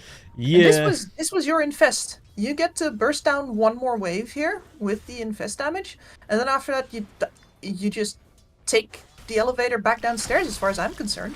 Yeah, he's going to try and chase down Shigetsu, trying to get on top of it, but it's 2 points into the Whirling Death. Chakram coming out there as well, and Shigetsu didn't want to throw out the Rage. I mean, the burst damage is so quick from the Timbersaw, he might not even have had the time to get the Rage off anyway. And Cloud, like you say, just applying pressure. He is going towards that Veil, so things are only going to get worse here coming up against this Timbersaw. Exactly. He's got everything he could ever wanted, all of his utility items up. And now, yeah, Zayac is babysitting the top lane. You can see him like waffling back and forth about whether or not he should go, but the problem is that they can't kill the Timbersaw, even with him near. So all he's doing is waiting for the Timbersaw to make the wrong move, and Cloud just refuses. Yeah, how do you kill the Timbersaw here if you're on the side of Navi? Because you don't have, as far as I can see, you don't have any breaks, you don't have a lot to get through. You know, if Shigetsu tries to step up, how many points? Just the 1 point in the reactive armor, but still, it's still a really beefy, tanky hero to get through. It is, but the Witchblade and in general the percentage-based damage of the Arctic Burn are going to do a lot of work on this Timbersaw once we get to that. Okay, and X onto That Chira. said, Nefrit is not long for the world. No, Nefrit's going to go down, but I'm just looking into this mid lane here. 3 heroes rotating in from Na'Vi. They do get the kill, and Chira Jr. will go down. Sweet Strong, yeah, that TP in, and now he's going to try and get involved with the rest of his teammates in the mid lane, but they jump away from the Phoenix. They don't want to engage. They've lost the mid lane carry, so yeah, they're just going to play it safe behind the tier 1. Yeah, and as badly as I thought that laning stage was going, Na'Vi haven't had any significant losses yet. They are still holding that top tower, more or less because of the virtue of getting to actually see heroes over on The magic missile, yeah, now? well, that's one way to get the kill there. The damage starts stepping up there from the Centaur Conqueror. The stuns overlapping with the magic missile. Haunted Wave, it's a lot of damage coming through, and it looks like the Lifestealer Nice. was just able to step up and secure it. That is absolutely excellent news. And now he's going to be flying his armlet, and he's going to be feeling a lot better on this lane.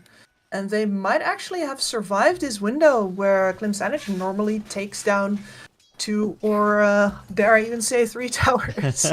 We're not there yet. We're not there yet. But they've certainly fended off the opening blows. And yeah, you can see that Cloud just trying to come in, get more harass off, and he's doing a lot too. Shigetsu, but Shigetsu going to be able to pop that rage, walk himself away, and then yeah, stacking up the damage. So Shigetsu building into, oh, he's changed his mind. He did have, he's changing it back. That Radiance for the Lifestealer. So no Maelstrom, yo, nothing like that. How much do you like the build up into the Radiance here for the Lifestealer?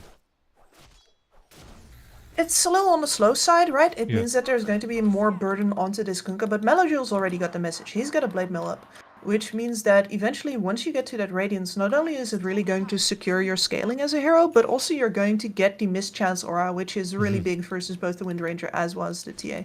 Yeah, and for Meljule mid lane, are we expecting the Water Park to be coming out anytime soon? Yeah, this is a water park kind of game. You have 2 damage dealing cores. You are the rock that it's all going to have to be anchored on. Okay, and yeah, just checking in with the Winter Wyvern as well. Item-wise, it's going to be the Witchblade, so we have a little bit of damage coming out on that. In terms of items after that, though, do you want to build into the full Parasma, or is there something you like for the core Winter Wyvern here? Hey, the Parasma, if you're having a really good game, the Parasma feels a real flippin' good. Yeah. But I'm a little bit worried about how fragile you are in this game, and the Parasma is going to do absolutely nothing for you in that regard. Okay. Is there like, are we looking Lotuses or a Blade Mail of his own or anything like that to come out? Not Blade Mail on how little HP he has. It's entirely possible to just buy a Shivas. Fair enough. Yeah, being able to I hate that I'm saying it, but it is the item of the patch. You know, that teams do Yeah. seem to want to pick that up wherever they can. So we'll see. Just how he is going to build up, and is that going to be an issue, especially for the offlaner that the Winter Wyvern doesn't have the biggest health pool in the world? yeah, you're going to remain vulnerable to the magic damage here unless the an upcoming Mage Slayer goes and does a whole bunch of work. But I'm Yeah. kind of wondering who's even going to build it. Like that, I suppose that's the other option. Like Nefrit builds the Mage Slayer himself. Yeah, and we'll keep an eye. Are they just going straight into the pit? They're just going straight into the pit. I mean, it makes sense. Look at this. Oh, okay, a lot of them are timing out here, but you have a massive skeleton army coming in. You have the double Dark Troll Summoner. Yeah, why wouldn't you go into Roche? Because Roche, even through the damage, the outputs, he's just going to go down so quick. You've got an Alpha Wolf in there as well, stacking up onto the crits. Yeah, okay, Roshan, they don't even need the Lifestealer. That's kind of wild. No way to come But back no. to this. Mid lane. Yeah, Shigetsu's already on the mid lane. Trap comes out, slowing him down. He's going to be able to pop that rage. The blink away comes out for Chira Jr. with the way the refraction charges have worked for a while now. That you're not taking any damage. It doesn't matter if you're being right-clicked. You are just able to blink yourself away. And Meljul, is he on the hunt? Because there is still a Phoenix behind enemy lines. No, I don't think he is. I mean, even if there was a Phoenix there, I'm not entirely sure what they wanted to do with that, unless they thought Na'Vi was not going to TP enforce, but they brought Nefrit in there. And the fact that they get to hold that mid tower because Shigetsu is not needed on bottom is just phenomenal news. Now the tower has been busted open, the situation on the map is equal, and Zayats is going to be marching his minions down the bot lane. This is gross. This is just straight. Is that 3? He's got 3 of them? What are these spawns, man? Hey, you gotta catch them all, I suppose. Quite, yeah. Taking like a rare collector's item, and he's getting every single one of them. Yeah, he doesn't even need Pokeballs. He's just got his own Master Ball here to make sure the 100% catch rate. And at least Munkushi has that Maelstrom up, but I don't know how quickly, if he does get put under pressure, he's going to be able to take away these skeletons. Yeah, that power shot wasn't it yet. At least the cooldown is very short, but Yeah. They need to be here, and as far as they're concerned, like, this Kunkka's not even here. It could be literally just the Chen forcing your rotations to the top lane while Nefrit in the mid. Yeah, Maybe going to be jumped on now as well. Sprout comes out. Power shot will be the Nefrit. The swap for the shield. Is this going to be enough to keep him alive? Sunray's going to be there as well, but the shield's still there, and it looks like it might not be enough to take him down. 130 health left at the end of that. Oh, no commitment to secure the kill. It does mean that Marty saves his life here. Marty could be in a little bit of trouble. Phoenix has those fiery souls coming through. Nefrit with the X-Marks has TP back in. So I wonder if they want to fight this as Zayats just continues his solo push against this tier 2 tower. He is being so annoying right now. Yeah. It's incredible. But yeah, we see there, I think, the reason why Nefrit is going to opt for the Mage Slayer as well, because that would make him tanky versus the one form of damage that currently would absolutely destroy him. You're fine in the Cold Embrace as long as there are no magic damage on the enemy team, and spoiler alert, the enemy team has a lot of magic. Yeah, meanwhile, Shigetsu... Oh, does he get himself away from this? Trying to chase down into Respect. Respect is just going to flap himself away from this one. Fiery Spirit's coming out as well. Lifestealer. He might have the backup of the rest of the team. X marks the spot. Chira Jr. going to be dragged back now. They might be able to get the control. The boat comes through. 3 heroes stack up onto this, and Chira Jr. just disappears. Yeah, Refraction notoriously bad versus the multiple damage instances of the Torrent. Yeah, while this is going on, Zayats is playing his own little PvE game in the bottom part of the map, and this is really putting pressure. This is something that Klim Sanic likes to do to other teams, and Na'Vi, it feels like they've turned their strength into a weakness here, that Klim Sanic just can't group up early to get that aggression off because they're being pulled in every direction on the map.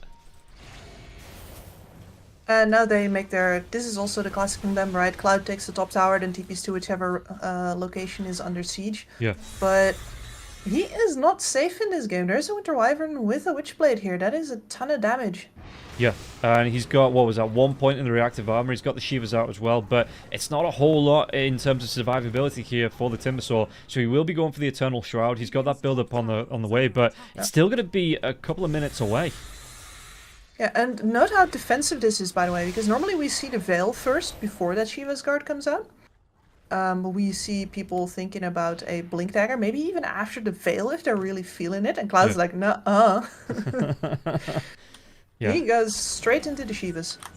Let's see, he's going to have the build-up. The Supernova does come through now as well. Can they break this one? Rycle's coming out from Zayats. He's just in range. They're going to be able to crack this egg. Zayats will go down in the end. They're even going to be able to clean up his creep army. Meljul, can he get himself away from this one? Cloud with the build-up. The damage coming through here. It's going to be another swap. Do they keep the Kunkka alive? This is going to be bonkers if he gets himself away from this one. He is just going to run his little feet away, and Marty will be the sacrificial lamb. And Shigetsu, well, he just wants to be doing a little bit of farming. Oh, Malady, 2 swaps, 2 saves. Yeah. Chalk another one up on the board. We need a counter, like a Pudge Hook counter, but it's just going to be the save counter here. Yeah, well, 2 for 0, nothing to sneeze at. Mukushi's gonna take some pot shots at the mid tower. It is down now, but X marks. He walks himself Always into a the problem. boat, but yeah, this could have been a great bait mate here as Cloud was on the back line, so Melodule, he's going to go down, he did still have that Aegis, he's going to pop in Cloud, gets himself on top of Zayats now with that amplified damage coming through from the Shivas with the help of the Veil that he now, damage on the Cooker to get the kill, and Cloud, he doesn't stack the damage to get the kill, and Zayats will be able to get himself away with the chasing now. Malady, slow down, right clicks, he's going to be hexed up as well, can he get himself away? Was that the piggy pole? It was, so it wasn't an enemy hex. He tried to get the piggy pole off for the extra movement speed, but he couldn't really get himself out of danger. Yeah, and just like that, it looks like a Glimsanage game again, right? Yeah, and this is the thing, right? The Timbersaw, he's so mobile without a Blink Dagger thanks to the Timber Chain that he gets himself in. And yeah, first item Veil into the Shiva's Guard coming out. It's just such a bonkers item that it used to be like 4th, 5th, 6th item that you pick up. Now, a lot of heroes prioritize it first item. Doing work for him, but we have to not forget that when Glimsanage did this to their previous opponents, they usually weren't actually getting away with things in the meanwhile as well. Yeah. Whereas this time Shigetsu has his Radiance up, so a lot of tower damage has been dealt by Navi in the meantime. They got their last easy kill onto Nefrit because he was taken out just before the Mage Slayer came out. So all of this is now up, and our next fight is going to be harder for Glimsanage, I have no doubt. And the Winter Wyvern going towards the Ags as And I well. think it's here. Oh, the boat. No drag back, no jumping. Just a nice little day out on the water for the boat. So, yeah, is this where you think Navi group up, start to apply pressure back to Glimsanage? You'll try and take a little bit of this momentum back in their favor? Yeah, if they got a grab there, certainly. Otherwise, now they're going to be waiting until the Aghanims is finished over on the Kunkka, which is another 500 gold. Yeah, jump in. Wind Ranger could be in trouble. Munkushi, X marks the spot coming out. There is going to be the Sprout here onto the Kunkka. Drag back damage with that Torrent coming through, but they take down Melodule. And now the Shackles, did they get the kill with the Focus Fire? It looks like Vengeful Spirit. He will fall now. Magic And Missile she does lives. connect, No. and Zayats will be able to get the kill onto Munkushi after the fact. And look at this. Cloud chasing down onto Nefrit behind enemy lines. He's already used his ultimate here, Nefrit. Arctic Burn was off. Even Shigetsu run down and killed off Supernova as the fireworks. Glimsanage take a really good fight once again. Oh, Cloud might not be done just yet. Was that Chakram? Zayat's going to try and have to dodge it off, but he's going to be in his path. Slowed down now. Cloud, he's diving tier 3 towers for this. He's got enough mana, surely. One more right click, one more anything. No, he doesn't have it. He doesn't have the mana boots either. He's not going to be able to get that last little bit of Chakram damage onto Zayats. And Zayats throws out the hand and just gets the heal. And it was just so close for that. And I think that was the yeah, so the Ancient Creep getting the buff onto it, and Zayats was able to get himself away. Yeah, not gonna lie, that was a very, very questionable fight from Navi. Their positioning before walking into that is absolute ass. They're completely split up versus 3 cores who love to isolate their individual targets and burst them down. They have no boat there because they just use it on the failed attempt onto mid. It's all just a little too like, oh, we got our timing, but we missed it, but we're gonna try to get it anyway. It's like, no. No, and Glimsanage punished them for it harshly, which is exactly the way it should be. Yeah, and this is, that was, like you said, it was a great, supposedly, item timing's coming out here for the side of Na'Vi, where they were going to be able to set up and maybe take a fight, but just great from Glimsanage, and this is what they seem to excel at. They've got that team coordination, they pick off targets one by one, they don't leave anyone hanging, and it's really paying off for them. 15-8, and a 5k net worth lead here in the first 22 minutes of the game. Well, we do have the water park for the Kunkka now, but now I'm just going to have to, put in brackets as long as Melodule is with the rest of his team. Yeah, as long as the Kunkka's alive. And he has been caught out a couple of times, so it isn't always a given. No, it isn't. I mean, it's partially certainly the Kunkka's job to be in the firing line and, put his Superman chest out and be like, all the bullets bounce off of me. But that's also something that's going to really make your scoreline look bad if you're waiting for, say, your life stealer to finish his entire radiance. Yeah, and he's actually going to go back for the Manta style here as well, just for some extra protection, it looks like. You were talking about Alchemist in the draft, like he's just playing Alchemist anyway, man. It's the poor man's Alchemist doing the poor man's Nagasaran impression. It's... Exactly. I knew you'd catch up on that layer. Meanwhile, how is Chira Jr. looking? Chira, Yeah, he's got the core of his items up. Blink into the Deso, into the Dragonlance, going towards that BKB next. Shard's even here for him as well. So this is pretty much what you want. Oh, and I forgot to swap over to the net worth. But looking at the net worth now, it isn't him at the top of the table, but he's still right up at the in terms of the gold. And only about 1,000 gold between him and the top of the table. Tower is under attack. And these supports, especially like Sweden Strong, nearly catching up to Nefrit, is not good news for Navi. No, it ain't great. And you can see, you know, he's just able to move himself around. He's going towards the Ag Scepter here on the Prophet. No Wraith Bands, though. No, that is a shame. You know, I was looking forward to seeing the 5 Wraith Band into the Bloodthorn build. Like, it's the same as the 5 Bracer Clockwork. It just feels like such a... You're keeping it real. I wonder if... Very manly build. Navi setting up on the smokes. They're waiting for Roshan to come through. 20 seconds. Oh, Clem Sandwich. Can they do this? Do they have the time to take it down? I mean, it does take them a few seconds to walk through the Twin Gate, but... Yeah. They've got the minus armor, they've got the reduction, they've got the damage, focus fire coming out now as well. And it looks like Na'Vi, they have to come through this Twin Gate, they have to try and contest this one. Munkushi on the back of the pit, just trying to do the right click damage onto Roshan. Roshan, the water park might start now as well. But look at this, Cloud on the back lines, he dives in, he gets that whirling death of the Chakram. And the Venge is almost nearly dead now as well. The Winter's Curse comes out, it's going to be the Aegis still going the way of Munkushi. And the swap comes in, Sweden Strong's going to get really darn low. They might be able to clean up onto this one, they've already got 3 heroes. Aegis is still there on the Wind Ranger though. Cloud, does he want to come back and help out his teammates? There's only the Venge dead on the side of Na'Vi. Shackle won't connect to anything now as well, and there is going to be that infest damage coming out. Munkushi going to try and run himself away from this one. She gets to chasing down back lines. Cloud jumps in, should be able to get the kill onto Nefrit, but the Wind Ranger is going to go down a second time now as well. Cloud, he is on the retreat, not the healthiest boy in the world, can't stop for anything, has to get himself away with his timber chains. Just a little bit of Chakram to push the lane out, but yeah, that was all going okay for Klim Sanic, but Navi figure it out, realize that they aren't going to be able to wait for Roshan to come through the gate, come through themselves, and just collapse on them in the Roche Pit. Great fight for them. Yeah, absolutely fantastic. And that was really scary for them too. They send that one skeleton down bot, realize what's going on, and then they have to send the Kunkka through the gate first. And if anybody has made it to the gate up until that point, you're just teleporting into a trap. Yeah. But instead, they just about managed to pull it off. And there you can see that if the side of Navi is actually holding hands together, properly sticking around that Kunkka, it is a lot harder for Klim Sandwich to play this fight how they wanted to. Yeah, and it's going to be a little bit more, again, they've just brought that gold advantage down from the side of Klim Sanic, but what can they do? Oh, there's going to be a chase onto Sweden Strong. Sweden Strong, yep, drops that Winter's Curse, stops the TP, but there's going to be the teleport up in 3 seconds here. Sweden Strong, can he outlast this one? He might actually go down, drops that Sprout, there's going to be the backlines, Meljul rotates in, and they will be able to deal with this Nature's Prophet. Yeah, but that's your offlaner losing the 1v1 to Yeah. an enemy support.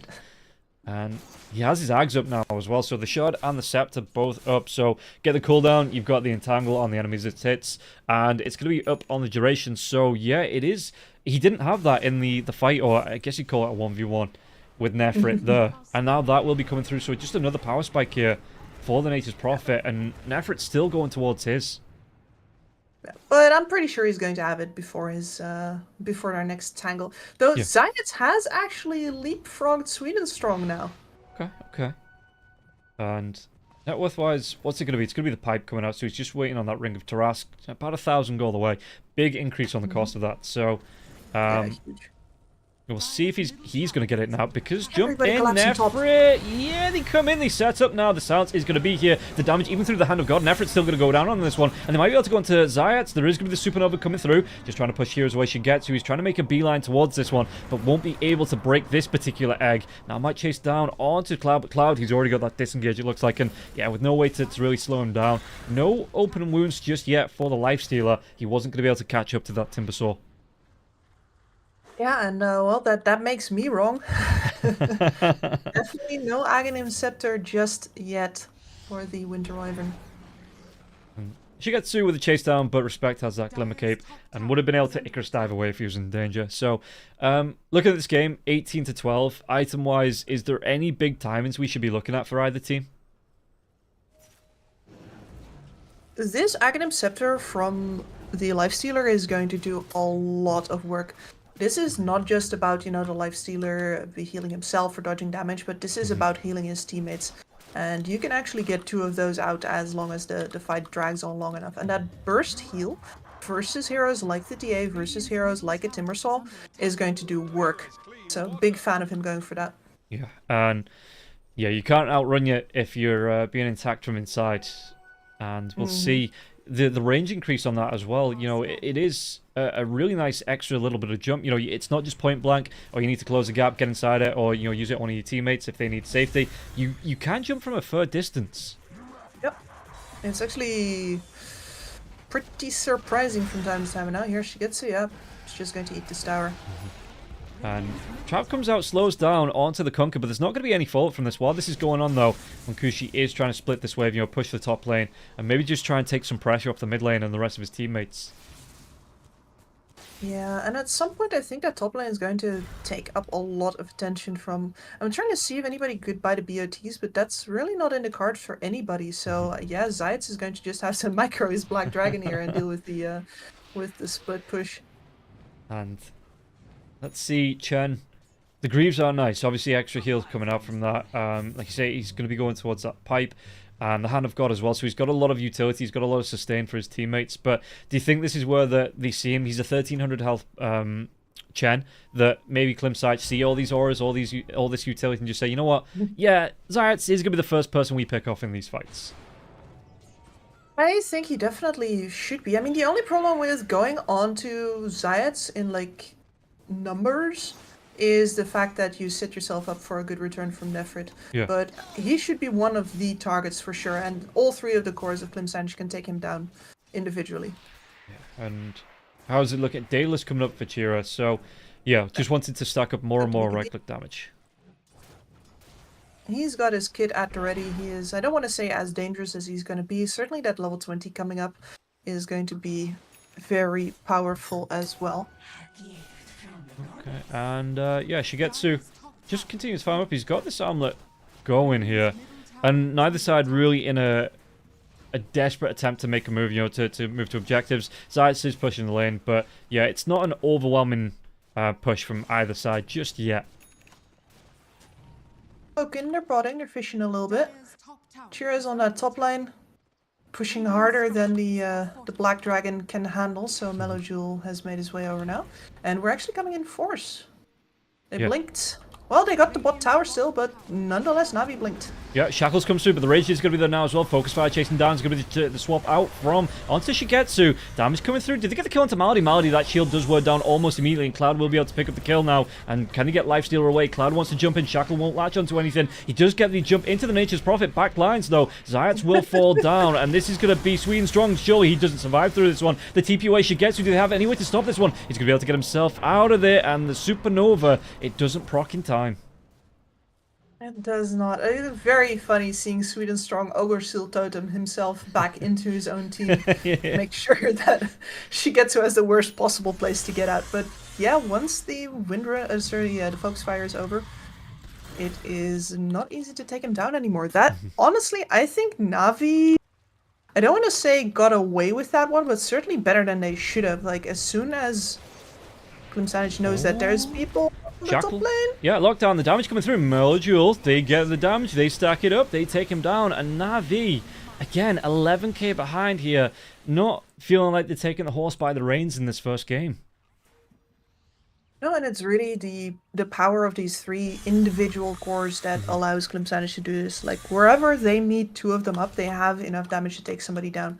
The question used to be is if they have enough lockdown, but we've got that Vladimir at the ready. We've got Sweet and Strong coming in with the Sprout. We've got the traps fully leveled up from the Templar Assassin with the Silence as well. So they have a lot more options than they used to. Yeah, and it's just, it is overwhelming. Well, not overwhelming, but it feels like Klimsanj, they know exactly where to push these advantages, right? And we've got the Nature's Prophet going towards Hex now as well. That's going to really help up if he can get it off before the Rage comes out for Shigetsu. And Kushi takes down a mid tower. And this dive in, this is just proper cheeky from Cloud. You know, the blink in into the Whirling Death while he's got the Timber Chain going after the blink.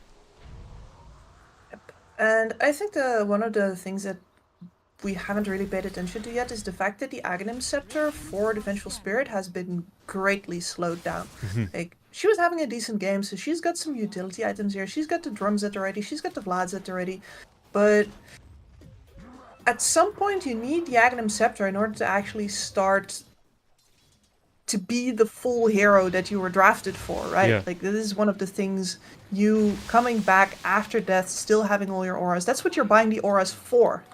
But if you just swap to save somebody and you die with all the auras on you, what good's it gonna do? So, I think that's one of the problems that Navi have right now. Oh, to be fine. There's going to be the Icarus dive away straight into the Supernova as well. Cloud, he's going to try and play bodyguard here but you're going to be able to break that egg quickly and routinely. Backlines jump in. Can they get the damage in Cloud? I mean, that's the one hero you probably don't want to hit with the Winter's Curse. He will survive through it. Jump in as well. She gets to the focus fire. The Glenmere lockdown. They've got the damage. They've got the kill. They take him down. He's gone for 80 seconds, and it's the buyback from the Phoenix now as well. The water park will start, but it looks like Navi just using it to cover their escape. Phoenix, the damage coming through. Haunting Wave, he gets that dive in now as well. He's going to be able to scout out. Can he follow up onto this one? Trap comes out. There is going to be the blade mail, but the shackle here onto the Kunkka and the damage from everybody. It's going to be more than enough to get the kill. 2 heroes dead, 2 big cores dead as well. And now, are they going to be able to try and push down a lane into this tier 2 in the bottom lane? Or, what is it? Roshan's up. That's exactly what they want. I can't believe that shackle didn't actually latch onto Zayas there as well. Like, really added out for that tree. Yeah, and that's kind of the thing, right? The shackles, people can put guides up, people can say, oh yeah, this is the angles if you're at this distance and that distance, but it really is truly a mystery of the ages what that shackle wants to, it acts on its own. Yeah, like some people just have the Lord's favor and others don't, and it's as simple as that. And yeah, I'm putting that down to you. Your bias again for Zayats is it's shone through in the game and protected him from attack. I see. I'm his guardian angel. Pressure. He's like a duck. Do ducks have guardian angels? I don't know, but things certainly tend to slip off of them. Yeah, fair enough. Water specifically. Rolls off there. There's a lot of what ducks have to do. I don't know where that came from, man. Please let me. We'll move on. We'll swiftly move Thank on you. from that. Yeah. We'll talk about the Templar Assassin going into a Hect of his own because he's already got that Daedalus pretty much completed, waiting for the courier to deliver it. Yep, that is all of your damage sorted. And I think in general, we have seen how well Pimsanage is on top of the damage curve here. At the very least, well, it's not a full Aghanim Scepter, but at least we get the Bouncing Magic Missile up for Malady. Yeah. It's something. This is, that's what, like you were talking about before, that he needs to get towards that Aghanim Scepter as quickly as possible, because the entire thing about the hero is, he dives in, he's the sacrificial lamb that doesn't actually sacrifice himself. And he's just been delayed and delayed and delayed on that. So 36 minutes in, this is a feels bad for the Venge without it. Actually, what else is a feels bad? Meljul being caught out by 3-4 heroes and just being taken down like that. And it's the split pressure towards the top lane that's just really been a thorn in Navi's side. And they really thought they were going to be the ones doing that on the bot side with Zayats. But really, like, they have just been returning that gesture in force. Yeah. And Shira Jr. coming in now, 12 stacks on, the Desolator jump in. She's going to be forced to pop that rage early on. And Shira Jr., while he has this Aegis, can just carry on doing this, Just carry on, coming in, getting a couple of shots out onto the racks. Munkushi pushing out the mid lane here as well. And the lanes won't push out because you have a Nature's Prophet that if the bottom lane does push, he TPs, he cleans it up, he comes right back to the team. Oh. Yeah, exactly. You can only push it out with the Chen army so much. And now... yeah, Cloud just, again, with a little trick, they blink into the Timber Chain, get themselves away. So they're looking to keep Navi pinned into the base on all 3 lanes, it looks like. Well, the Nature's Prophet is doing his work on bot. At the very least, you have some split-pushing illusions now from the Lifestealer, but those are not very tanky. You do not have a heart to complete the cosplay with. No. He's got himself the MKB instead, which is, of course, very necessary versus the Wind Ranger, but it does you no favors for his magic damage. We're going to see one of the new neutral items as well for the Wind Ranger. Do you like this item? Because I'm not too sure about it. Yeah, it's weird. It is, right? Isn't it? I mean, I like things that are more conditional. I like things with drawbacks just because it's... Radiant are scanning.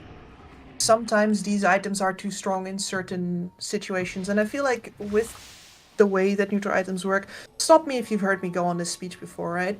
But if the neutral items are like free and random, then they can never be fair. Yeah. But if they're not random and not free, then why do we have them? Yeah, well. So this is why like the neutral items as memes are the best option, because in that way they add something while not being objectionable. Okay. Yeah, I mean, I think there's been a few. In fact, there's a few in this patch now as well. They're going to try and make a move onto the lifesteal. Lifesteal taking a lot of damage. There's going to be the Hand of God coming out really darn early onto this one. But now you have that wind range and drag back as well with the Gale. It looks like they might be able to get the kill into Nefrit. Nefrit trying to get himself away with the BKB. One more right click, though. Respect will be able to take him down. Sweden Strong Sprout comes out. They do have the Hex onto the Kunkka. And now the chase comes through. He's going to pop that BKB. The double shackle this time. It does connect. It leaves Malady locked down. The right click comes through. Chira Jr. takes down Malady. And again, no Ags. So he is dead. No Ghost for him here. Chira Jr. stepping up to take down another tier 3 tower in the base. Yeah, and this is starting to feel really sketchy now for the side of Navi. They've been lacking the damage to clap back for a while now, but the disparity is really starting to show. Yeah, chase down here. They might be able to get pop the Aegis. They will be able to pop the Aegis. That's a good start here. As can they go for any more into this one? Chira Jr. has those refraction charges. There is a breathe fire coming down from the Black Dragon, but this is going to be at least one lane of racks cleaned up. Right clicks come through. Chira Jr. They take this one. Do these just go straight north, or do they try and split this one out? Because Munkushi pushing in the bottom lane while Cloud goes towards the top lane, looking to put pressure on this second set of racks. Only one tier 3 left. It's on your bottom side, and Munkushi will happily put another focus fire into that if you'll let him. That's where the fight's gonna flow now, but Dire's top barracks it's hard for me to see a proper out. Malady has not been a factor in this game, but I also gotta say that Nefrit hasn't been one either. We haven't seen any big Winter's Curses. We've mostly seen it overlap with other spells. We haven't really seen the gigantic damage output that you can see from these core Winter Wyverns, where, you know, the Arctic Burn comes in and somebody completely melts. We haven't really seen that contribution either. So what's left is just mostly both Nefrit and Shigetsu going forward. Shigetsu getting swapped out, and then Nefrit dying because he's left out in front.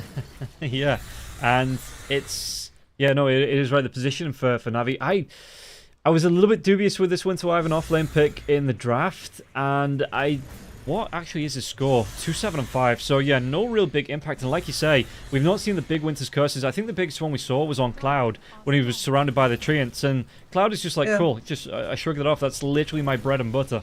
Oh, focus fire, Meljul. He's popped that BKB. Does he get himself away from this one? He has that Trickster's Cloak now as well. So we'll be able to walk himself out of that one alive. But it is going to cost him his BKB charge.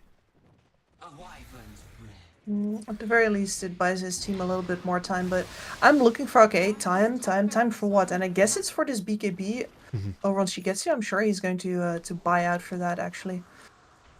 Yeah. Sometime pretty soon. And he... Yeah, the gold-wise, what? Do you just get rid of your boots? Because... I mean, where are you going?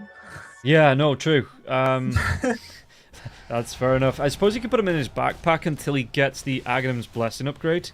And then swap him back in if he needs to. But yeah, for now, there is going to be the swap and Nefrit taking so much damage onto this one. Malady saving his life. Cloud just diving in. Can they get the damage onto Cloud? Cloud might try and get himself away from this one. Down to the low ground. The boat comes in. There is going to be that drag back now as well. The damage coming through onto Cloud. But Cloud, once again, Timbersaw, they don't have the extra control. He just gets himself down to the low ground, runs himself away. And all of a sudden, all of these spells are for naught. Yeah, they do have the Infest coming out from Shigetsu. But Shigetsu just puts him in just imminent danger here. They get the kill. He does have that buyback if he wants to use it now as well. Zayat's going to be ran away with the rest of his teammates. But look at this one. Zayat's slowed down. The Gale just on the very end of this Gale. And the right click comes through. They have enough. And Chira Jr. cleans him up. Coming through onto the racks. They don't have a lifesteal for 77 seconds. No Chen now as well. They're diving themselves into Nefrit. The focus fire is going to be there as well. It's a double shackle. Can they finish off this kill onto the Malady swap? Comes out now once again. Trying to do what they can. Zayat does buyback. So does the lifesteal onto this one. They've got that toss up with the Orange and Cloud. But Cloud is just tanking through all of this now once again. And the damage coming through. Supernova will pop. Stuns out onto 2 of the 3 heroes. Infest coming out once again. Munkushi running himself away. They've got the lockdown with the Glepnir. They've got the kill. They've got 3.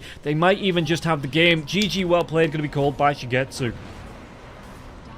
Yeah, not surprised. I feel like that one was a while in the making still. Like, are already, I should say. Navi, with the harder to execute lineup and clearly falling to that problem. There was that point in the game where I thought it was about to turn. It's like they have successfully stretched out this middle part where they need to wait for the Lifestealer's Radiance, and then they take 2 really bad fights in a row off of that, like in their over eagerness to turn games. Like, finally it's our time. They don't actually wait to let the timing hit properly. They don't wait to let the Aghanim's timing from Melodule hit either. And as a result, they squander what I think, with hindsight, was probably their best and maybe only window back into this game, because apart from that, the amount of damage that you get out from these individual cores from Clemsenia is insane. Yeah, and excuse me if my maths is wrong, because, UK maths low, but Cloud got 1 less kill than the entire side of Na'Vi. It's just... That seems about right. Yeah, he's running over them, and yeah, he did die twice, so they were able in early on to get the pickoffs, but it just felt... The Shivas comes out, he gets that Eternal Shroud, he gets the protection from the Sanjin Kai there as well, and all of a sudden he was unkillable. And matching net worth, in fact, he was the second highest net worth in the game by about 30 gold. 25 gold, yeah, 26 gold. Yeah, and it comes down to that ease of execution where you just have 3 heroes that are going to deal... I mean, certainly they need some items to deal damage, right? But they don't really need to adapt their item build in order to deal damage. They're just going to be dealing damage no matter what. Whereas Na'Vi had a bunch of choices to make for their scaling, for their adaptability to the game, with Nefrit, with the necessity to always get to hit the Timbersaw before it's on top of him with the Mage Slayer, etc., etc. It's just a lot less conditions. You see hero, you kill hero. Yeah, and it did work out for them, and this seems to be...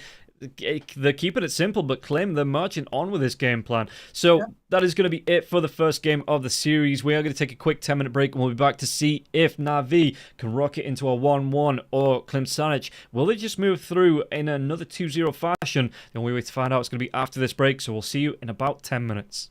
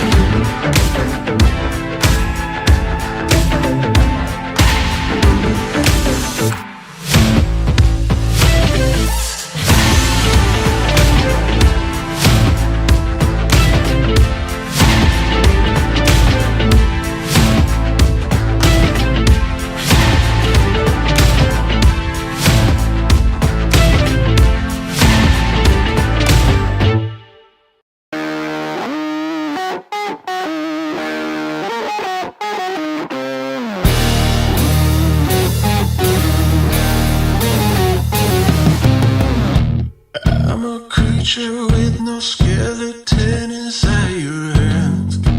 Got no home address, I come and go as you command. And it's fine with me, and it's fine. I'm a bandit that you use to keep from bleeding out. I'm the lover you don't love, but love to keep around. And it's fine with me, promise that it's fine. Maybe I'm a fool, it's not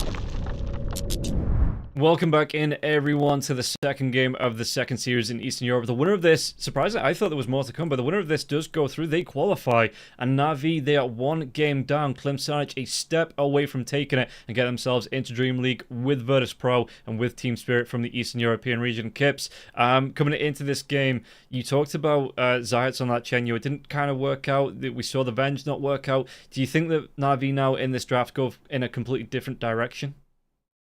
Yeah, they definitely have to take it in a different direction. I think they should be target banning out some of these high individual damage dealing heroes. I think especially the TA and the Timbersaws should be a worry. But on top of that, they also really need to figure out if they want to, play prettily or win.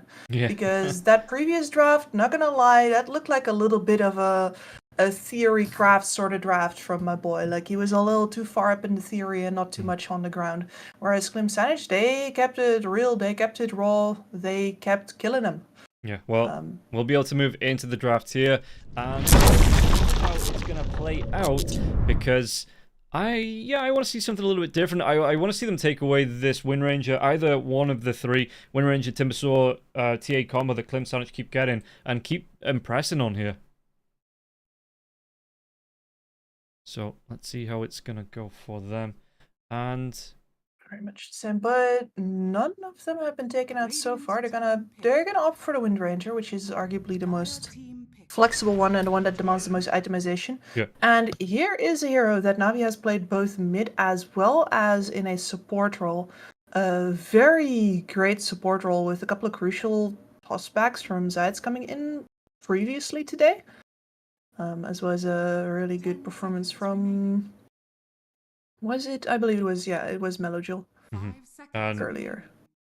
Yeah, I am starting to see the Tiny more and more. In fact, in Western Europe, it was being banned out pretty much every single draft, it felt like. It did sneak through a couple of times when again, targeted bans were coming through, but Klimsanic right in for the Phoenix right off the bat. Really believing in the power of that slow magic damage tick, the team fight contributions, and of course it is an excellent laner these days.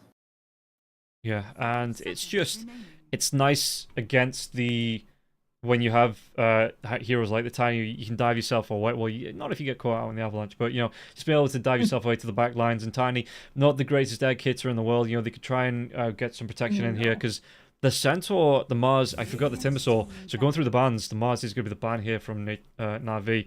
I wonder if they ban out the Centaur as well. Once again, really thinning the herd on the initiators, which is sure, but Na'Vi hasn't really, or I should say Klimsanic hasn't really done much initiating. They just sort of walk up and they keep walking. Yeah, that's it. They kind of, like you say, they get going, they get themselves in there, and they just overwhelm.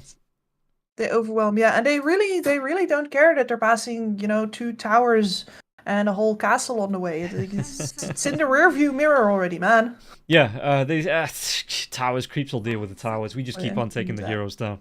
Yeah. Towers are a consequence of them winning fights, but also the goal, definitely. I wonder if we're going to see them, because they have been doing decent at picking up at least one hero, like with the Nature's Prophet, but also with the TA. They have been really decent at making sure that they can always keep those waves out. Timber actually also. Now I think about it.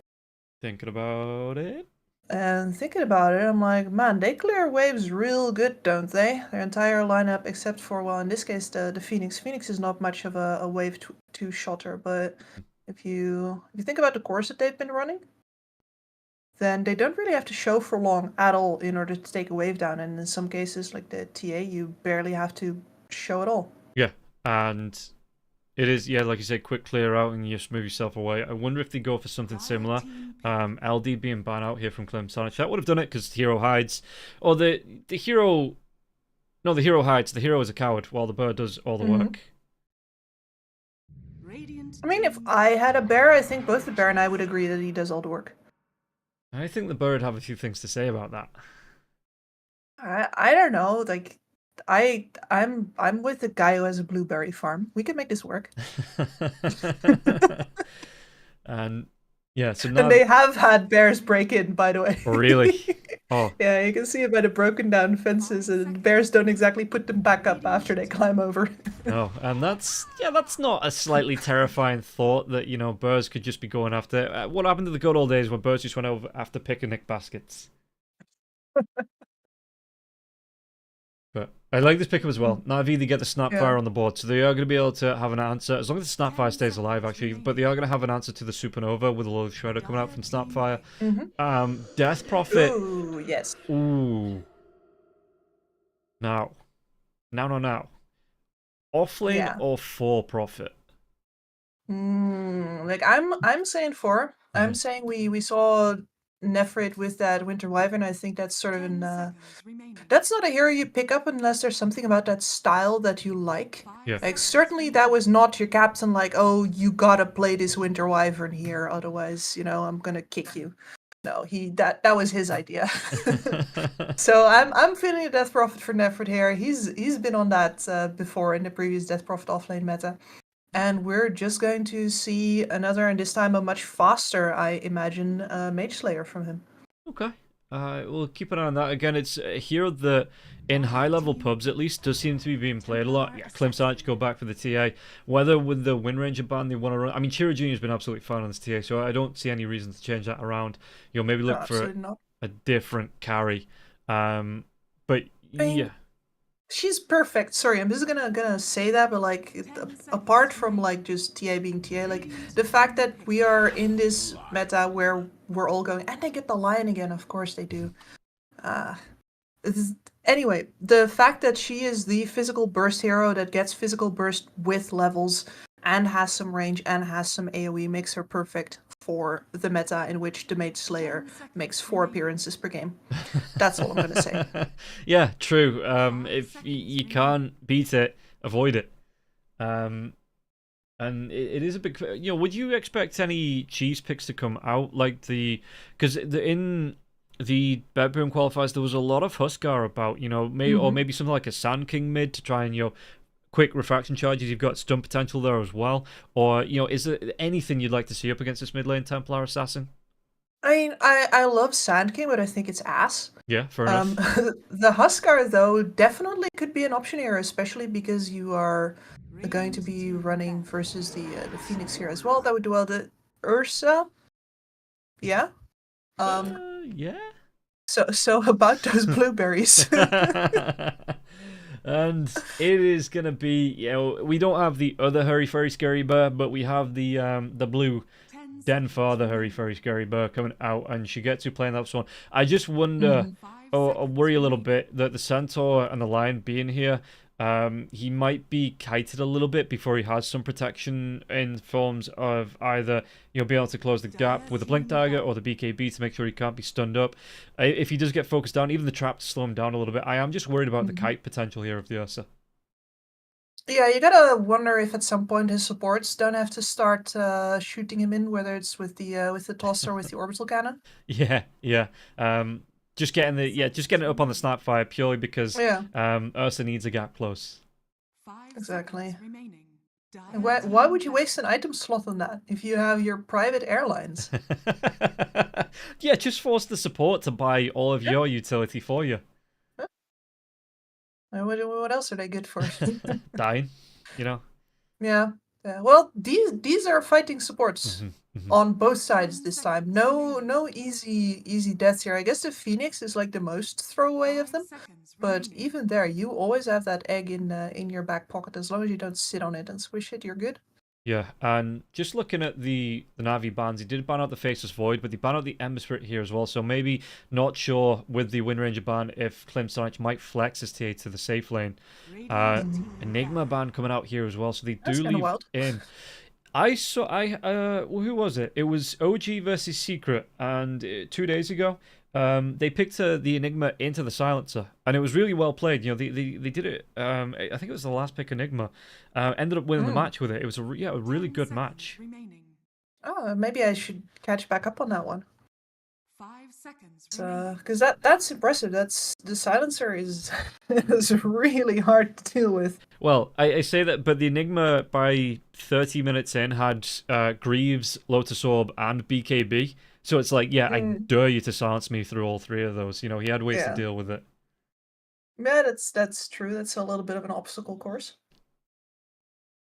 Radiant team pick. Control out. Yeah, that would be a bad matchup for your Ursa. That would be a problem for your Death Prophet lane. I'm gonna do neither of those. And now we see if it's actually surprise. It's Mellow Jewel on the Death Prophet. He also plays a really good Death Prophet, so they could still 10 do that seconds remaining. now that they're looking at that Templar Assassin on the offlane or on the 5 enemy seconds. safe lane for Red sure. team pick. And yeah, I was thinking Kunkka, and now we still don't know what's on that offlane. It's Oh, it should be the DP. yeah, I would have thought so. Does 10 seconds remaining. Siphon drain the? Does it go through refraction charges or 5 does it take seconds them away? remaining. I remember that previously the drain was not enough to do that with, and then when it got changed to percentage, it was high enough percentage for a while, but now it really depends on your TA's HP, basically. Okay, fair enough. I was just thinking, 'Cause yeah, there's a damage threshold, right? yeah, there is. Yeah. And I was just thinking that might be. And I'm if they sorry I want to don't have the graph at the ready. This is where I wished I was Purge and I could just like, oh yeah, I've graphed this before. It's like the threshold where it flips is here on level 3 and 1.2 HP for the TA. I have no clue, but that's We'll see. Klimsonich coming all the way through for this potential position 1. So it's going to be the Razor. You may now select I don't mind that. I don't mind that at all. no. And yeah, No, indeed. So the thing with the Razor is, right into this lineup, you're going to feel pretty good because as much as there's like a lot of physical damage coming out from that Ursa, Razor doesn't actually like physical damage unless it needs a little while to build. And that it definitely will have to do on that Ursa. You take a while to build up your stacks. That said, the Kunkka is rather good at breaking the links once he gets the tidal wave up. yeah. But of course, you're going to, especially if you get the laning matchup versus the Kunkka, you're going to be dominating him for a little bit. Does look to be a safe lane Razor though right now, unless Kira Jr. will just swap the lanes. That's always the question, right? Do they swap the heroes on the players and they're always on the same lane, or do they not swap the heroes and swap the players? I was just thinking, because when Kushi's picking it up against the Death Prophet off lane, potentially here with Nefrit, that this, I think in my small MMR brain, this comes out better for the Razors, that you might be having your life drained away from you, but you're going to be able to take a lot of the attack damage, turn it back around onto the Death Prophet, and out damage the drain that comes out, at least in the early levels. And you are going to have some control coming through from your supports as well, just to try and doubly apply the pressure to the Death Prophet. Yeah, and one of the ways the Death Prophet usually wins, or at least sustains in these lanes, is the fact that she's going to be able to push the enemy safe lane under the tower. A lot of safe laners don't really clear wave. In fact, they would normally like to keep the wave near their tower. But if you're up versus the DP, she can still last hit and harass you at the same time. So it's not actually your advantage that the wave is pushed into you. It's the Death Prophets. But if you are a Razor, you're going to be able to shove it just as hard back. Yeah, and as well, again, deals with the. I think it deals with the Ursa a little bit later on. You're going to be able to drain his damage away from him. Even with the Fury swipes, the overpower coming out, you take that early damage away from him. You're going to be able to kite him around. Just make an absolute mockery of him, I think. And then you've got the damage coming through from the Eye of the Storm, as well as the Plasma Field here as well. That is just going to be. It's going to be rough, I think, when the 5v5 starts coming out. That I don't know if Navi can sustain through it all. Exactly, and this is like Eye of the Storm with a TA coming in afterwards. That's scary, man. yeah. I'm not happy thinking about that. Yeah, and it's like, okay, you might dive onto the egg, you might be able to break the supernova, but while you're doing this, we're going to be cleaning up everybody else on your team. We're going to be able to put the pressure on, and it's a lot, I think, in the fights that Navi have to watch out for, that you don't want to really be getting these early BKBs up, and they don't fully help either. No, they don't fully help, and I'm looking at, okay, normally when you're at a disadvantage like that versus an enemy hero, you have the Kunkka, right? You pop the water park and everything, but the problem with the Razor is that you just turn on the Eye of the Storm, and he's happy to stand in the middle and get sloshed around a little bit. And The damage and the minus armor are already happening, Yeah. and they get to reposition with the center. Oh, I'm not feeling it for Navi, Rob. no, Those are by extension of being on Zayat's team, my boys. Don't know any of them. They're my boys now. I'm sure they're nice enough boys, but yeah, it's... Yeah. I don't know, I don't believe... And maybe this is like the biggest caster curse I've ever dropped, and they're just going to like 15-minute run over Klim Sanic with no issues, but for me, I'm looking at the lineup of Klim, and I'm just thinking, the way they've been playing as well, how aggressive they get, how much they like to just run at you, that Navi might have a hard time keeping up with all this early aggression. Yep, and it ticks all of their boxes, right? They've Yeah. got the low cooldowns, they've got the damage just based on levels, basically, like their heroes individually are just going to put that damage out. They don't have to do any fancy moves or any fancy tricks in order to win fights. They just have to stand there and press their spells. Whereas for Navi, once again, they have options, right? We can see toss backs and toss ins. We can see very clever cookies up and down high grounds. The same with the hops. The same with the tidal waves back and forth. They have a lot of options, but options versus raw damage didn't do the trick for them last time around, and now? Oh, Nefrit, no, you don't face check Stirs this early on. Nefrit going to be chased down one more. I think the blood grenade was enough to get it out anyway. And yeah, they are going to be able to get the first blood on the board. It is going to be Respect that picks it up. So not quite that mid lane, first item bottle that you do like to see if it's on your team at least. No. But yeah, it's a really good early pickup here, and it just sets the tone here for Klim Sanic, I think, coming out. Absolutely, and I have to say it here, Rob. I think I love your accent, and the way you said stirs there was just full of despair. It was lovely. See, this is the thing. I'm just saying it normal stirs. It's like people get on for me for like burr and people that are scared, and like it's just no, but it things. Makes me feel things. So thanks for that. That was fun. Well, and now we've got Nefrit's made it to the lane, but yeah, this is exactly this is a double ranged lane to go up against for Zayat. That's not fun. No. He is just going to be copying so much damage, and the way that Tiny contributes to this lanes as well. I mean, he got the block off, he got the camp block, but yeah, okay, and a courier. And now Phoenix is just gonna go, well, fuck you then. We're gonna, I'm gonna put as much harass on you as possible, just chase you out of the lane. That's the price you pay. He yeets the Christmas tree at an innocent animal. We've all been there one time or the other, you work in retail and Christmas songs start getting on your nerves. Christmas trees just start flying. True. But did they have like any traditions for getting rid of the Christmas trees where you live? They're all fake and they go in your loft until next year. Okay, I see. Is in the Netherlands, the real tree is definitely still like a status symbol, sort of. And of course, it's very necessary to get a real tree because otherwise you can't build like the bonfires around New Year's. Okay, yeah, that makes sense. See, they do get the kill into Zayat here as well, and yeah, Nefrit gets pushed back, but. Yeah, in the UK, we used to get the real trees, and then like all the you'd be left with all like the needles at the very end. Oh and yeah, it's like it's just a pain. So we just get like the glitter trees and stuff like that now. That's just pre-made. I mean, all trees are pre-made, but you know what I mean. Yeah, not by nature. But I think this is going to be Zayat's life. Like, he's going to walk up, he's going to cop a ton of damage. Either he gets something done before he dies, or he doesn't. That's and it doesn't get easier when the sun rays start to come out as well, and you've still got the fiery spirits and the Icarus dives, and yeah, this is it ain't great, mate, for him. Absolutely not. I'm looking at the mid lane where the creep waves are currently in curious positions. Yeah. I guess Melojul was just on his way to pick up a rune and didn't get it. It's a little late for that. I'm confused. I would like to blame our observer, but I'm the observer, so and we all know I'm faultless. And yeah, I don't know. I guess he just decided to swap lanes for a little bit. Yeah, I mean, mean, sometimes you just like he's been looking at that face for over an hour now. Maybe he's wanted a change of Change of scenery, yeah. yeah. So, so alright, so you're going to be able to get the pull coming through as well. Munkushi level 3, holding that point.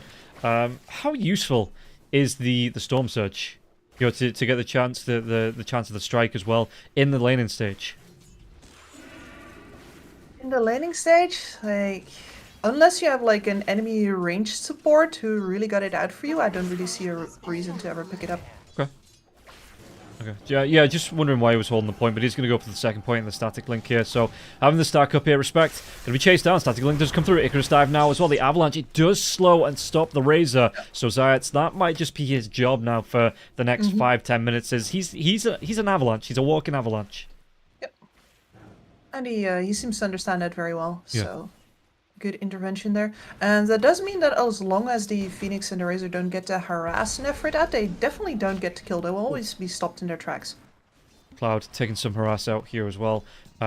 Just in the bottom lane, just watching this Ursa, yeah. So, I mean, the build-up has changed for the off-lane Centaur, which might be to his detriment a little bit in this particular lane against the Ursa. There is no more Vanguards, there is no more Hearts, it is just the, you know, into the Veil. Everybody wants Veil into Shivas. Mm-hmm. Yeah, it's quite wild, but sometimes the best items are just the best items. And yeah, it's a little bit to his detriment, but on the other hand, the Helm of Iron Will is just fantastic value for money still. And once he's to that helm, his lane feels really good, even if he's up first in Ursa. He just has to keep the movement speed advantage up. Well, crack out your T-Tors. That's the first kill I missed of this game. And let's say it's gonna be the only kill. Chira Jr. getting the tips from this now as well from his teammates. Okay, I like this. You use them in a positive manner. You know, you're not tipping the enemy for getting caught out. You're saying, teammate, well done for that. So it's gonna try and go for the TP. Do they have the damage to take him away first? No, they don't. So he will be able to get himself back to the fountain. Yeah, you sound suspiciously like not a competitor. It's just, you know, you want everyone to Your teammates playing well is just doing their job. Anything less is a boo. It's a report. You give them the grief and send them to Overwatch. Obviously, but the amount of people that I've like watched, so I'm like, man, he's just incompetent. Get over yourself. This is not personal. Yeah, and rotation coming in from Sweden Strong. They might be able to set up, and this is just because of respect here now as well, Melojule, and they might be able to repay these tips. Chira Jr. coming forward, but can they get in range of the Earth Spike? And Melojule, he is hanging back. You know, he's not overcommitting here. Trap comes out, though. Melojule, the dive comes in. There's the Earth Spike. The mana drain just for the cherry on top. And respect, he is going to get the kill, and Kunkka once again going to go down. And it doesn't seem like either side from the side of Navi and the side lanes looking to put pressure on with these supports being missing. Yeah, it's just they've been doing this the entire time. They don't care that Navi knows that it's coming. Munkushi might actually go down here, so good rotation coming out from Malady. Sets up Nefrit, does get the kill. So that was a little bit of delay, but the revenge is there in the end. The revenge is there, indeed. And Shigetsu now with the phase boots up. Cloud, yeah. You see, he's also gone for the phase boots first instead of for the Helm of Iron Will. He knows it's more important to have movement speed in this lane than it is to have the armor. So he's going to be able to keep that up. And two of them altogether pretty happy with his laning stage, while the other two have been brawling. Sweden Strong, respect, already trying to cut behind the top lane again. They are successful. Nefrit slowed down, hexed up, and even... Do they have the damage to take him down? I think that might be enough. No, maybe not. They have the double Spirit Siphon coming out here. Nefrit trying to run himself away. The Plasma Field will be here behind the trees. Static Link will be applied, and Munkushi in the end. So it took him a little bit longer than he would have liked, taking some tower shots as well, but he will be able to get the kill. Now, while that was going on, Malady was able to sneak in and stop the Centaur from taking the Wisdom Rune, so this time in here was fairly nice for the side of Navi. Well, maybe not the death, but just to get that rune out. Exactly. You know where both of the supports are. You know that they're not going to be on the rune. Zayas was very clearly choosing not to help Nefrit over just picking up that rune immediately. Like, nope. Agreed. Nope, I know it's important here. Yeah, and I like to think Nefrit agrees. Take a look at the hero levels as well. I can't see the full... Hang on, let me bring the full thing up. Yeah, no, they were lowest level, so it's not like it went to a core either there as well. They did benefit from both of those Wisdom Runes on the supports. And now Munkushi, half health, Blood Grenade comes in, little shot of the toss up into the air. And Munkushi once again, Maldy using this Twin Gate to great effect. There's a lot of damage on those two supports together, especially right now with a little bit of levels over on the side. Malady's gone full on in on the little shredder as well, so that's going to be physical damage coming in. Once again, any Mage Slayers coming up not going to hurt him and in the damage department. And in fact, Mage Slayer will be building up on the Razor, of course. And how much do you like this? The carries building it. I suppose that you already have the standard build up for the TA and Centaur. It's not an item he particularly wants. No, absolutely not. No, it's quite great for the Razor. You're a ranged hero, which means that you get to hit several different heroes if you want to keep that debuff up in service of your team. And you're not the main damage dealer on this squad anyway. You're here to tank, and bringing that debuff out makes you tankier. And it looks like they are going to be able to get the tier 1 tower. Exorcism used for Nefrit to make sure they secure it. But yeah, Munkushi's already moved himself into the jungle. He's not overcommitting here. And they are going to be able to trade off that tier 1 top for... Which is, I think the tier 1 tower mid is a little bit more important after the laning stage. I'm going to disagree with you on that one, because I think that actually the middle of the map is not the geographical middle. The map is a donut, if you will. Right. The middle of the map is actually at the Roshan pit. Okay, I kind of follow that, and we are going to be able to follow Munkushi though. Does he survive through this one? Respect, only level 4, no supernova. They might be able to get the kill onto these two heroes before that one even needs to be happening. Yeah, they take down Munkushi. It was a triple kill. I didn't even see Zayats die. No, there were a lot of lightning bolts flying around, and I'm really... I guess they were trying to answer in kind, like, okay, fine, we have damage, we're just going to run at somebody and dive them, but you really gotta do your damage calculation correctly for that. He died to the tower. He died to the tower, and there was a storm surge at the very end that did 28 damage that secured the kill.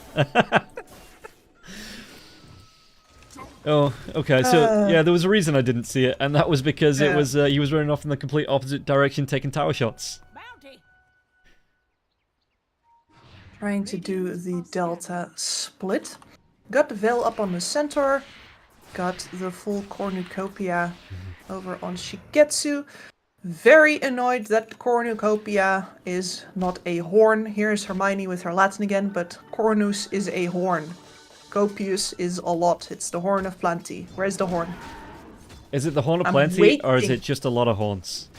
Like, would you be as disappointed if the icon was just like, just like say like a load of horns? It's just a load of horns. I mean, that would be like, I could see that as a joke, right? Because then somebody at least understood what they were naming the thing. Like, it's Latin is not just like, oh, it's Latin, so it's wizardy. Like, that's the J.K. Rowling way of doing things. Like, these words mean things.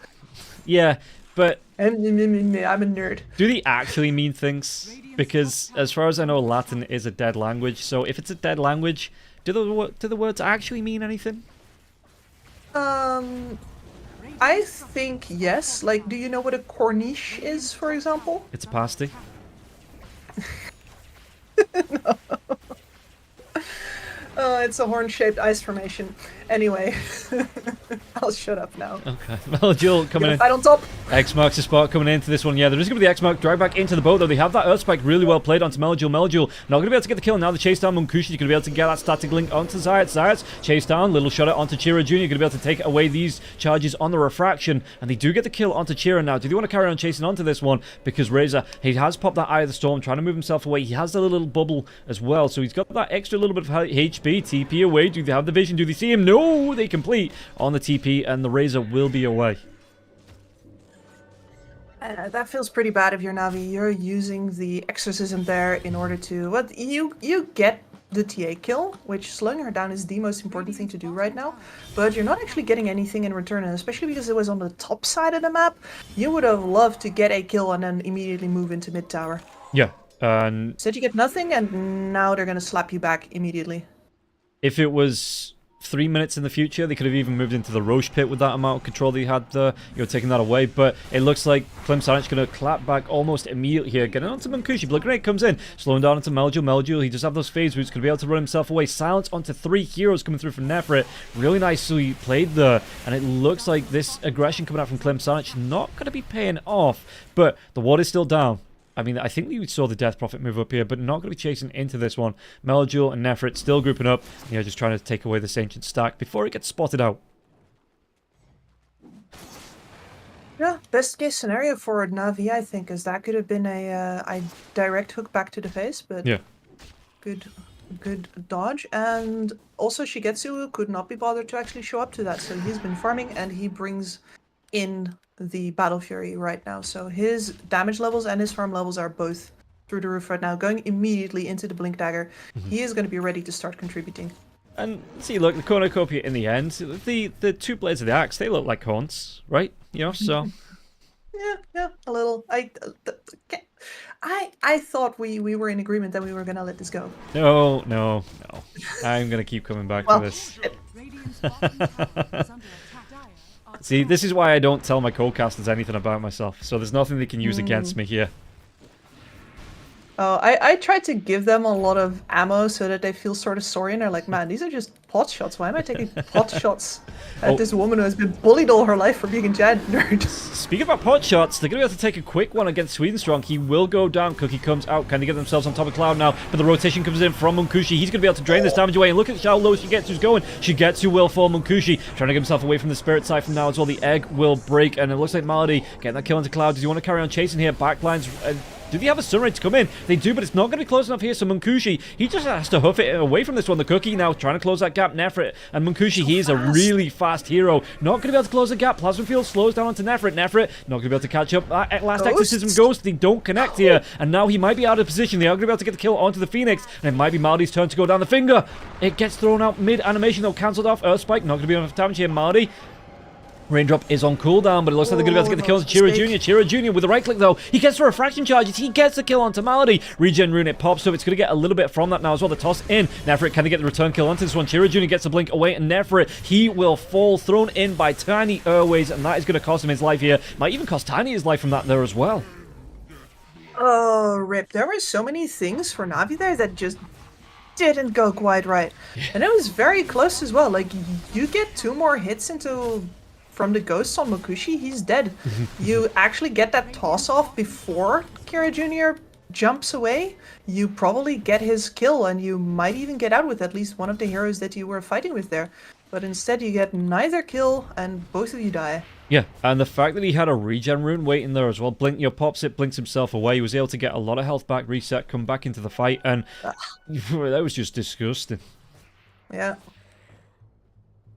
Absolutely. And we've got Melojul in, like, he felt like a punching bag in the previous game, but this game he says, like, I don't even want to get hit anymore. I don't want to buy that blade mail. He's just going straight for the Aghanims. Yeah, and that's the thing, right? That if he is getting close to use that blade mail, he's not going to be able to output any damage with the Tidebringer because it's all being taken away by the static link. Exactly. It's poverty time for him. It's rough, and yeah, taking a look at the net worth, we can see he's right at the very bottom of the cause. Yeah, they're going to have to start leveraging Shigetsu soon. The problem is, of course, in the previous fight, he had already used the Enrage to get the quick kill on the Lion, and that meant that he just immediately melted when he found himself face to face with the Razor. Yeah, you look at the comparison between the two safe laners. In fact, it looks like Clem's actually going to try and sneak this Roshan before Shigetsu gets any ideas of going for it himself. Or maybe not. Okay, it looks like they were making a beeline towards it. They scan it out, but yeah, okay, they stop. They don't want to give it up. Speed off. Shigetsu just has to move himself away. Yeah, and you're definitely correct that this is going to be the next stop for the train of both teams here. You would really rather, I think, catch Klimsanich in the pit than anything else if you're Na'Vi. I don't think you want to go for it first. Because if you go for it first and they come in with a good egg, you're done for. Yeah. You need to be able to see your targets. And of course, depending on the egg placement, you might never get to see it, which is still ridiculous. But what can you do? Roshan Pits is made of... is built different. Yeah, it's just... I mean, to be honest, if I was... you know, having to travel at night as well, I'd want blackout blinds on my little pit as well. Yeah, you should come to Finland. We have those because the sun doesn't set for a while in summer. That sounds like an absolute nightmare. It's quite something to be done with like casting 3 series of SA and it just never got dark, really. See, yeah, that sounds like a good problem to have, but it still sounds like a problem. Like, we have the opposite problem over here in Britain, where it goes dark. Like, you wake up, you get out 9 o'clock in the morning, it's dark. You know, you finish, or I finish casting at like 3 o'clock in the afternoon, it's still dark. So, okay, maybe that wouldn't actually be a bad thing if it was light for a little bit. Jump in now, Zayats. This might be a bad thing for him. The finger comes out now as well as the Earth Spike, and the right-click Chira. Going to be able to pick up the kill. Really well done. That's not even his Deso just yet. He's going to be about 1,000 gold away, but he is still stacking the net worth up and up and up and up and up. Is under attack. Is once again not really a way for Navi to get too much out of it. I guess there's some damage done on his bottom tower, but I think Baladi is getting really tired of being the pos 5 and sneaking over to get some pot shots in at a tower, because he always gets punished and never gets tower. Yeah, he's not even going to be able to cook you away from the static link now as well. The stun does come out, but the Razor going to carry on chasing after that stun was off, and Malady just falls. Great timing setup there for Sweden Strong to be able to get the jump, and yes, setup for Munkushi's TP in, and no way for Malady to get himself out alive. At least the tower did fall there, so that's a little bit more breathing room. That's a little bit more distance between the TP points of Klimsanage and the Roshan pit. And respect has a Yules, and Melojul's going to figure that out the hard way. You know, trying to come in, X-Mark, Torrent, and he Yuleses himself, and no drag back, no bird. I mean, we already said that Melojul was having a bad one. He doesn't really feel like he can do anything, so at least he bought himself the Aghanim Scepter, but now with the Yules up, his X-Marks are going to feel even more puny. Yeah, at least I think it looks like now if you're going to try and set up around the Roche pit, and Klimsanage might respond to this. But yeah, you do have now with the Torrent Storm coming through, like you say, just a way to lock heroes down inside and around the pit. So this might be Na'Vi, a good fight for them if they can take it. All of their ultimates are up.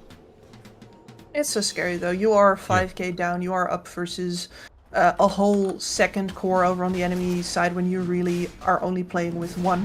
Their position needs to be very good for this one. Yeah, Zayats breaks the smoke. He is going to break that, and they might get the vision. They back themselves out of the pit. They don't want to be caught out, like you said. Supernova. Stomp does a Centaur of the Blink. He does. Has a Yule Scepter of his own here as well. So the Blink into the Stomp, into the Supernova.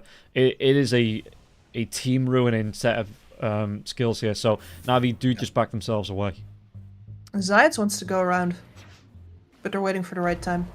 Trap comes out. Ooh, gets the pop. So they know roughly, at least where Zayats is. Another smoke. They're going to run into each other. Yeah, they come through onto this one, the plasma field. They connect onto Zayats. He's got that little hop away. Is he going to be able to get himself away fully, though? The damage coming through. Look at this. He might just be deleting one more right click. They do take down Zayats in the end, but they take down two Shigetsu with a dive in. Going to get himself out. Boat comes out. Sweden Strong, though. He has that magic immunity only for a little bit while he's getting these drains off. He will fall. This is a great fight for Na'Vi. Munkushi trying to run himself away, and only on about a third of his health. So, yeah, he just has to give this one up, and I think they have to give up the full Roche as well. Yeah, I think that's going to go down now. They don't have the TP point close, as was said before. There's still a little bit of that exorcism going into the Roche as well, so this is going to go down really fast. And this is what the death of Zayats does for them. That overextends two cores on top of each other onto just a support, and it gives all of the vision in the world for Na'Vi to react in the way that they want to. Yeah, and like you say, yeah, they're using all of that control into Zayats, and Shigetsu just wanders in and goes, "Thank you very much." And it was, yeah, the start of the fight, a double kill for him. Really good start, and then Klimsanage just couldn't keep up after that. Absolutely not, and that is what burst damage versus burst damage looks like often. One of the teams gets the better jump, and the other one has absolutely no reason to go back in. And Shigetsu was able to get his Tiny the Shard as well, so not sure if that was the hero that he wanted it on or his teammates wanted it on, but being able to solo the Tormentor, never a bad thing. You know, you get that now, 22 minutes, so in 10 more minutes, if there is shards to be had, they will be able to stack up more if they want to. Yep. Radiant's middle tower is under attack. Zayats is going to be all treed up now. Dire's bottom tower is under attack. I'm not going to do that much for him just yet, but if he eventually wants to scale a little bit, he's going to be happy he's got it. Yeah, and Do you see Zayats, because he's already got the Blink Dagger, you know, what do you want as a position 4 on this Tiny? Would you maybe opt to go straight into, like, the Aghanim Scepter, or is there anything else you think he should be building into? Honestly, versus this team, I think you should have a 4-staff. Yeah? Like, I'm sorry, the dream of being a DPS here, I think is throwing. You have 3 cores who are going to scale very well if they can get the farm up, but in order to live, they need good positioning. Damn, so no AC, no Moonshards coming out here, no Butterfly position 4 Tiny? No, sir. Okay.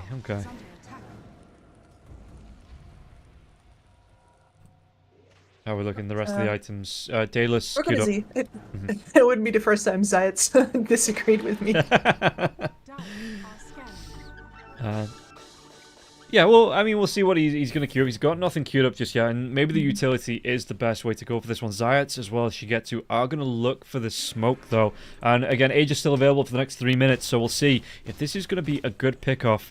Meanwhile, how is it looking for the Razor here? Munkushi, item-wise, just wants to go in towards that Manta style. Every so often I look at Melojule and I'm like, oh man, still nothing. He's got his axe. He's going towards the BKB. Yeah. It's fine. Oh, the man's just suffering. And I feel for him. But yeah, that BKB coming up, Death Prophet BKB coming up. She's got the Shiva's guard for a while now already. And yeah, the full BKB will be flowing out to the Death Prophet. Lion waiting in the wings here on the cliff. And we'll see if he's going to try and make a jump in again. I don't know how comfortable Klimsanch feel about this one. Ghost is going to be able to solo this other Tormentor as well, because he does still have this Aegis for 2 minutes. That is a nice little cookie upgrade. Formality. Yeah. And the impact damage is nice as well. Just having that Mortimer Kiss, you know, if anyone stood inside of it, it will help deal with the TA a little bit quicker now as well. Dive in, Munkushi. They might want to protect this tier 2 tower. The static link is broken immediately by the jump away here. She gets to back lines. Well, the Avalanche isn't going to connect onto the Phoenix. And that is BKB delivered for the Death Prophet just now. They will continue positioning and posturing here, I think. I don't see a reason for Navi to back off just yet. 1.5 minutes. It is sort of scary. They're not gonna risk getting held up at the wrong side of the map here, which is a shame. It does mean that ultimately they don't get anything out of that Aegis, but at the same time, it's a correct read. They know that Klimsanch is hanging around there like, come on, just stay. Overstay. Oh, Zayats jumps in, he gets silenced out. Next trap comes out now as well for the slow, but there is going to be silence coming out for Nefrit. No follow-up here onto Zayats. He does lose about half of his health, though, so big jump in. That was just the TA, you know, put the fear of God into Zayats. Just saying, respect the power that I put out. Because I can get you anywhere. He's not wrong either. And you can see Navi puzzling out how they are going to get towers here. Because they know that the power of their fight especially is on the reactive side, but so is Klimsanch at this point. There's an initiation. Jump in, we'll see if it's going to be the Burrow or the Lion that comes out. On top of this one, the right clicks now as well. Sweet and strong with, again, the magic immunity that Shigetsu was just able to right click and down. And all the plate mails in the world won't save the Lion from the Ursula. And that will get you the tower now, but they really had to figure that out for a little bit. And they also had to group on top of that Lion. If Sanich was in a different position, that could have still been a bad fight. Yeah, they did get that ward down literally just before they're getting the pick on. Stomp, it's not going to connect here. Shigetsu, does he get himself away? He's going to be slowed down. Yule Scepter comes out, or some protection. Yeah, Yule Scepter, just to try and keep him locked down for a little bit longer here. But the static link, it's going to be going. Munkushi has the BKB. Shigetsu taking a lot of damage to Plasma Field to slow him down. Backlines, he might be able to get the kill onto the Centaur. But can they actually get the kill onto the Shigetsu? Because Shigetsu running himself away from this one. And now Nefrit chasing down onto... It looks like Mallory's going to be the one that goes down next. And now Death Prophet, Finger comes through. They do clean up that kill. Can they go into Zayats? There will be the wave coming through, but Zayats in the trees TPs himself away. And I like that the Kunk is like, I'm in danger here, Zayats, you take the aggro. Yeah, listen, he's a support man. Like, you just shove him in front of the train, watch him go splat. Yeah. They should be glad for the opportunity. He should be thanking his teammates for letting him be involved in these fights, yeah. Overall, 2 for 2. The offlaner as well as the support for an offlaner as a support, but you did force out another BKB charge on the Razor, down to 7 seconds on that now. Ursa, he's used his now as well, down to 8 seconds, so who really came out on top on that fight? I'm not sure. I mostly saw that as an illustration of why Zayt's really needs a Force Staff. Fair enough, That yeah. Ursa is running around forever with that link on him. And if you have a Force Staff, you just snap it. Ursa turns around, makes pancake mix out of the Razor. Yeah, and it's... Yeah, maybe that's why... Well, actually, what does he have coming out on the courier? It's just going to be his tier 3. Okay. Yeah, and he's buying Yules next, which is... fair enough, I guess, but yeah. Malady? No, Malady is buying more auras. Yeah. No, I'm, repositioning, my dudes. Repositioning is one of the most powerful abilities in the entire game. It's the reason why Pudge is still a thing. We would all like Pudge not to be a thing, but he has the best forced repositioning tool in the game, and that's why he's a thing. Yeah, that's why he's a thing. No, yeah, fair enough. Even in low-level pubs, the hook is the major draw to Pudge, and not just so they can say, "Oh, I'm playing the support," and throw the sit in the trees and do nothing. Exactly. Yeah, I'm not mad. I mean, I was. Listen, man, I'm never talking about pubs. When you hear me, I don't watch pubs. I don't play pubs. Those are other people's problems. Yeah, specifically mine. Yes. Sucks to be you. Yeah. Well, I don't know. I get to talk about video games for a living, so it's not all bad. They pay you a living? They pay me. That they do. That they do. And yeah, so you see the Zayt's move around. It isn't going to be, like you said, that 4 stuff. It is going to be the Yules to come out for him. Malady, Guardian's Greaves, which I don't mind. He's got that gem on deck as well. That's going to be fairly nice. I wonder, I mean, Roshan, we know it's 2 minutes away, but the teams don't know it's 2 minutes away. So they are starting to gather up around the bottom part of the map here. I wonder if Klim try and contest this one. They don't feel safe. Couldn't feel safe going through a twin gate. You don't want to face check that, but... whether they, have those timings down as well, and maybe thinking that they should start to move towards the bottom part of the map. Yeah, you could see Navi there really hoping that somebody would face check. It's like, go on. It could be up, guys. It could be. And the wave situation is fairly nice for Navi right now, so they get to do this. Of course, that does mean that it's fairly easy to read for Advantage where their enemies are at right now. Yeah, and Klim still have a minute and a half as well before the rush is back up. He's back in his summer home. So it's not going to be an immediate... Well, I mean, again, they don't know it's not an immediate threat, but they're taking the time moving over. In fact, I don't even know if they want to contest this. It's rough. I feel like they really haven't gotten a good supernova in a while. Yeah. Their team fights have looked a little like they can't quite get the positioning they want. Sweet and Strong has been the first to be picked off a lot of times. They are definitely just trying to make the most out of farming right now and not out of contesting the Ursa at what is one of like I want to say the heights of his power. Sure, Ursa he still scales deeper into the late game, but this point, like the fresh Basher, still a long duration BKB at like 30 minutes, that's where he collapses. Yeah, and it's going to be the BKB coming up for the TA as well, so not even going into any more damage items after the Daedalus, just extra protection. And yeah, no, I mean, I think Klim actually can feel like they got their worth out of this. Roshan is just coming up in 15 seconds, and now they will be able to contest. And they've taken down a tier 2 tower on the top lane, so they did get something from that without being rushed to try and contest this Roshan. Yeah, they gambled and they won. Roche gonna respawn right now, and to Navi's credit, right, their doorbell was ringing really insistently on the top lane. Please defend, please defend. They did not blink this time, and that means they still get to hold position. Yeah. Now that the contest for the Roche is coming.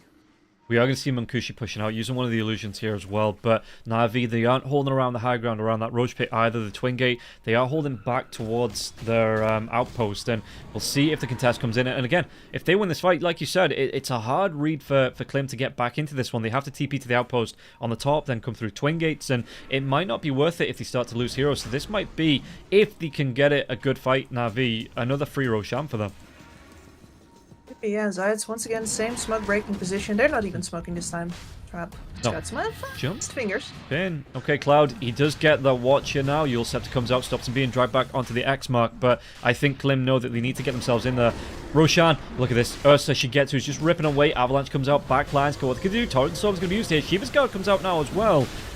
But, oh, respect on the backlines. He does get the Supernova off, and Zayats, he's not the quickest hitter in the world. She gets it, though. He does get the Aegis. They are going to be able to get the kill onto Respect, but immediately Zayats goes down onto this one. Nefrit could be in a little bit of trouble. The Static Link comes through. They do get the kill onto the Death Prophet. Damage coming through onto Meljul now as well. He's got that BKB going. She gets it, though. He's going to be able to clean up onto Chira Jr., and what else can he get from this one? Cloud trying to run himself away, but do they have the control? Can they burst this Aegis immediately? They are going to be able to take it down. 3 heroes dead. Can they get the Ursa the second time now as well? Backlines, you've got the Cookie waiting coming out from the Snapfire now as well. Yule Scepter is going to be used. And do they get the damage out? Stomp. Enrage will be used. Cookie. It gets him down and away from the rest of the team. But now the Static Link does come through. Never mind the Avalanche to stun up. And Zayats, he might just be that sacrificial lamb that gets the Ursa out alive. This isn't a bad fight here for the side of Klim Sandwich. They're even going to be able to go onto Snapfire. Snapfire. Well, Munkushi chasing down. They get the kill onto Zayats, and Cloud falls up onto Malady. And only the Ursa Bird. In fact, I can't even say the Ursa Bird gets out alive there, because he did get the Aegis being popped.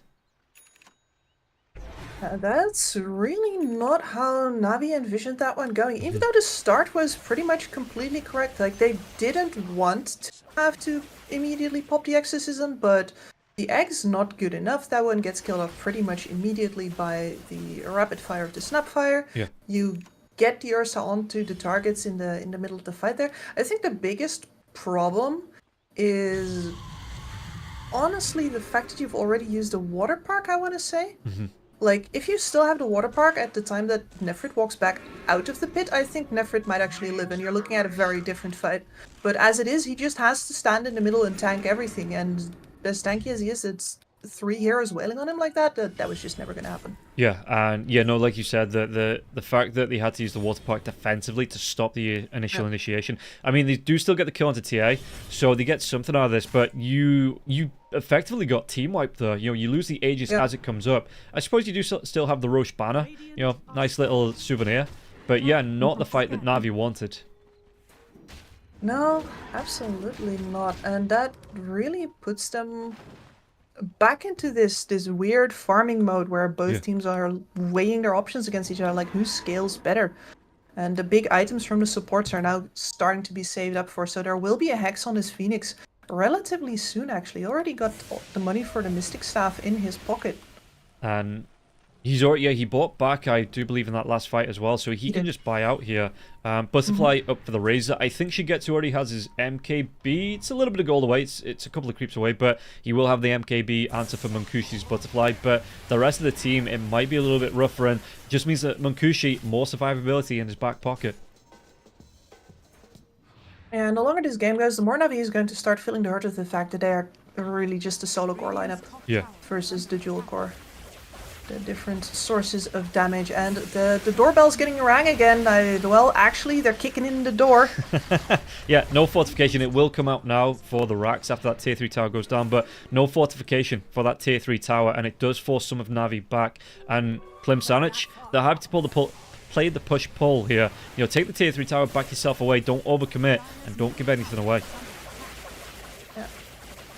I don't want to say that Klim Sandwich have the advantage on pushing the waves again, like they do need to show their cores in order to do that, but at the same time, for Navi, they're not the fastest either. It's mostly Melojoule that needs to do all of that work.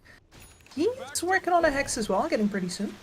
Yeah, and it's still gonna be, it is gonna be a nice item, especially up against the TA. You know, being able to throw that out, or maybe you know, slow down the Razor. But with the BKBs, what actually down to 6 seconds here. Chira Jr., was that a fresh one? He's got 8 seconds left on that. So there's still a window of control that Klim Sandwich will be able to stop themselves from being controlled. Yep. Well, at the very least, Navi is the team with the Basher. Yeah. That always feels Yeah, that feels good. And just one basher and it's yours. First BKBs. It's you gotta take what you can get. But yeah, the fact that this TA is going to go for sorry, my voice is giving up on me here. That's okay. Is got the nullifier in the works. Is going to be very powerful. Maybe that's why ultimately they decided on not getting any 4 staffs. Like, oh, there's going to be a nullifier eventually. But Yeah. we will have to see. And yeah, we'll see how Navi want to play this as well. Whether, I mean, again, they have that fortification up, so they could go towards the tier 3. Are they going to try and take the Tormentor? The Tormentor is back up here as well, so they could make a move, try and steal this away from the side of Klimsanich. But it looks like Klimsanich just making a beeline to that open racks. Yeah, and they're going to push it down so fast. At the very least, that Tormentor went down really fast as well, but you're kind of late on the jump here. Melojul immediately gets caught! Yeah, this BKB will be coming out. Melojul, though, is he going to go down? Chiro Jr. gets it with the right clicks in the air. No way to disconnect those. And they get that kill onto the Kunkka and back it out. They've, did they get a Rax out of this? They didn't. They got half damage onto the range racks, but still, you get a Kunkka. You force the TPs from Navi back to base, and then you just leave. That's such a good... you know, Klimsanich not overcommitting. They know where to get in and out, and they're going to be happy with that, I'm pretty sure. Yeah, it's such a good win, especially the fact that you get the Exorcism out there as well. That's huge. No way Navi is going to make any aggressive moves without that up right now, because they will not be able to actually follow up on anything. No. They...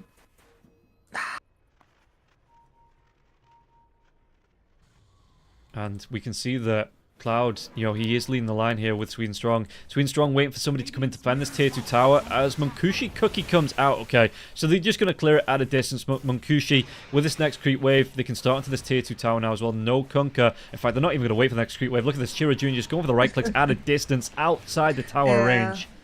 That's a little bit gross. Radiant's middle tower. It is a little bit. You know when Dragonlance first came out, I was like, this is... And everyone was building nuts. it. Yeah, like Yeah. you had Gyro, Dragonlance coming out, and you had... I mean, Sniper still builds the Dragonlance, but yeah, literally everyone was building it. And it's still nuts. Like, being able to change range is... I mean, it's one of the reasons why I love this game, right?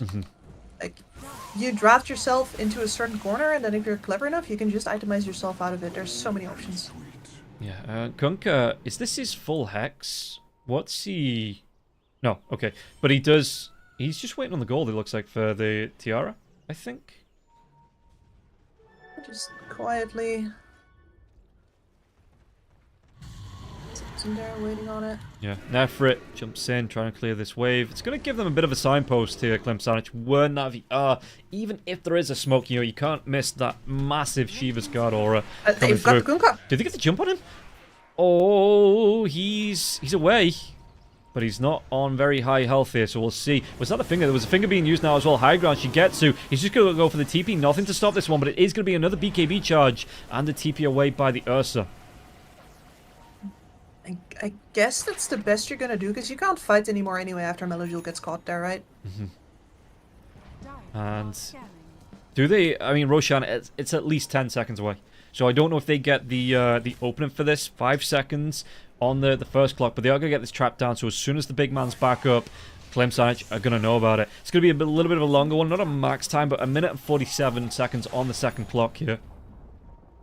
Decently long, and with the fact that Klimsanich are going to show here on the bottom lane, it's a little bit of information for Navi that at the very least the big man's not up yet. Yeah. And if I was them, I'd probably try to secure my road towards the top side of the map.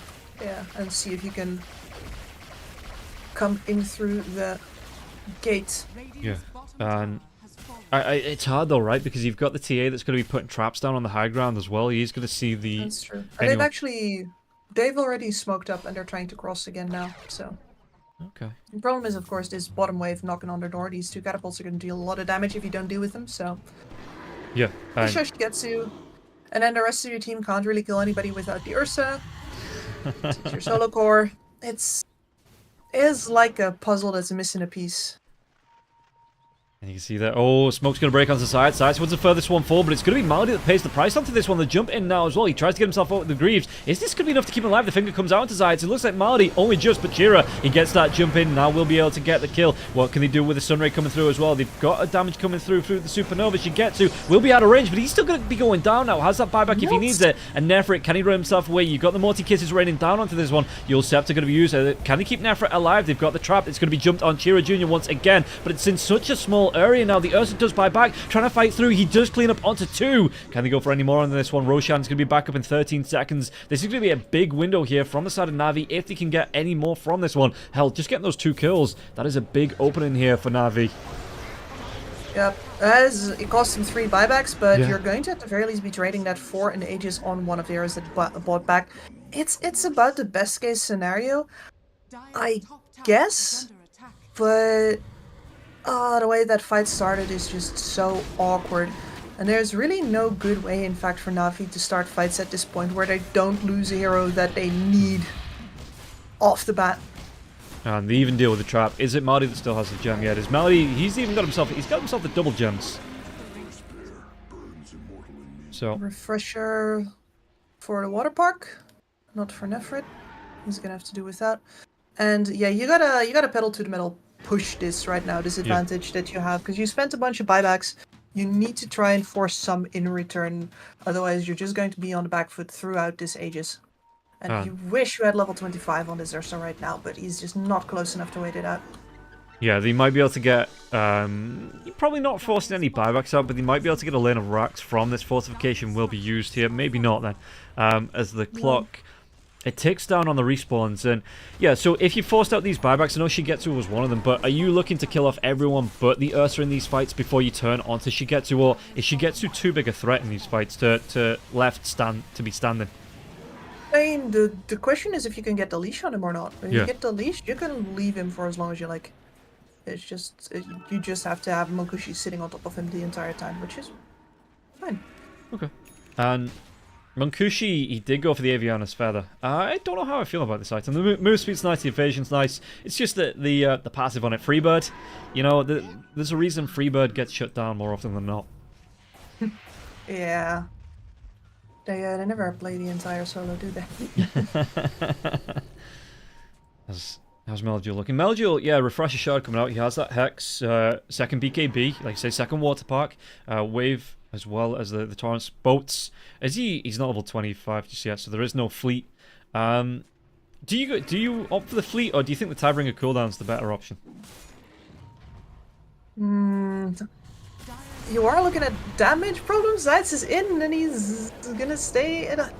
The Lotus comes out, yeah, they have the control coming in. Mankushi, do they want to try and chase onto this one? He pops that Eye of the Storm, and Zayas runs himself away. There is going to be the Manta Style, though, trying to dodge off these boats. X marks the spot, will be here. Doesn't affect him, and BKBs from both sides do get popped here. But the Eye of the Storm, this might be a big window here for Na'Vi if they want to fight in. But the Exorcism was already used, so that's a bigger cooldown on this one. So they might just try and play away even with this Aegis.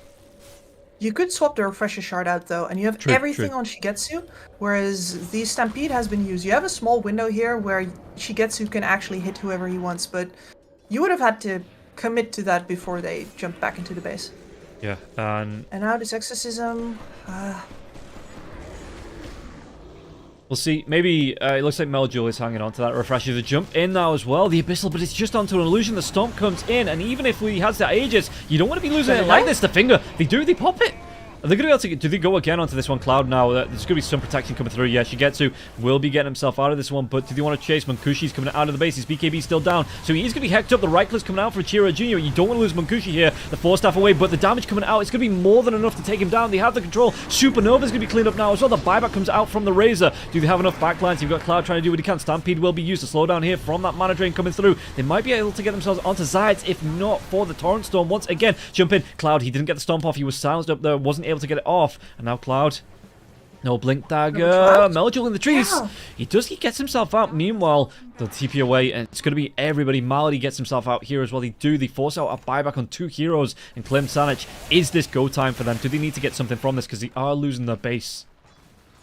Yeah, that's Botrax solving itself, and miraculously Navi getting out with everybody. I do say that that's absolutely illegal. But that's the biggest win they could have possibly gotten, and that quite Yeah. literally keeps them in the running here. Because now they have time for their cooldowns to come back up before Klimsanich gets to cross all the way over to the Radiant side of the map. We're going to have another Exorcism. We're going to have the boats and the Torrent Storm back up. And the cooldowns of those buybacks on Na'Vi are coming down at that same time. Of course, it is going to be a little bit longer before those come back up. But every single second helps. It's only 3 minutes left for the Ursa. Yeah, and I'm just taking a look item-wise as well. We've got the Nullifier on Chira Jr. Vlad's out on Maldi. He's got the Greaves, so he's going to be able to keep his team sustained. Nefra, AC is there. Shiva's like we've seen. Lotus is coming through as well. Zayats did eventually go for that 4-staff. So he did get it up after the Ghost Scepter. So I know you were messaging him. You know, why are you not buying your 4-staff? Like, I would not be doing my job if I was messaging him, and he would not be doing his job if he read it. True. And maybe you've just drilled it into him then. You know, either he should be going for Memories from a long time ago, like the winter of the Russian bear. Do you remember that really cold winter? Which one? Oh, it's 4 years ago. It was just a huge cold wave. The Netherlands ran out of salt. Is under attack. That sort of stuff. And I was locked in a basement in Moscow with a bunch of well, I don't want to say Russians, a bunch of mixed Eastern European players, among which Zayats, which is like the biggest stretch I will give European. Fair enough. And I mean, if they ran out of salt, did they just not import it from NA Dota? Yeah, like you think we should got that supply line ready, but Look at this. not that time. Bottom lane, it is just pushing in. It's forcing Munkushi has to TP back into this one before they lose the base. And Na'Vi, it was a bit back and forth, but this feels like they really have a chokehold on the equilibrium of this game now. This bottom lane has been forced in, and the fact that Klimsanich weren't able to get this top lane of Rax before they had to back themselves out. I would much more say that they have a grip now. Like Yeah. they've got their hands on this game, but a chokehold. Ooh, they're still looking at the problem of solo core versus dual core here, with both the Razor as well as the TA being big damage dealers, whereas over on the side, like Nefrit needs to live a long time in order to deal his damage. Same goes for Melodule. Both of them they can't burst. Yeah. And the Ursa is the one that will have to do, well, the carrying. It is what it is.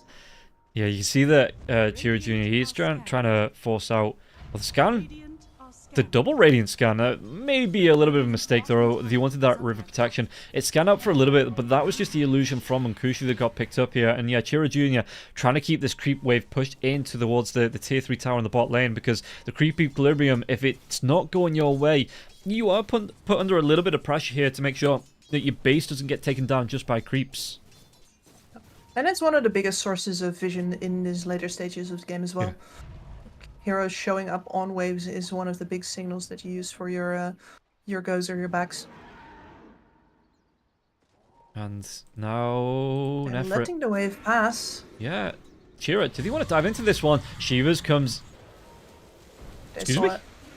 Yeah, but there was no blink. There was no follow-up. He just popped the Shivas. He's like, signal flare, here we are. I'm going. I'm not. I'm scared. And the He's Centaur... right to be scared. Yeah, to be fair, Shiva's Eternal Shroud, though, he's, 4.5k health still, even without the heart coming out He's here. massive. He's pretty bloody big. And yet he could get eaten in just a couple of seconds if his initiation goes wrong. Especially, like, we do still have the Death Prophet. Zayat, speaking about going wrong, the finger comes out as well with the triple earth spike. Zayat, can he get himself away from this one? The heals come through. Melodule with the BKB. He's already got that Torrent Storm coming through. The Hex now as well, and the Templar, Assassin Templar. He wasn't able to get that BKB off. He's going to be taking all of the physical damage. And now, can he actually fight back into this one? He will go down. The Refresh comes through. They might be able to get the kill onto Melodule now as well. It's a lot of damage, but they take down Munkushi. So Melodule does survive through this, and this is going to be another buyback, but no buyback for the Razor. And Shigetsu's just cleaning it up through this. Oh. Wow. This is awful here for the side of Klimsanich, and they might only have one core, but he is doing work here on the side of Na'Vi. Yeah, and no good pickoffs for them there, no good flanking opportunities. The entirety of Na'Vi is standing really quite close together and moving from target to target, and that's Klimsanich's worst nightmare. And it does feel like the two cores on Klimsanich, this TA, the Razor, they've dropped off, and Shigetsu, he's got that power spike, he's up there all on his own. And he's doing the work. He is coming through. Well, I can't say all on his own because the utility or the support coming out from Na'Vi, but Shigetsu is the one cleaning up kills now. 12, 2, and 6. Yeah, as much as I like the early Ursa power spike, the late game Ursa is definitely an entirely different beast still. And this man is just going to clean up their base. Yeah. And I don't think there's a lot that, with the Razor being down for 60 seconds, there's not a lot that Klimsanich can do to push this one back. And do they just look for the end? They might just look for the end game here on the side of Na'Vi. Yeah, this is the best window that you're going to get, I think. And this time they're not about to fumble any of it. No. And Lotus Orb, you can see the Zayats trying to jump in. Chira Jr. not going to be affected though. And buyback comes out from the Centaur. They might try and back themselves away, but it might be a fake back here as well. Just trying to force some spells out, some aggression out from the side of Klimsanich. But this does buy time for Razor to come back alive. It does, and that puts them down Megas, but still in the game. Yeah, yeah. With the amount of vision that the Megas are going to give in the base, though, I'm not sure if Klimsanich pushes out these waves fast enough to ever properly get to be in the dark. And with the potential of a toss back, for example, or the potential of an X pick-off, that is a lot of threat. Yeah, and so much vision is given. With Roche, I mean, 23 seconds up on Roche. This might be do or die time here for Klimsanich, that they need to steal this Aegis. They need to take a good fight. And if you're Na'Vi, you know, you don't even move into the pit, right? You wait this out again. Yeah, you know, Zayats is I think he's gonna marry this tree, which his wife's gonna be very disappointed about. He's been around there an awful lot. Shivas doesn't connect again. No jump in from Cloud. Torrent though gets used on the and back line. This was the moment before the first wave of Megas came in. Yeah. And Klimsanich had to pull the trigger there, because now the Megas are in your base. And now it feels extra desperate. Navi knows, they just wait. Just sit here. Yeah. And you're on the clock. They TP back, they're going to give a Roshan. Yeah, blinked. I mean, they blinked 15 seconds ago. Yeah, yeah. The Nullify fire coming out for Templar Assassin, I don't know if I would have preferred the Scepter. Because it's a Scepter, right, where you can jump to the traps. So yeah, you can teleport to the silent traps, where he might have been able to go back, clear off the creeps into the base, and then come back into the fight, you know, join the fight. But as it stands, I mean, Na'Vi, I think that was less than 10 seconds on the Roshan take, so I don't even know if that would have mattered. I don't think so, and he's had that nullifier in his pocket for a while already. Yeah. Like at the time where he bought that, split pushing was absolutely not a concern yet. So yeah, Shigetsu has another Aegis, 4.5 minutes here. Net worth wise, he is 3k above the next nearest, which is going to be the TA. And yeah, you can definitely feel that the TA and the Razor impact has dropped off compared to just the Ursa. Which is kind of odd. I really thought that especially the Razor would be doing better at this point in the game, but it's really... I guess it is really a Razor's task to be far ahead of the competition because he farms so fast, and if he isn't, it's not as impressive as you'd want it to be. This is a big wraparound smoke coming here from the side of Na'Vi. Creep Wave is pushing in, maybe just looking to see who clears this, and they're going to be able to jump on top of them. Zayats for this one forward. But you can see that Klimsanich, they're just waiting underneath the tier 4. Maybe not. It's going to be jumping in from Cloud, but is he going to be the bait? No, he's going to be way too squishy here. 4.5k and he's squishy. BKB gets popped here now as well. Cloud, he has to pop that Stampede.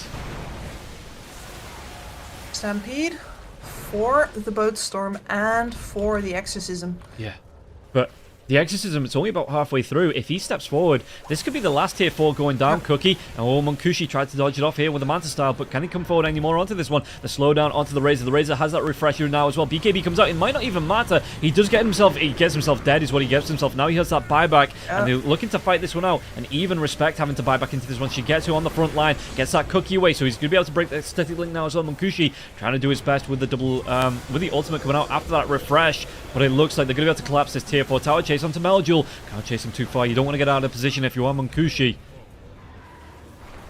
Backline Toss dive. back. Yeah, toss onto Cloud. Cloud, who's just, he tried to get that stomp off. He might be able to get the kill onto Zayas, but this might not even matter here. There's going to be the Phoenix going down. Zayas will fall, but you've got the rest of Na'Vi just going on to the Ancient, and they're saying, you have to stop us. You have to fight us away from this big objective, and we're just going to carry on going here now. They get the lockdown onto the Ursa, but the Ursa has that Aegis once again. 2.5 minutes, going to get the refresh, and you can see that Cloud, he's trying to fight his way through, uses that Stampede, tries to get onto Marty. Marty, the cookie, it might be enough. You do get the kill onto the Snapfire here. Still the creeps, they push into the base. Do you have the control coming through onto the Ursa?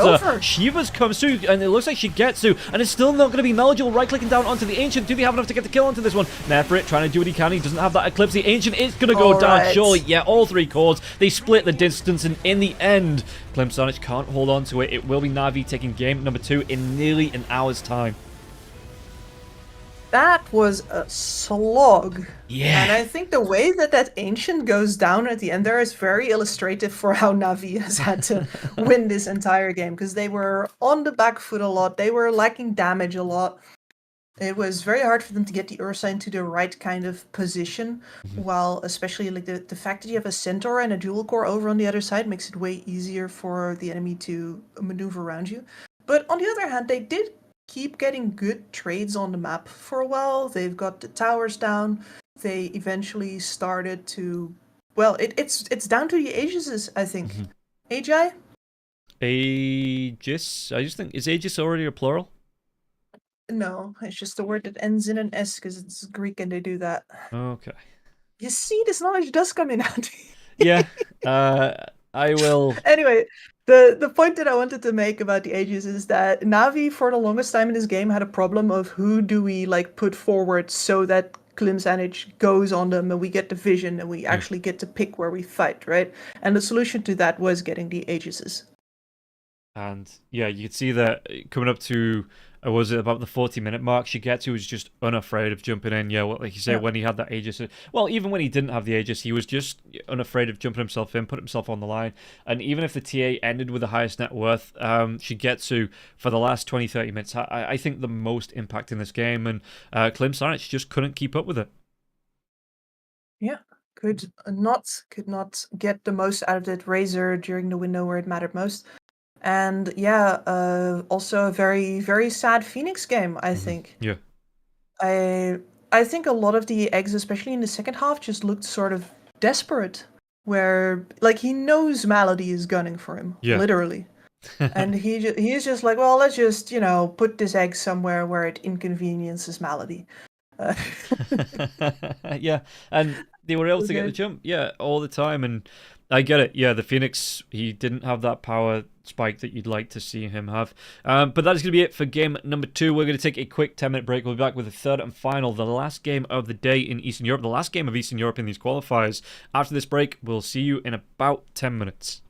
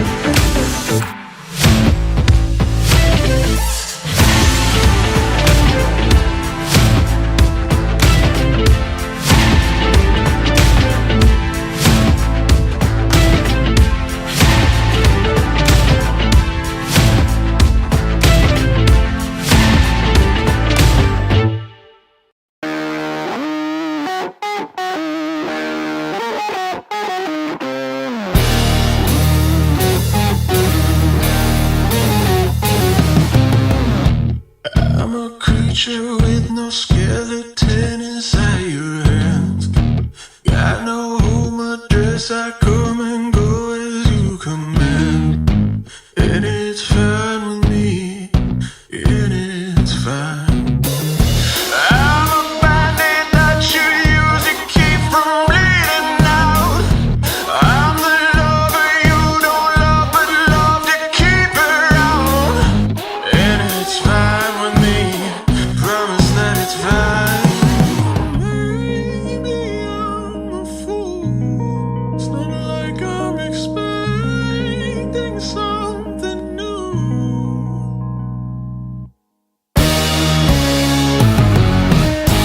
You need examination.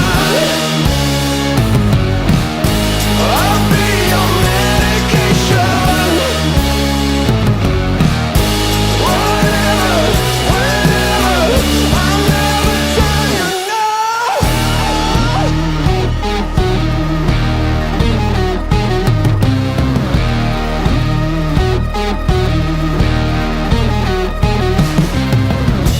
I'm a picture on your shelf that some days makes you smile. Then I gather dust and watch you go about your life. And it's fine with me. I swear it's fine. I'd be offended if I still had any dignity. Instead of savoring the drink, it's slowly killing me. Say it's fine with me. Tell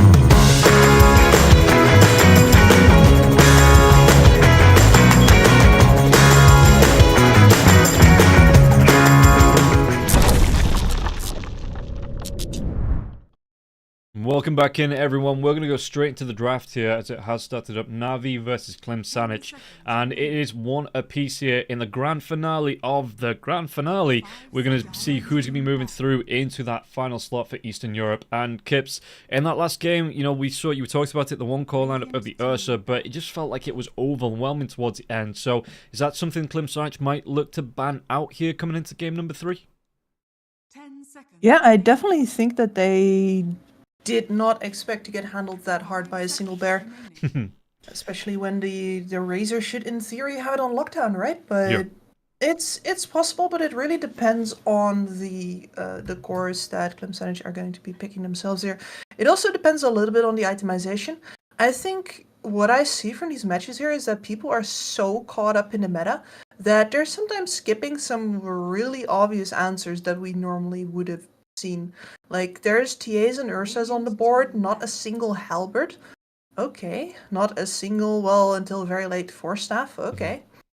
At least we saw the Yule Scepters, right? Yeah. Which is always a decent one, but that too feels like a bit more of a meta answer than, you know, the straightforward route. Yeah. So I'm curious to see what the draft is going to give us, and then based on that, we'll see who we favor here for the last map. And as much as I have my biases towards Navi, I do want to say that it would be very exciting to have Klim Sanic make it into DreamLeague. Because apart from Swedenstrong, these guys have really not made any significant waves yet. Like, a lot of these players have been around, have been cropping up here and there, but we haven't seen them measured against, like, the bigger teams in any way, shape, or form. And yeah, this is what hopefully will happen over the course of the year as well. Now that we don't have a DPC, we're getting events like these, open qualifiers into closed qualifiers, where we are seeing teams, you know, progress past just the normal team rosters that we are used to seeing. Smaller third-party tournaments popping up as well is going to do great favors, because I think, especially teams in Western Europe, now that you're only getting like 2-3 slots, maybe even at some point like the Bet Boom qualifiers, only one slot, that we might see the teams like Entity, like Tundra, like OG, like Secret step into these smaller third-party tournaments as well, because they need to be playing as many games and getting as much XP as possible. You get way more exposure and way more mixing between the, shall we say, the strata of the Dota 2? The class system. Yeah, Presses us. Maybe this is where it evens it up, because a lot of, from what I've heard from speaking to what effectively was DPC tier 2 managers, or the lower tiers, is that the higher teams scrim against the higher teams, and the lower teams never really get to scrim and practice against the higher teams. So if they are forced into playing, I don't want to say forced, because that sounds like, you know, someone's got them at gunpoint, or Puppy's cracked out the machete and he's like, you will play. But, you know, if they are more open to playing these third-party tournaments, these smaller events coming out, that isn't just a 6-week long grind, then we might see the smaller teams get that game time against the bigger teams and actually be able to grow from it. It's true, like in qualifiers like this, you're not just playing for a spot in the tournament, but you're playing for the right to get measured among those teams, be considered a good scrimming partner. Like, you are getting gains out of this on way more fronts than just money. Though, to be fair, like, the money is definitely the thing that for the players who came out of tier 2, like, exposure is nice and all, learning is nice and all, but that don't pay the bills. So no, there's certainly two sides to this coin. Yeah, but yeah, just being able to enter more, I guess, because like I say, you don't have that. It was like 4 weeks towards the end where it was grouped up. Even the tier 2s, it does create more space that you can play, like the pinnacles and stuff like that. That is going to pop up, I think, throughout the year for the rest of it. I don't want to say the rest of the team. I don't want to sound like I'm talking down to the teams, but you know, it just gives them consistency throughout the year. I mean, that's something that was, especially with casting, I don't want to say sort of had to get over, but it's really not talking down to a team to be realistic about their current performances and the way that they measure up against the pack. Oh yeah, I don't think I'm blowing smoke up anyone here, but it's just you don't want. I don't want to be disrespectful as well. I don't want to sound like that's- I'm, that's fair. just 10 seconds remaining. writing them off. That's true. 5 A lot of seconds teams remaining. do gain fuel from that, though. Like a lot of the especially as a caster, like the stuff that you get for that is just people, like the kind of people with the drive to make it further Yeah. than they are right now will take it as an offense, and that's why they'll go further and prove you wrong. It's Yeah. what I'm saying is that they need us to flame them for motivation reasons, Rob. That's what I'm saying. Okay. Anyway, let's From time to time, I will do that. Then that's okay. let's get to the draft here, though. I feel like I'm a little distracting you a little from the business side of things here, where we have the Death Prophet on the line. Finally, Navi with their 10 claw on seconds remaining. the line. Death Prophet doing a lot more work for Nefrit in that 5 second game seconds remaining. than I think the Winter Wyvern could have ever dreamt of doing.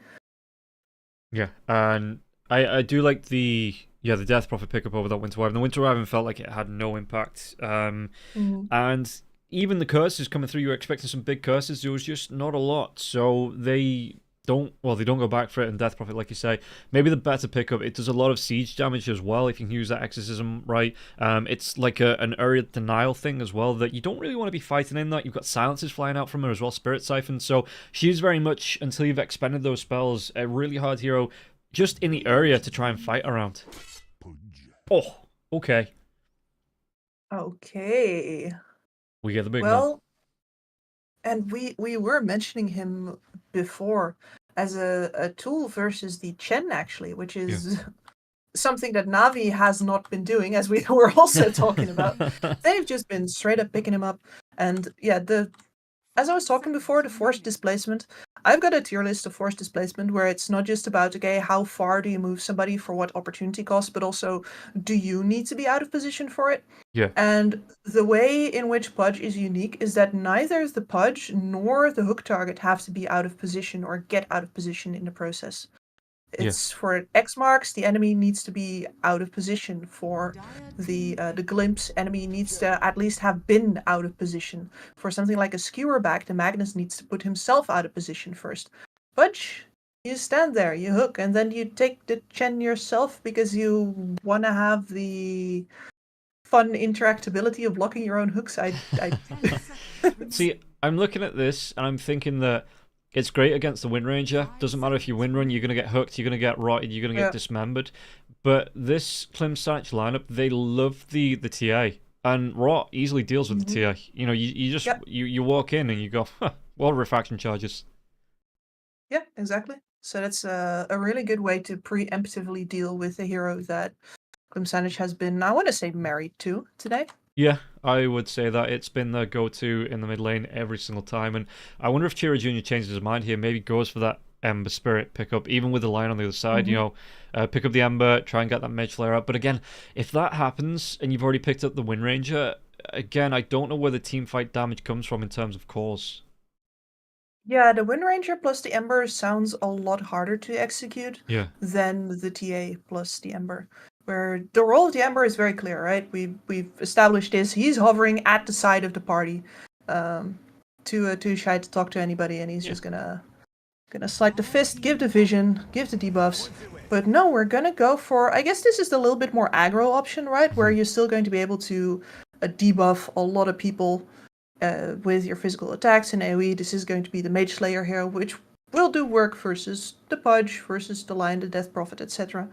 But you also have a little bit more in your face. Pango is the life of the party. He's the center of the party. No hovering for this man. He is on the floor with drinks in both hands. Yeah, and if he's not, he makes himself the life of the party with Rolling Thunder. Exactly. Yeah, I'm just looking at this lineup, and I don't mind this. The Rolling Thunder is really going to be good. I think the Swashbuckle as well, it's a lot. But I think now that you do need a hero on Klim Sanich that's going to put out... I don't want to say, again, something like a Slaughter that, again, is just going to be able to whack targets down, but maybe like the Dawnbreaker, you know, maybe like the Axe or the Bristle that is going to be able to put, even the Tidehunter, something like that, that will be able to just whittle heroes down that are getting low thanks to the Wind Ranger and the Pangolier. Yeah, you want somebody to delivering the finishing blow. However, like, The heroes that you name are all melee, and while I agree that that would be the ideal case, unfortunately you don't get to do that. You're up versus a Death Prophet, you're up versus a Pudge. Yeah. Like, you're going to get kited out, you're going to get rotted down. There is not a lot of ways for you to end up in the positive there, unless you want to run... I mean, I'm thinking about the Ursa for Clemsanich right now, but they don't really have a proper offlaner then. Are you going to run that Wind Ranger offlane? 5 seconds remaining. True. And I don't know how well that would do against the Pudge as well. I do like that No. Na'Vi ban out the Slardar. Again, that was the hero that I mentioned that you can come in, you can delete it. I mean, the Death Prophet's fine if you've got the Spirit Siphon going, but I think the Slardar still rips through you too quick for that to be a benefit. And It's true. so yeah, they do ban it. I think it does well against the Pudge as well, because Pudge, high health, but until he gets a few items, not the highest armor in the world, unless I'm mistaken. Absolutely not. No, Pudge is a pretty low armor hero. I don't remember quite how much, but he's got a lot of bulk, but not a lot of plating. Yeah, it ain't enough, is the... Yeah. So what else could they look towards? Maybe... I mean, Brewmaster's dead in the water, it feels like. Do they want to go for something a little bit more off-meta, like the OD? Trying to take a look. The Primal Beast is still there as well. Magic damage. Okay, they go back for the Razor. But this time, is it going to still be the position 1 Razor, or do you think it is going to be this offlane with the Wind Ranger in the position 1? I do think that if you're expecting this Pudge to be a safe laner, you can do work with the Razor. You will work him over real good. Pudge has no way of escaping the link. He has no way of sustaining through all of the range damage that you're going to be laying into him. The only thing he can do is shove back the wave into you. And that is a puck on the mid lane. She gets to Pudge. Yeah, that's offlane Razor. It should be. Yeah. And we'll see, like you say, if they are going to be able to pull this one off, if they are going to be able to run him down and do the damage. And you've got Sweet and Strong in the lane that's going to be able to get the telekinesis off as well for some extra grab potential. So I don't mind this. Excuse me, if they can get a good rundown, if they can put the pressure onto Shigetsu in the lane, this should be good. It should build some momentum up. And then you've got Meljul. I've seen a lot of right-clicked puck builds coming out the past few days. So target interaction for Clemsanich is going to be really interesting to watch. This target priority for them. Yeah, because normally you don't want to focus the Pudge, but I think they might have the kind of lineup where you can actually take down the Pudge first. Is a real talk, I see this lane as being absolutely horrendous for the Pudge unless, either we get some miracle plays for the supports, or for some reason Clemsanich gets themselves hooked under tower. Yeah, and with the Zayat's Chen in the lane, it's not even like you're going to have the Lion, right, that could interrupt the static link early on. Zayat's might be able to get some body blocks off, but I don't think it's the most optimal combo, unless they do swap the lanes around. Yeah, that might be a very good option for them there, because the Chen can secure a lane well enough for a core, especially if they're swapping a lane unexpectedly into a place where there are actually camps available. We're seeing Chen on early levels at 1/3 of his power very often because all of the camps are blocked. That's one of the things I like that suggestion. The smoke does come out here. I like the TP in from Respect. He TPs into the jungle to get this deep ward in, and then immediately gets the other one here on the side of the cliff on the side of the Radiant. So he did his job. He got himself in, out, shaking it all about, and no first blood on him either. So we'll see, just how they want to line this one up. You've got Sweet and Strong coming in. He's getting his own wards down on these camps, so he's predicting it is going to be the safe lane Chen. Let's see if he turns out to be right. I am very concerned for Shigetsu, but I've said that already. Nefrid over on his lane should have a decent one. He is up versus a ranged matchup again, but we've seen before that that's actually decently doable for the Death Prophet. Yeah. She is very much still the queen of trading, and her outpush is unmatched. And the mid lane, Puck versus Pangolier. That's almost an old school matchup right now, isn't it? Is it? Are you gonna make me feel old by saying Pango's an old hero? Is that what you've set Yeah, out to do today? that's where we're at. Are you just Yeah. upsetting me? That's fine. That's fine. I had that's not the worst thing I had. I was building my cousin's computer. My cousin's like 16, 17. And I said, "Do you want the SD slot plugged in?" He went, "What's an SD card? Is that something they used to use in the 80s?" I just nearly crawled into a hole and just died. Oh yeah, I mean, what about the hearing Blink 182 played as classic rock? I don't listen to the radio, so that can't upset me. But I heard you wince. Yeah, I'm getting old. Prophet gonna TP right in behind Zayats now as well, so just getting some harass off. So yeah, that's first skill TP. Even if he's just using it in the lane for the harass, I don't mind that. Going for, I like the Spirit Vessel pickup here on the Nature's Prophet as well. With Nefrit being here, you know, he wants the full benefit, and this Spirit Vessel will mess with that early on. It will, yeah. It's also going to do very good work versus these really bulky heroes like the Pudge, and of course like the healing capabilities of the Death Prophet. Let's not forget the option of making her a lot less tanky just through making sure she doesn't heal as much. Yeah, yeah, and I do like that. I wonder if he does go back for the Orchid, you know, because there is some prime targets you might not mind silencing. Like if you can get the silence on the Puck not really a big BKB builder, so if you can get that silence off early on, you know, stop all that movement, stop the escape coming through from Meljul, and really try and shut the Puck down early. Yeah, and Meljul specifically picked this Puck into a game that is, I don't want to say free, you do have the instant lift from the Rubik, but they have very little follow-up on that, so he is going to have a pretty good time regardless, and it would really very much annoy him if he had to suddenly itemize up against a silence anyway. So, are you telling me, is this what I'm hearing, that you don't believe that the telekinesis into the Sprout, into the Shackle shot, perfectly aligned every single fight to get the kill onto the Puck is what we're going to be seeing here? I am shocked, Kips. Shocked. Yeah. Well, I'm not that shocked. It's, I mean, listen, I would like to see it. Don't get me wrong. My money is on none. I mean, it is a nice combo in the lane. The Sprout comes out. Well, okay, Wind Ranger actually went for the Wind Run level 2 and not the Shackles. The Power Shot was already used anyway. But yeah, level 4, level 5, even level 6. That could be a big power spike here for this safe lane combo on the side of Klimsite to start getting some kills onto the Death Prophet, or even Zayats if he gets caught out of position. Yep. And that's that leaves us with the bottom lane where Shigetsu has not yet started suffering. Which, you know, it is a Razor. He does have to build it up a little bit first. Yeah, and you can see that Shigetsu, he's trying to keep the lane as close as possible to his, you know, tier 1 tower. But meeting in the middle here, Maldi, is he going to be able to get the pull? We're coming up to 3 minutes, so it looks like he's going to be able to get the Lotus. The move over from Sweden Strong to try and contest this, but he's not going to be there in time. So early objectives, you see that Sweden Strong just playing back behind the Razor, and I would have thought that he would have wanted support, you know, like right in the face, but then you've got to worry about the hooks, man. You can't be walking away from the creeps because you put yourself at risk. Yeah, and she gets it there using that hook to secure the range creep. Which is one of those nifty little tools that you have. The pull gets off as well. Malady is playing this lane really well.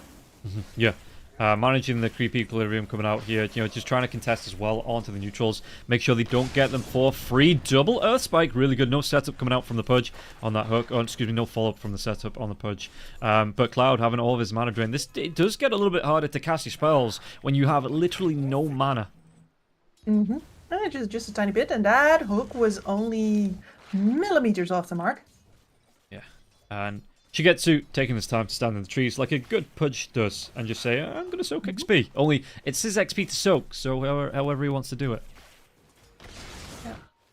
And I guess a lot of the difference that we're seeing here is just a difference between like what a Lion can do for you in the lane versus a Rubik. Like the Rubik is absolutely the best at countering kill lanes where you just say no with your Fate Bolt and your telekinesis, but there's none of that happening currently. As long as Shigetsu doesn't hook his Razor, there Rubik doesn't have nearly as much to bring to the table as this Lion does. Yeah, and the Chen, he didn't have any Queln Blades, no Tangos left, used his last one, so just opts for the TP back to the lane, wasting a little bit of the Nature's Prophet time here, so we'll see how that duel is going to go on and the later the game goes on. Like I say, the Nature's Prophet, if you're not on the ball here as Zayats, you know, getting those timings, that Respect can get in, snipe that Wisdom Rune, but maybe uses that to his advantage here to get aggressive around the 7-minute mark, put some pressure onto other lanes.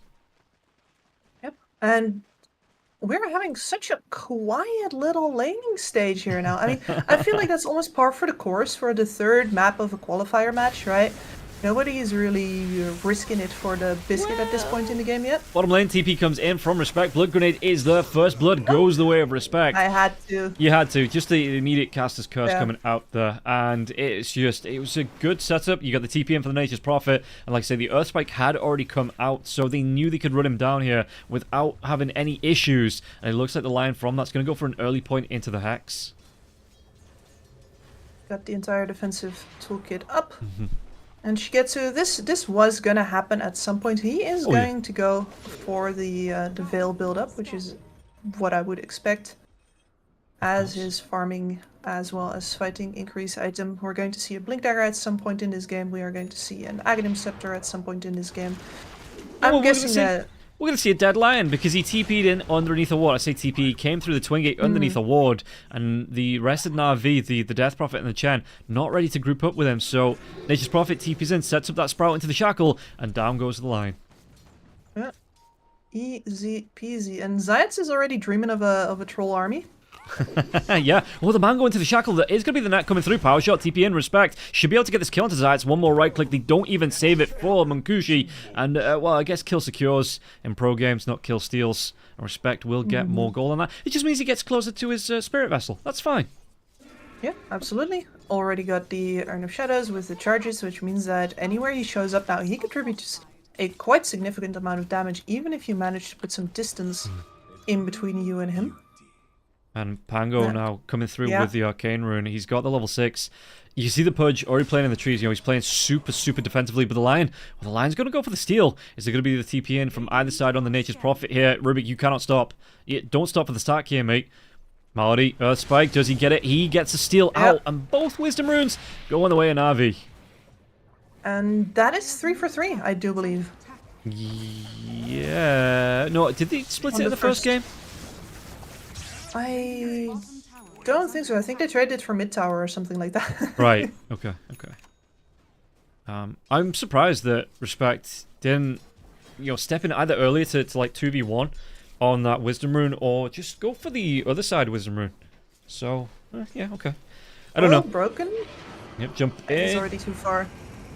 I think of the roll, they're going to be able to get the lockdown onto Zayats through that Sprout, and it does mean that the Shield Crash will connect now into the roll, and Thunder Respect gets the kill. But it does mean, the puck did rotate up here, so it doesn't waste a lot of the Pango's time, because he is matching the response of the puck. Yeah, exactly. That is perfectly fine, and they get the kill out of it. Malajul popped his ultimate just like the Pango did.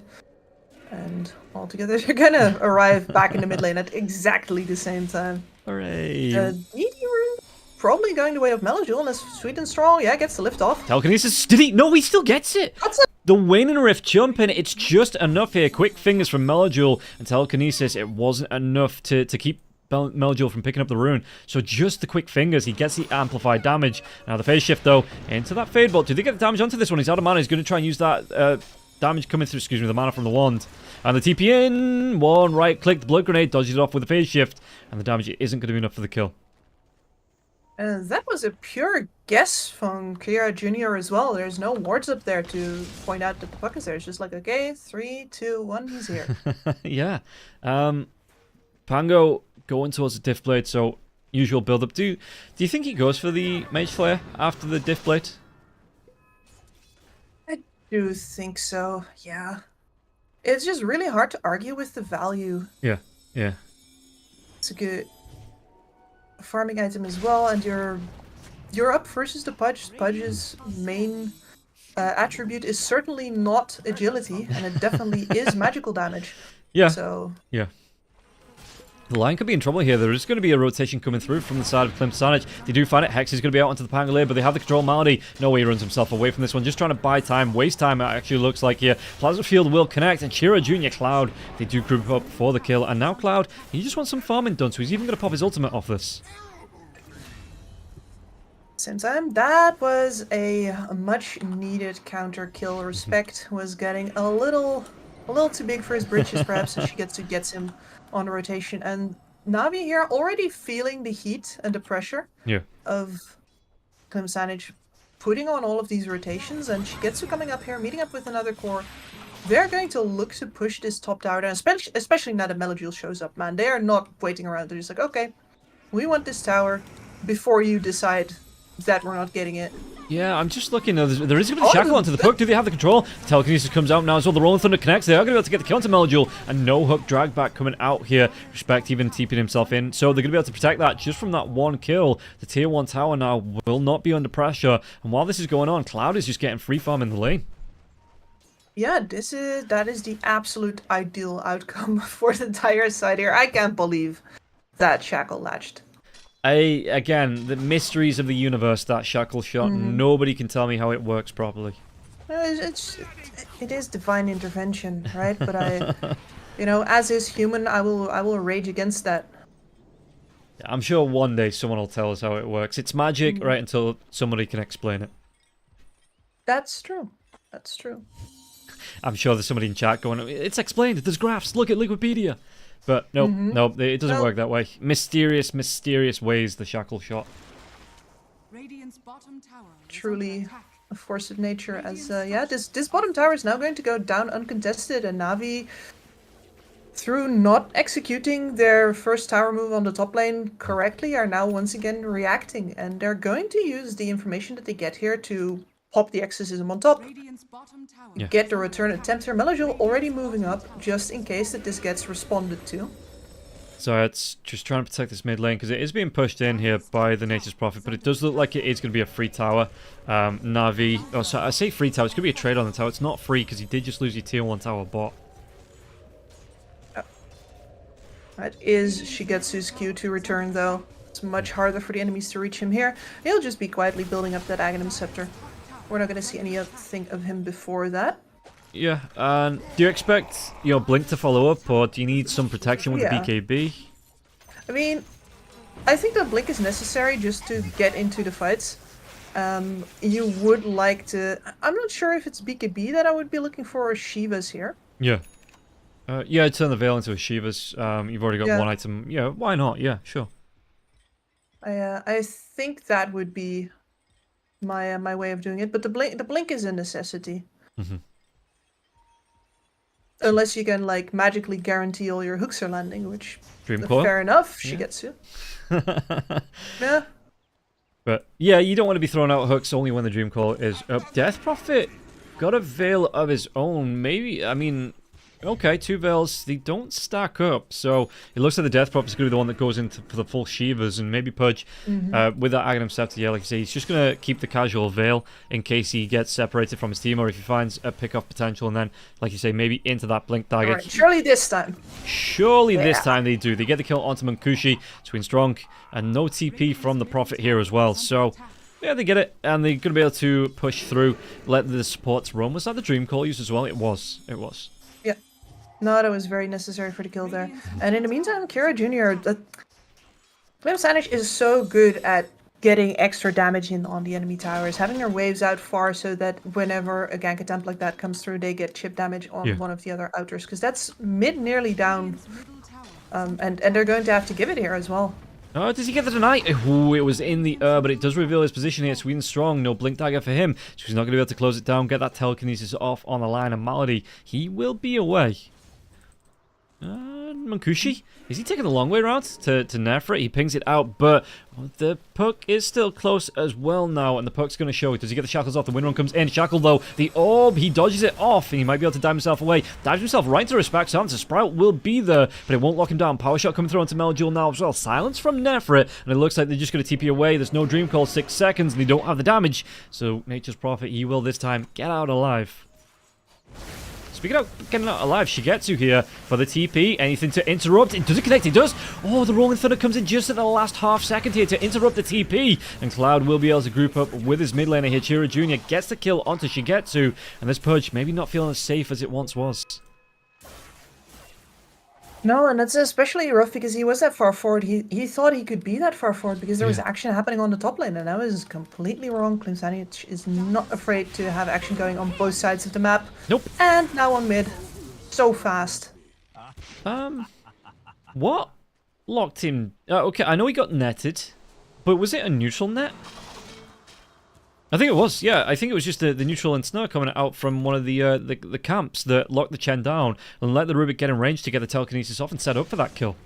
I didn't even see him being netted, frankly. Like, the Rubik has a Holy Persuasion, and he was invis.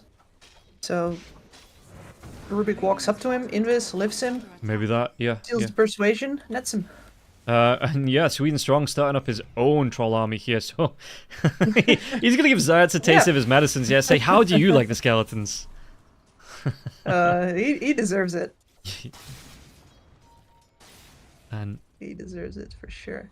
That does remind me, though, of the capabilities of doing Roshan in this game.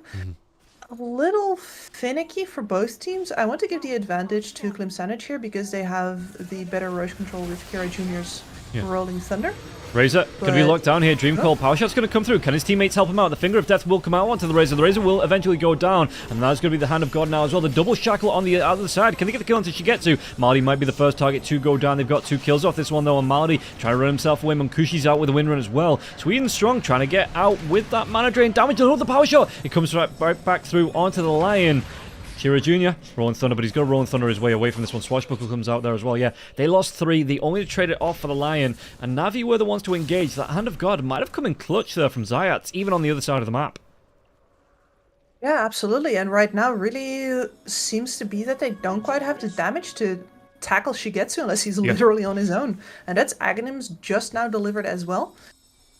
Is they're going to have to really take their time itemizing up for this one. And I have to say that this is one of the old problems with Wind Ranger, like the persistent ones, where you just need a lot of dough for a lot of items because your damage output outside of the focus fire, but even in the focus fire, isn't that high if you're not packing a lot of heat. Yeah, and this is where, you know, I will protest on and on. Remove the damage reduction from the ultimate. Just make, you know, even for just a patch, just let me have the strong Wind Ranger so I can I can finish the Arcana. Yes, finish the Arcana. That would tempt me into playing a couple of pubs again just so I can get the Arcana unlocked. That's true. And Pango going towards the Begrudgingly. Aghanim's. Yeah, it's just a long road, you know, and it would be nicer if they took the damage reduction off. None of this, so we'll take a little bit of the damage reduction off. No, just take it all off. Take it all. Just take it all. We'll see if Ice Frog will ever feel that generous. I'm not gonna hold my breath because, well, I've got casting to do, but I don't think I get anything from it anyway. That's TPing to mid. Malady's got his shard up now. And yeah, the time seems quite ripe for Navi to strike at this middle tower. And I think that they would love to get an opening here, create one themselves with this smoke. Yeah, 4-man smoke coming out for Navi. We'll see just how they want to try and play around. Wards are going down. Wind Ranger already away, so yeah, this might just be that Klimsanich give it the tower. No, they're going to counter smoke here. 3 heroes from their side. Power shot coming through. Just trying to force this lane out. Are they dangling Munkushi? Is this going to be a bit of tasty bait here, this Wind Ranger, who's already moving himself away, or not? Because you see that Klimsanich, they are hunting through the dire triangle. Won't be able to find Shigetsu, though. Shigetsu is behind his teammates, just waiting for somebody to come forward and, again, get actual bait on the end of his hook. None of that is forthcoming, though. Navi popped the exorcism just to make sure that they get it fast. And that's that for the middle tower. As much as I'm like, but couldn't you save the exorcism? Like, that's just something you do to make sure that you get that tower no matter what. At the exact second he pops that, Klimsanich cannot come back to def that tower. No, and you see that Munkushi just using the focus fire here onto the tier 1 tower. It's going to be down for 39 seconds, but Roche, he's moving. I was just thinking that maybe the objective is, you know, take tier 1, make it harder for Navi to get here, but Roche is going to be moving in the next 40 seconds or so. So just taking the objective of the tower, nothing more off that, it feels like. Yep, and then we do get to the topic where I tried to be like 3 minutes ago. Which is who has a better chance at taking this Roshan. And I think in a game like this, Maybe a little less powerful than it was in the previous matches because we're a lot less burst damage focused this time around. Especially Na'Vi has so much like steady damage output. I mean, I think I would opt to the side of Klim Sanich just because of the focus fire. Purely because if you can get that uninterrupted focus fire off onto Roshan, when you've got some damage items up your sleeve, which he's, building towards now. He's got the Glepnir out, he's got some stats, building towards what looks like the Hurricane Pike next. Yeah, Dragonlance is here. Wind Ranger can chunk down Roshan fairly reliably. Yeah, if they get the opportunity at it, I think they're the best. And Na'Vi, once again, just probably has to be satisfied with making sure they're second in the pit. So they can perhaps get the burst damage off on it. I'd want to lock down the Pango myself.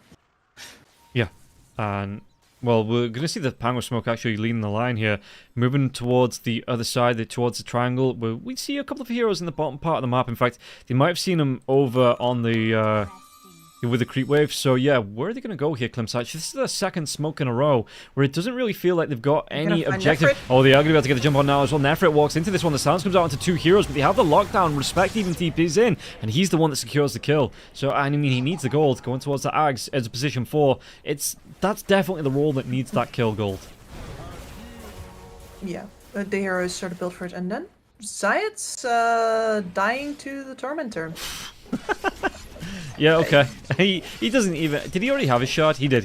Okay, so he did it for his team, Yeah, he had his entire ridiculous army out again. I'd say it's karma. And you can see here Munkushi inside the Roshan pit. This was talking about the focus fire coming through. With the help of his teammates, he will just be able to stand his ground, win run as well, and just reliably, not quickly, but reliably chunk down Roshan with this focus fire. Since they were... I mean, they got the info as well that Sides died all the way over on the other side. Yeah. There's not going to be a contest. They can play that one as freely as they want to. Everybody just sitting in the pit, wailing away. And how's it looking now? Hurricane Pike, not too far away from Munkushi. Gold-wise, what's he looking at? 950 and 350. So yeah, it's not complete. He's not going to be able to get off the next camp or so, but it's not too far off. He's got the main parts, and just looking for the recipes to put it together. Yep. It's not like we're looking at a stalemate in terms of items, though. Fudge getting close to the BKB. Same for the Death Prophet. And then the Puck, actually, because both of the supports, having already bought their own shards, gets lucky there, gets the phase shift shard, which is huge. Like, it's fine on the Death Prophet, right? But you really want it on the Puck. Oh. He's going to do a lot with that farm. Rolling Thunder does get channeled now as well, but Melodule, he's got the haste, and he's going to be able to... No, the telekinesis, it connects. Do they have the shackles? Do they have the follow-up? They do have the follow-up, and now Malady, Sprout comes out. He's got that Quelling Blade to get himself away from this one, still taking damage, and one more right-click. And if it wasn't for that, the power shot would have got him. Well, and there may not be any shackle shots involved, but that was as close to perfect chain stun as they were going to get. Yeah. And this is going to open up the tier 2 tower as well. Okay, fortification, so it pushes away, but you've got the fortification out now. And we'll see just how, 20 seconds without the puck. You've got this Aegis for now, what's that, 3.5 minutes. Do Klim Sanich have it in the bag, or do they need to wait for a couple more items now to start pressuring out on these towers? I think you need to make the most from it right now while the patch is still not here. And I feel like we're in that same kind of window as in the first map, which does not bode well for Na'Vi, where Shigetsu is still crawling towards his final item before he's really going to get involved, but his support staff are starting to wear thin. They've been getting punched for a while now, and they're getting tired of all the bruising. Yeah, and this is, the BKB is going to be up in about about 900 gold. So he's going to be able to get involved in these fights. Yeah, like I said, get himself in and be that menace. He's already got that blink dagger that you were calling for as well. Look at respect. He was fighting. It's a lot better now, but he was fighting for his life. Oh, well, for the tower's life. There were about 800 skeletons there. Damn. And he is going to go back for mana. He's short on the mana, so he won't be able to join his teammates right off the bat in fight if a fight breaks out. But yeah, goes back for mana, and he's got the ultimate. He can pop the ultimate inside the fountain if he really wants to, if he really needed to here as well. And it looks like the rest of the team with this Aegis, do you want to try and make something happen with it? which might just be tier 2s. Yeah, they might look to just try and take back some map control, but 2 minutes left on the Aegis. What would you like to see them do with this? Is it just pushing down the tier 2s? That's what you'd want to do with it, but they don't really have a reliable way of catching out Navi as long as Navi is not far out of the way. We've seen pick-offs on single heroes that were very, very far away, where they can take their time, chain stun, you know, mellow duel, chain stun, budge, but now they're moving as a group. That's a lot harder, and I guess maybe you're going to get this top tower here just because Navi is going to give it to you? Yeah, they're going to be able to deal with the catapult. Munkushi coming in, focus fire onto the tower. No fortification on the side of Navi here as well, so that was already used up at the tier 2 tier. The tier 2 tier? And yeah, Munkushi, just free tower and no real Top tower has fallen. reaction here from Navi. They do, like you say, they just give it up. I guess I would have liked to see them push the issue a little bit on that bot tower. Yeah. See if they can maybe get that one down. But at the same time, we were in that very delicate window where Shigetsu was like, I need 400 gold for my BKB. Don't screw this up, guys. Yeah. So this time, they're not in a hurry now that they finally have the entire kit at the ready, though Shigetsu immediately blinks up here. No, not again. Not again. No, he's going to be able to come in with a Dismember, and this Aegis is still here for 46 seconds, so Munkushi could have tried and do what he could. And there's no focus fire for the next 4 seconds now as well, but brought back the Rubik. He stole the Dismember. He might be able to pop this Aegis, but can they get anything more out of this as Cloud chases down, gets the kill on Shigetsu, backlines. Mardy could be in trouble now as well. Munkushi coming back into this one. Was he shackled? He's not shackled on anything. The backlines, they do get the kill onto Mardy. Sweenstrong goes down to Zayat's Nefrit. Can he get himself away? He's out of mana. He's got those mana boots coming up in a couple of seconds. Slow down. He walks side and into the plasma field, and they do. They get 4. Only the Puck survives through that one. Good fight here. They did lose the Rubik, but that was well worth. I suppose the Rubik and the Aegis, so well worth here for the side of Klim Sanic. And Navi being put on the back foot here. 8k and 11 kills down against Klim Sanic. Happened again, Rob. It's like the mirror image of that first game. It's a little bit of like a clown mirror, right? It's not quite the same. Yeah. But it is definitely like, okay, we have the items right now. Like they even had the Maelstrom on the pocket already. So finally we have our entire kit. We can group up. And we're gonna move back to all stand around Shingetsu, and instead he blinks up a little careless. It's under his own vision and everything. Like he should be fine there. Yeah, But- you think you would be, but Yeah. at least it isn't as bad as the first game where he was still trying to go for the BKB while he was losing 2 lanes of Yeah. Raxus. It's true, but it's a funhouse Yeah. mirror nonetheless. And now, that's gotta feel like a punch to the gut. Like once again, you stuck it in there for a while. You really hung on to that game while your carry was getting his entire kit at ready, and now he's got the kit, and you're like, well, he Dire are scared. goes in and dies first.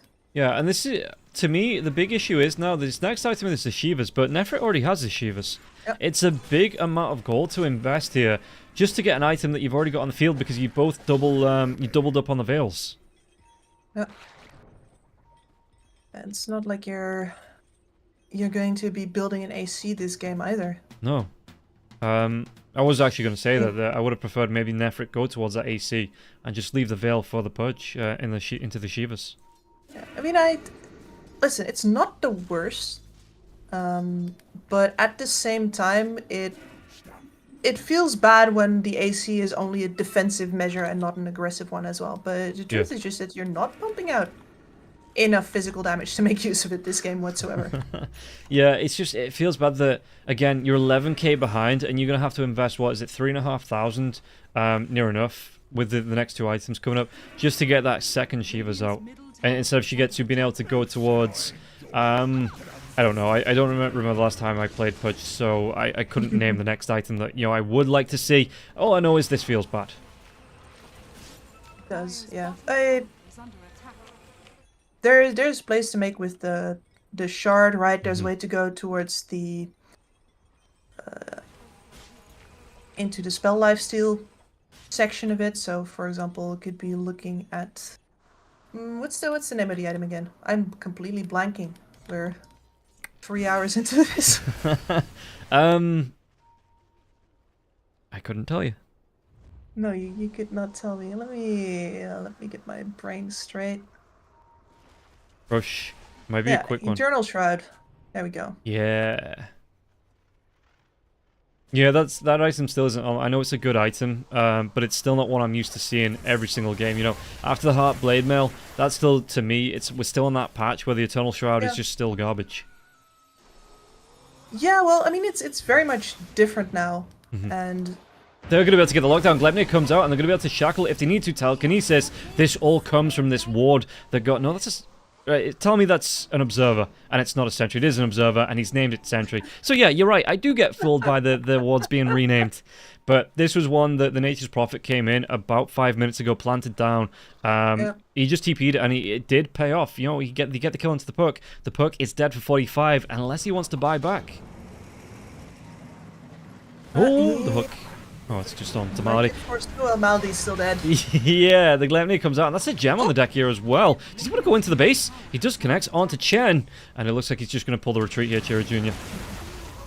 Malady knew that he was dead, so his courier was already coming out, and that means he got to snatch the gem back, so it's something. Okay, fair enough. Yeah, it's the little things that make up the big things. It is... Dire are But yeah, without your Puck split pushing, and he's the source of split push for you, it's really very hard for you to keep the waves out versus his Nature's Prophet. And we're left staring at, once again, all of the outer towers down, Na'Vi locked in their base. This time you're fighting in base with a Pudge, which is always a very scary animal. Yeah, if you can get the drag backs, you know, separate somebody on the side of Clemsonich from the rest of the team, you force a 4v5 in your favor. The issue to me here is that, you know, if Clemsonich want to go into Roshan, something like this, that Na'Vi, they don't have the best, you know, there is no Chronospheres. We're not looking at any Supernovas. We're not looking at, you know, Zayat's been able to sit on the front line as the Tiny and soak up so much damage, and then the rest of Na'Vi engage and get this fight. You know, if this fight breaks out here in the pit, I They're don't... committed. Yeah. Oh, did they focus fire? They did. Okay, how quickly can they do this one? And we'll see. Fast enough? Na'Vi's not quite there yet. Maybe not here. There's going to be the Cloud. Yeah, he pops that BKB, trying to chase down now with the Rolling Thunder coming through. They're going to be able to get the lockdown onto the Pudge, and the Pudge being controlled all the way through this one, even with that Mana Drain coming out. Malady trying to do what he can on the back lines. Dismember will be used on Takira Jr. There will be the Focus Fire. Excuse me, the Focus Fire was used on, but 2 seconds away, and now it will come out if they want to. Nephrit with the Blade Mail. Again, was that power shot, the stun on the Wind Ranger. Can they get more from this now as well? It is going to be 2 heroes down. What else can they get? 3 heroes still standing on the side of Clemsonich, 4 on the side of Na'Vi. But if they need it, the Nature's Prophet can buy back into this fight. The blink in. Telekinesis comes out. The Pudge might have put himself in danger. No! They get the kill onto the Wind Ranger. The drag back onto the Pangolian now. They're going to be able to clean up absolutely everybody. So maybe the commitment, Clemsonich. Well, I was saying about they don't have the Roche fight, but Na'Vi proving me wrong right off the bat. Yeah, and I think the biggest problem here is that the fight was actually taken outside of the pit. Yeah. With that, which means that you don't get as much out of the Pangolier as you would want, especially not because he was mostly hitting the Pudge, and the Pudge loves it when you do that. You're really supposed to wait until he's got like an immense amount of minus armor on him, and then you slap him around. But instead, you put most of your teamfight damage into him. Puck really got to wait until the end phase of that fight to mop things up, and of course, you did not have the focus fire at your disposal because you thought you could be taking it fast enough. There's a couple of miscalculations there by Clemsonich for sure. Yeah, that focus fire, like I say, as Shigetsu was being rolling thundered, it was still 2-3 seconds away. So if it had been up a couple of seconds earlier, maybe we see Shigetsu go down into that one. But as it happened, you know, he had the safety net, he had the control, he used his BKB, and he was just able to survive through. And the Wind Ranger, I think, got locked down, couldn't get that focus fire off, and was killed off fairly quickly. And that puts the Aegis into the hands of Shigetsu. Yeah. Might need to be careful. Okay, no, it doesn't matter. He's got the Dismember, he's got the Sustain, so he's not going to go down to the Tormentor here. Should be able to work through this one. Nephrit, though, Zayats, both of them got to be a little bit careful, but it will just be a free Tormentor. I gotta say, the Aghanim's Pudge animation on taking the Tormentor is one of the coolest things in the game. Like, the fact that it just works so seamlessly with the Arcana is very nice. Yeah, just being able to rip it apart. It always looks good on the bigger targets. Like, you know when you use it on like a Giants rink, and he's just pulling chunks off this massive hero. Yeah. Yeah, it's good stuff. But I was looking Tira Jr. Just trying to build up item-wise, net worth-wise. He's bottom of the cores. There is a bit of a gap between him and the supports, you know, so he's not too far off the table. But still, it's never nice when your Pango's at the bottom. Well, it's not nice for Clem Sanic. Navi Jr. Gonna be Navi Senior are gonna be loving that.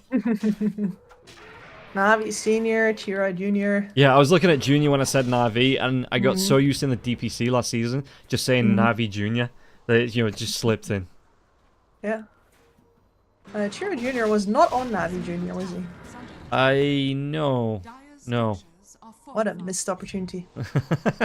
Purely for Brandon, you know, they should have picked him up purely to have the name recognition. Yeah. Alright, Octarine Core up on Tira Junior. Maybe actually be Gira.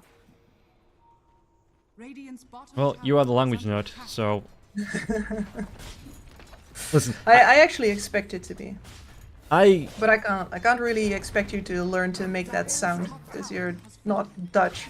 No, and I can't even pronounce a lot of English words, so you're trying to make me speak Dutch as well. There will be issues there. Hey, I could teach you some really fun words. I'm sure you can't, not safe for What's on broadcast there? though, I assume.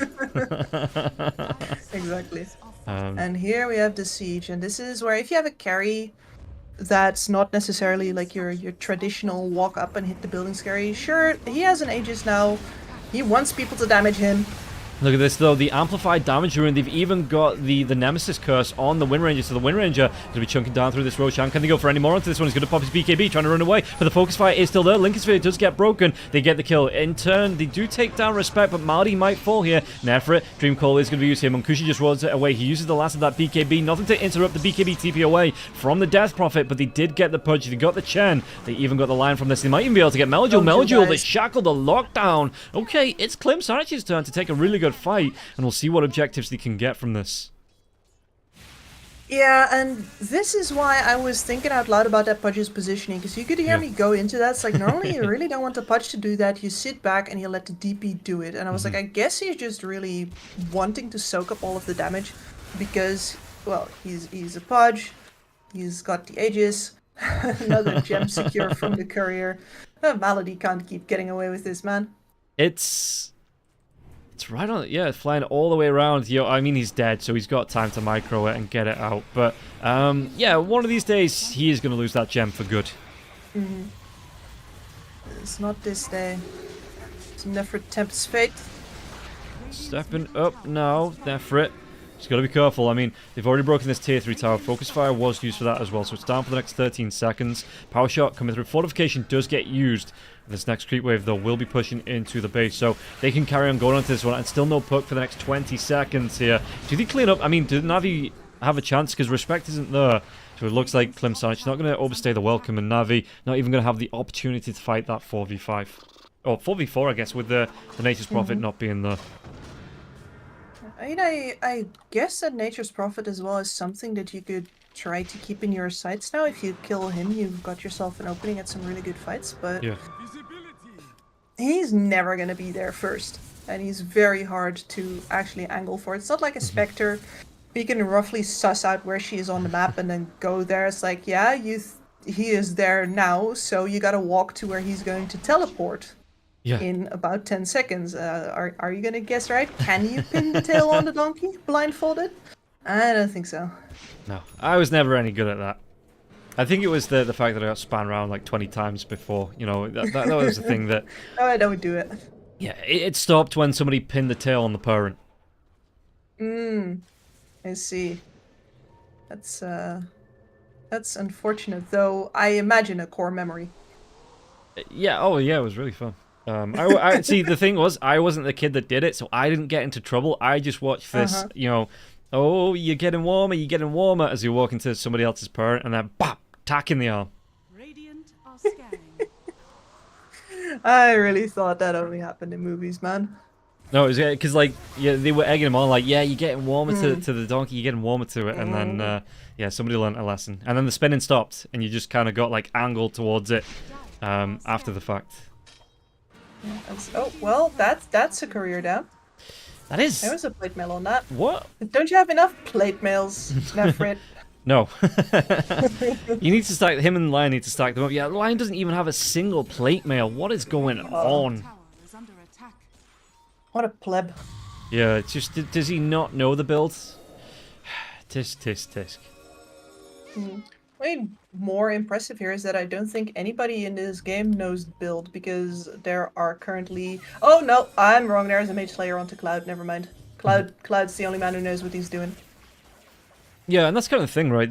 Unless the puck buys it on the side of Na'Vi, which apparently it is rapier time, but unless he buys it, I don't really see anyone on the side of the Na'Vi that does want to get it. And maybe actually the puck getting the Mage Slayer. I mean, he does have the shard. So he attacks everyone that's in range. That might not be the worst thing for the puck. No, it would even be quite decent, but at this point in the game, I think he's got the right read that much more drastic measures are required to pull this one off. Yeah, he's got the Lincolns, at least no BKB, but he's got that Lincolns to make sure he can't be initially controlled. I can't speak about the follow-up, though. Yeah. No, absolutely not, but that Lincolns is going to give him enough in this game. I do believe so. If he did not have the Lincolns, he had anything else, I would not have supported this rapier purchase. But as is, I think Navi should be doing everything to make sure that the puck gets to the rapier, and after he does, you can start thinking about winning the game again.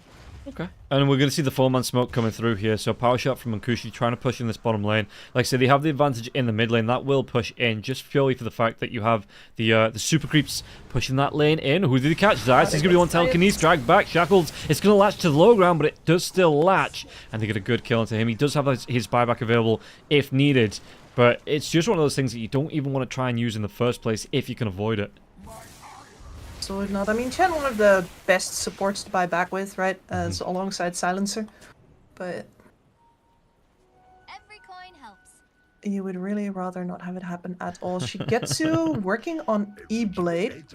So that's going to do a lot of work versus either the Wind Ranger's target or the Wind Ranger herself as what's the O? You're an E-Blade person?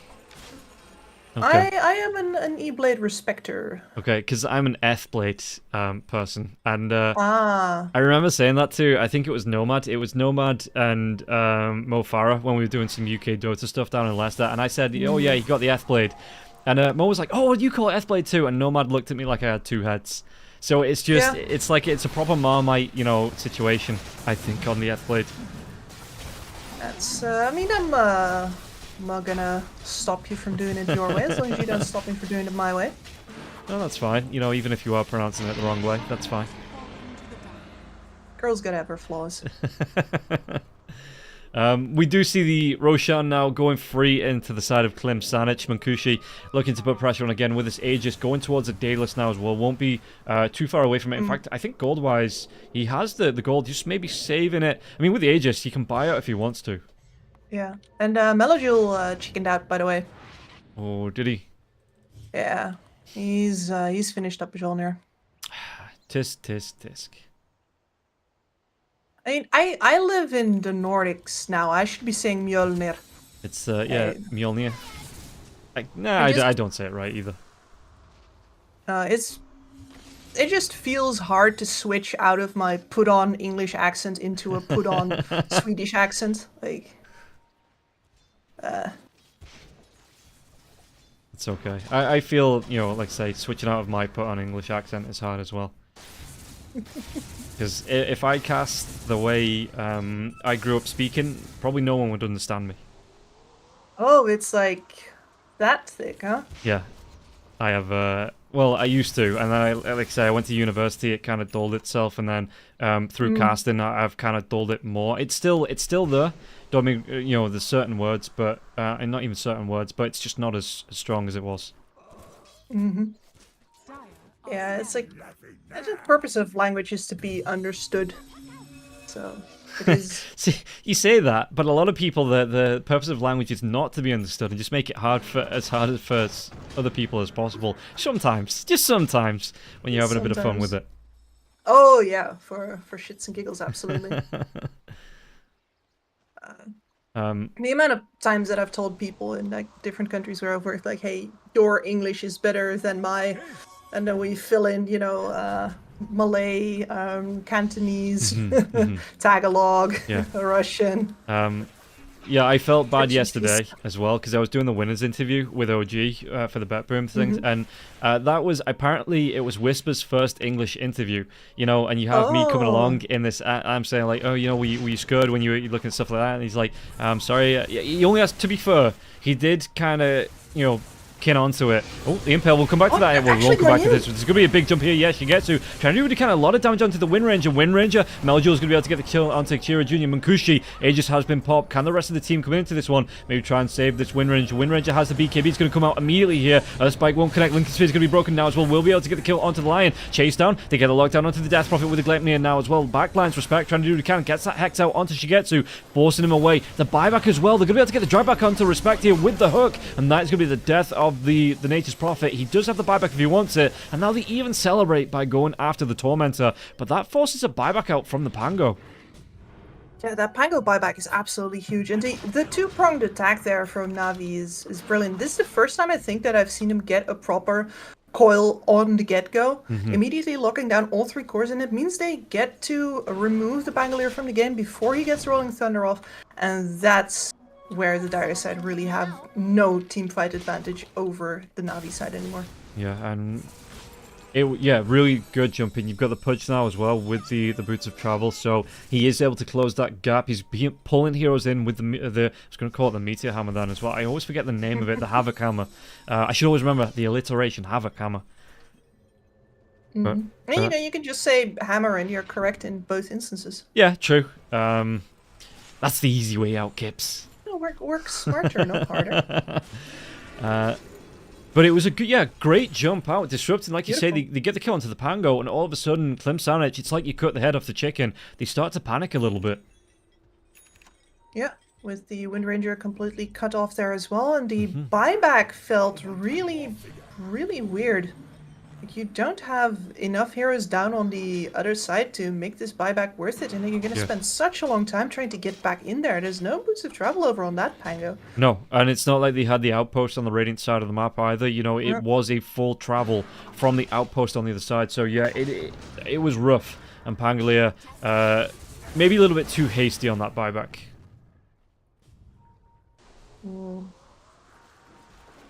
But Klimsanich, and yeah, you can see them being quite a lot more cautious right now, and they might have to play it that way for the foreseeable future, because the Pango is going to be the target again and again and again. Navi know that if they get him down, they can win these team fights, and now he doesn't have that buyback. Yeah, and how's it looking? Puck has the Ag Scepter. Lincoln Sphere's still up now. Like you say, he's maybe... This is a Hex first, but he's got the goal if he wants it to go towards that Rapier, which he's got queued back up. Yeah, he's been wavering. He got a bunch of money, queued up the Mystic Staff. No, it's not the Hex, is it? It's the Plasma. It would be the Plasma, yes. Yeah, I still not used to the build-up in that item. I completely forget in pubs playing the Puck, and it's like, oh, I built a Plasma. I was trying to build into the Hex. Oh well. Oh well, I do a lot of damage now. Yeah. My right click is mental. I mean, gold-wise, he's about 300 gold off having that and his buyback, so I can see why he's not bought out for that one. But just a creep wave or two will give him the gold to buy that one out if he wants it. Exactly, and Melojul is already the one that keeps the party going over on the side of Navi. Oh, jump in. Smoke Lincoln's onto Munkushi. Munkushi the furthest one forward here, and he will be able to get that Lincoln's out and get himself out of danger. But that was a smoke attempt coming out from the side of Klimsanich. Doesn't pay off. Almost immediately gets broken, that smoke. Yeah. And really liking in general how Navi has now fully recouped from their attempt at getting the tempo back. Yeah. And right now they are playing very far forward, even though they do not currently have the net worth lead. Yeah, and It is to a point where if you have these items, if you're ready to fight, it doesn't really matter about the net worth. Again, to a point, if we were looking like 40, 50k, you know, something ridiculous, sure, but 6k at 50 minutes, yeah, that's easy. One team fight turns that around. The only thing that I would be careful about is the fact that Nefrit does not have level 25. Oh, are they going to go for the jump? I was just checking what the puck was doing here now as well. Nefrit going to be chased down. Loads of Sword will come out. But the Rolling Thunder, it connects onto the line. They're going to do a lot of damage onto Respect. But Respect, he's not going to die off just yet now as well. On the back lines, he will finally get the kill. She gets to with the Dismember onto the Razor. They might be able to clean him up before he gets any more damage out to it. He will go down here. Munkushi has to run away from this one. And so do the rest of Klim Sanic now. You're looking at this Pudge. He's a big tanky boy here. Nearly 5k health. And these... he's only got 5 Flesh Heap stacks as well. This is all just from him being a hero. Which is, I've been keeping an eye on those Flesh Heap stacks. Like, at some point, you usually want to talk about it as an analyst, right? Like, oh, look at how many Flesh Heap stacks he has as well. It's like, no, he doesn't have those. He's positively slim. Yeah, looking at the strength from the Aghanim Scepter, the health that comes through from that as well, the strength coming out from the Black King bar, and some from the Havoc Hammer. But apart from that, it is just okay. The Shiva's Guard as well just gives some. And he's building up to the point where it's becoming like the last game. You know, I'm seeing similarities in this last game where the position 1 is just starting to look really untouchable by the rest of by all of Klim Sanic. Yeah. And in this case, maybe you can work around him for a while, right? The Pudge is not very mobile. You can keep his Blink Dagger disabled, that sort of thing. You gotta dodge the hooks. But at the same time, the rest of his lineup are also starting to be really hard to take down. This is also a very tanky puck as well. That's still 3k health on a puck. Yeah. 24 armor as well. And Nefrit stared the entire enemy team in the face without blinking because he's got like 4 plate mails. No, yeah, he does. He's got, what's his armor sitting at now as well? That's, what are we looking at? 63? Yeah, we sure are. Yeah, okay. Good luck right-clicking him. Even the Chen's rocking a plus 20 with the Crimson Guard up, so... Damn. I was thinking that they would be focusing down Kira Jr. because, you know, that would be a dieback, he is the team fight. But instead, I think the information that Na'Vi got was like, wait, what if he just doesn't actually deal enough damage to be a problem? And we just sort of stand there, hands on our hips, like, are you done now? Okay, now we kill your Razor. Yeah, now it's our turn. Pango going into the Disperser. Nice pickup, more stats, you know, more damage, and just being able to supercharge your entire team, you know, just be able to, well, in this case, it feels like more running away than running towards, but we might see a couple of heroes running toward with this one. Zayat's the furthest one forwards now as well, and yeah, Na'Vi, I mean, Roshan, it's going to be a really quick respawn on this one now as well, on the bottom part of the map, and it just feels like Na'Vi, they're in a great position to take this fight. Let's see, Windranger picks up her Aghanim Scepter. It's going to be permanently windrunningly invisible. Checking, yeah, that gem is still over on the Chen though. Yeah. So. And Zayats isn't afraid of being the Nature's Prophet, trying to TP in to scout this one out. And I think they might try and make a quick response, but if they do, I mean, Na'Vi, it's down to about a third of its health here, Roshan. They have to be... so fast. Yeah. It's so quick going down into this one. They might not even be able to stop it. If she gets to Sages, chunk him through him once, maybe. Chunk him through him twice. I ain't so sure. Yeah, me neither. And that is a Refresher Shard at the ready now as well. He's keeping that in his own back pocket for the BKB, I guess. But I would like him, hand that over to Nefrit's son. There you go. Yeah, and... he knows what's right. It's just gonna, I mean, the exorcism's down for the next 55 seconds anyway, but again, this just feels like the last game where Klim Sanic had a really good hold on the early momentum, you know, like the early aggression, but they failed to make it count, and all of a sudden Na'Vi, they're hitting this late game stride, and if they win one good fight, we're gonna see buildings all over the map disappear here for Klim Sanic, and by all over the map, I mean just inside that high ground, because they only have one outside tower left. Exactly. And that's strange because Na'Vi definitely wavered under the pressure for a little bit, but the threat of the high ground Pudge, it feels like Klim Sanic blinked. It was like, because they were standing up at that high ground looking at it, and they didn't. Yeah, being able to, at least they've got a lane, or not even a lane, but they've got a melee Rex down, so it applies some pressure. It's better than, with the last game, they only got a tier 3, they didn't actually take the racks. So that feels a little better, but yeah, the net worth now, like I say, we talked about it, what, 5 minutes ago, 6 minutes ago, was in favor of Klimsanich by about 7k. All of a sudden, Navi now, it is starting to slowly slide back into their favor.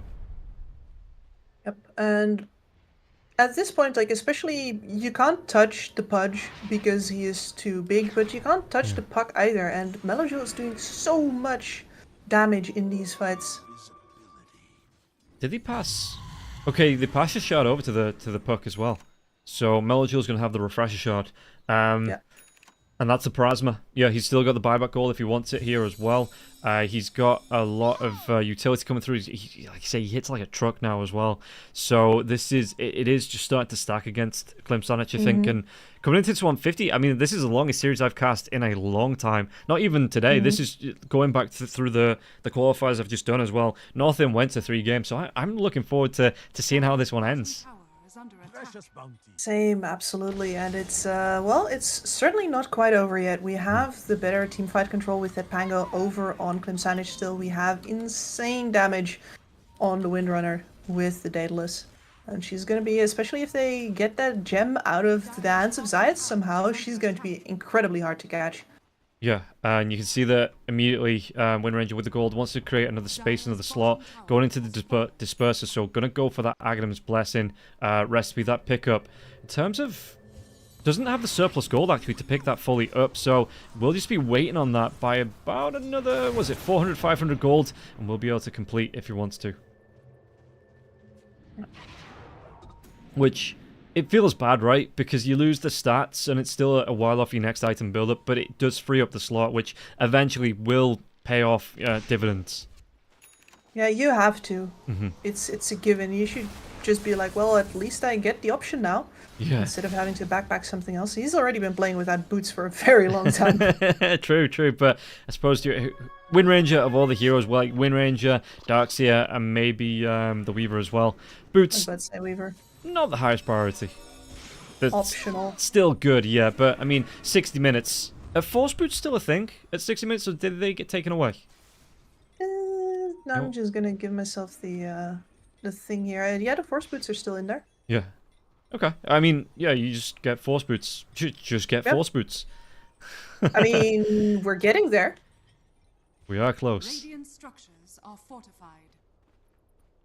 Radiant are Way closer scanning. than I thought we would be. Certainly when Navi dropped the ball in our item reveals, I thought that we were done.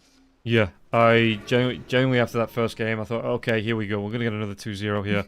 But no, to be fair to both sides, they've played the series really, really well. Nature's Prophet, though, does get taken out here. The jump in, and Pudge going to be able to get another flesh heap on the stack. And this is just, again, respect. Maybe not respecting the fact that this can come from anywhere, and just playing with the rest of his teammates. Yeah, he's really unlucky getting caught in the AoE of the orb there. Man, the attack speed on this Puck. And let's not forget the Plasma gives you your intelligent as damage every second on whoever you hit with the Plasma hit. That's 200 extra damage. Yeah, it is per second. bonkers. It is ridiculous. For 4 seconds.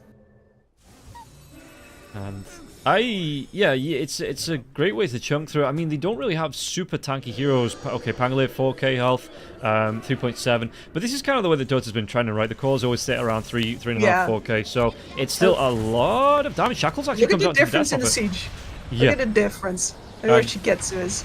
I mean, look at what the Death Prophet now as well. Shigetsu dives himself out, but they've already got the kill onto the Death Prophet now as well, and they've got enough damage to get the kill onto Shigetsu. That Gale, the drag back, the control coming through, and that was just through the control of having the... Oh, a back lines though. Puck? Oh. No way, dude. And now they're even going to be able to get the catch out onto the Lion Navi. Their fingers. Wow. And they walk up there and I'm busy like, hey, look, they learned something. And then the Gale Force comes out. Yeah. There's no way to... They're not getting in position to hook him back. They don't have the Force Staff from Melody within range to actually get him out of that, and instead they get forced to jump. She gets into base anyway. Yeah. And This is gonna cost them. the buyback comes out from the line. It might cost them pretty much every single... Well, apart from Zayat's, it might just cost them all of the buybacks here to defend this.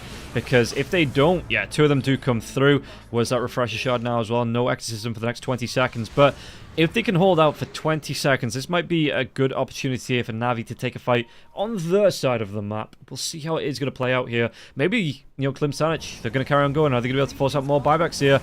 Jump in. They're going to be able to go into Nefrit. Nefrit has that BKB going. Shirajo with the Rolling Thunder now as well. The silence onto the Rubik. But he's going to be able to wait this one out, come right back into it if he wants to. And Pudge even buys out here.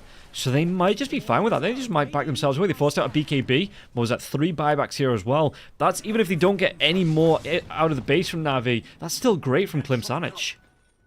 It's a huge win.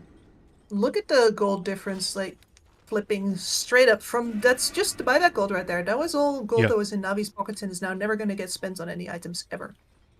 And take a look at the buybacks on the other side as well. Windranger, Panglia, all 3 cores. Rubik has his as well. So if there is a fight around the Dire base, these buybacks could come in clutch here, and it might just be enough to secure the game for Klim Sanic. And all of a sudden, Na'Vi, after being in such a strong position for so long, one fight catches them out of position, and it's right back up in the air.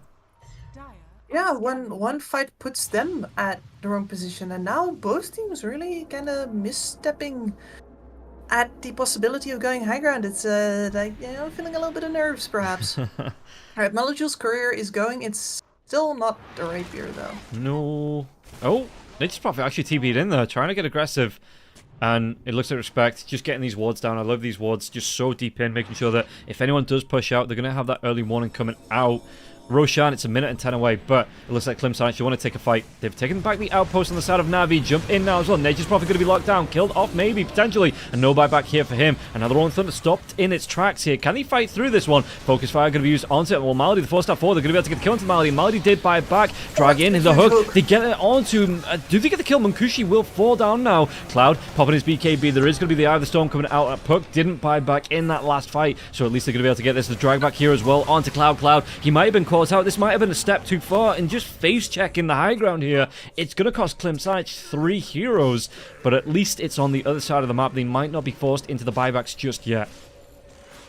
Yeah, maybe not yet. And there's a possibility that if Na'Vi runs full throttle forward right now, the hook was stolen by Swedenstrong. Okay, great. He even gets the... Okay, he's got no flesh heaps, but he does have the flesh heap active, right? Yeah. Though, to be fair, he probably doesn't want to be in the position where he has to use that flesh heap. It's like, every little bit counts, and yet that Na'Vi don't actually get to do anything with this. No. Yeah, it was still... buybacks. They've still lost 2 heroes. Yeah, like you say, that if they overcommit and lose heroes, that it could just be curtains for them because of those buybacks. And Pango, he's got the tier 5 token, but he's not chosen an item just yet. What have we got? Tier 5 on the Windranger, no item. Razor still got the Mind Slate. It's the Rubik. Rubik's going for the Book of the Dead. Okay. Alright. Well, that's one way to beat the high ground blues. And Shira gonna go in for the Giant's Ring, so 5k health. We will see. Maybe this Dismember from the Pudge ripping. What's he going? He's gone for the Book of Shadows. Interesting. Okay. That's surely especially for the night vision. Yeah. It's just, yeah, okay, I suppose you take one hero out of the fight for, what, 4 seconds? On an 8-second cooldown? Yep. So, yeah, you could stop the Windranger from being able to focus fire. Windranger going to go for the Mirror Shield here as well. Doesn't even need boots. No, absolutely not. Book of the Dead. Respect is still thinking. Yeah, Respect and Cloud are still thinking. There's 3 Book of Shadows here on the side of Na'Vi. And a 5-man smoke, by the by. Yeah, how quickly can they do this? Roshan, Shackle going to try and break this one. Focus fire coming in, but again, we've already seen how this ends. If you don't get the Roshan quick enough here, and the rotation coming in from Na'Vi, how quickly can they do this? They're going to get close to it. Do they? No, I don't think they do. They're not going to be able to get over here in time. This Roshan, this Aegis, the scan comes out, but it's Roshan. He's already dead. And the Refresher shard on the Pangolier passes it over to the Razor. And it's just, yeah, they have to back themselves away, Na'Vi. They can't fight into this again. Buybacks are down. They're not going to be able to sneak a fight. And all of a sudden, Na'Vi, they just have to turn tail right back towards their base. Very unfortunate timing for them there. Let's see. Magic lamp over on the puck. And I was gonna say, like, surely this is going to be the lead up into a rapier then, right? But no, that's Arcane Blink now. That's Arcane Blink. We still have upgrades to do. Yeah, we still have slots to fill here, and Puck doesn't need boots. Just get a rapier. It's fine. Just sell the boots. Actually, what would you sell? Because he's already consumed he's got the axe and the shard consumed. Would you just backpack the boots in case you need to group up on the other side of the map? You'll help out your teammates or something? Definitely. Like the TP. You get your skulls as well. It's... Oh, the hook! The phase shift is going to keep the puck from being dragged back there as well. I think he was tipped off by the power shot and just immediately gets himself in that phase shift form. And now these necro units going to work. There was a reason that the Necrobook was taken out of the game, and I like that Ice Frog's just like, you know what, let's bring it back in as a big late game so item far now. away The from jump Steam. comes out into the Pangolier. Did they get the kill into this one? He's got no cheese, nothing like that. He is dead. 124 seconds on the sidelines unless he wants to buy back, but the Necro units doing work here onto the racks. They might be able to get themselves that range racks. It will go down before they do all get cleaned up, and it looks like Klim Sanic can be happy with that. Well, not super happy because he lost the Pango, but happy enough that they're going to back themselves away. No major issues. Yeah, I mean, I guess that if Navi continues to just sit back, you can take the base like this. Yeah. You can just throw somebody decently tanky all the way into the back lines, and then, you know, while they're all taking down your heroes, you can kill a Rex. But it doesn't feel very sustainable. Like, heroes aren't that much of a renewable resource. No, once or twice, and that's about it for about 2 minutes, because we are getting up very late into the game, and those buybacks going to be costly. The death time is going to be incredibly lengthy. So this is where Na'Vi, they have to, if they're trying to take a fight, you know, they have to be on point with it. I mean, both sides, they need to be on point with it, but at least here. Oh no, the buybacks coming back up in the next minute or so. So Klim Sanic not really forcing anything while these buybacks were down. It doesn't feel like. No, that attempt right there was basically it. That was the Aegis push with buybacks down over on the other side. But once again, not quite ready to do it as I'm watching Nefrit getting put into the shadows. Yeah, and you can have a little bit of fun with it as long as it's not fully griefing, you know. Just have a bit of a mess around. Yeah, and in a game this long, like, the human attention span is an hour at best. Like, we are far beyond that. These guys have been focused since the draft. Yeah, I mean, they've been gotta focused all loosen up 3 at some point. games. Yeah, just have a little bit of fun, harmless fun, where you can find it. I mean, it's clearly harmless, because if you shadows him and somebody jumps him, you know, there's still no harm done. By definition, yeah, it is harmless because he will go unharmed. Might not be able to farm, Right. which is what he's looking for, but, you know, swings and roundabouts. Unfarmed. Nobody has unfarmed problems in this game anymore, I don't think. Oh. The only thing I've been looking at for the past couple of minutes is the level 25s. Those have finally come in for both of the supports of Navi as well, which now puts everybody at their final talent. Zaitz has got the strong dispel.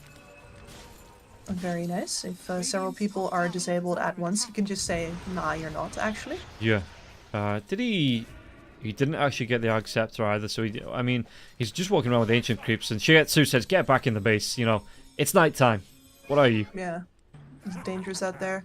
And they are the team with the multiple Book of Shadows here. They have a lot of vision. While this is going on, though, you can see that Munkushi just using his illusions to push in this creep wave towards the tier 3 tower, and it feels like you say, This is, I mean, this is for all the marbles. This is for the trip to DreamLeague. And both teams are playing it really, I want to say safe. You know, that they're being careful on it. They're making sure they don't give anything away. They don't want to overstep the boundaries. This is why you can see that Game 3, 68 minutes, it makes sense because neither team want to give anything away to the other one. And, you do. This is why these long games do start to come out like this. And it's, like, your hands will get sweaty on that mouse from time to time when there's this much on the line. Like, DreamLeague is the big deal this season. The big money is not at TI anymore, but it is in a pot of gold at the end of the DreamLeague. Yeah. And that's where you gotta be. So this is actually one of the more important matches you're going to play all year. And that's enough to make anybody think twice about which buttons they're gonna click next. Yeah, I'm not surprised that the players might be... I mean, they are professionals. They're adamant professionals, so I'm not going to say nervy, but just, you want to be sure what you're doing here. As Mancusi runs in, Nefrit gets shackled out now as well. Do they have the damage to get him out? Nefrit, well, that Book of Shadows is going to pay off for a little bit. Backlines, there's going to be the spin here. Pangolier once again, does he get caught out? Will he be able to fight this one? Because there's a lot of damage coming through, but he will be able to be kicked away in that roll-up form. And Nefrit wants to carry on chasing out now. Chira Jr. once again, the refresh comes out. Shigetsu's going to be able to get that second BKB off now. The damage coming through. What can they do to this? Shigetsu's going to try and run himself away, and Cloud chasing him down. The refresher of his own here. They might be able to get the kill into Shigetsu. Shigetsu will fall. 125 seconds on the buyback, so he does come back from that. Excuse me. 125 seconds on the death time, and Nefrit might not be so lucky, and he's going to be able to get himself away once again. The Book of Shadows just stops him from being targeted. Backlines now. Melojul, Glepnir comes out. Do they have the control? He's going to try and do what he can with the phase shift, keeping himself alive, keeping himself going, keeping himself jumped up, buying time, buying space. But is it going to be enough? And can they rescue Private Melojul here? It looks like the control. It's not. He's dead. 98 seconds, but he does have a buyback. Yeah, no rescue was coming there. That looked quite promising for Na'Vi for a while. They get the hook in onto that Pango, they pump a lot of damage into him, but while they are spending that time with their BKBs on and anything, they're not actually killing him. No. You're really just too tanky to take down like that anymore. And that's where especially the Razor, the fact that you've been standing in the eye of the storm really starts hurting. And the Wind Ranger gets several focus fires off there.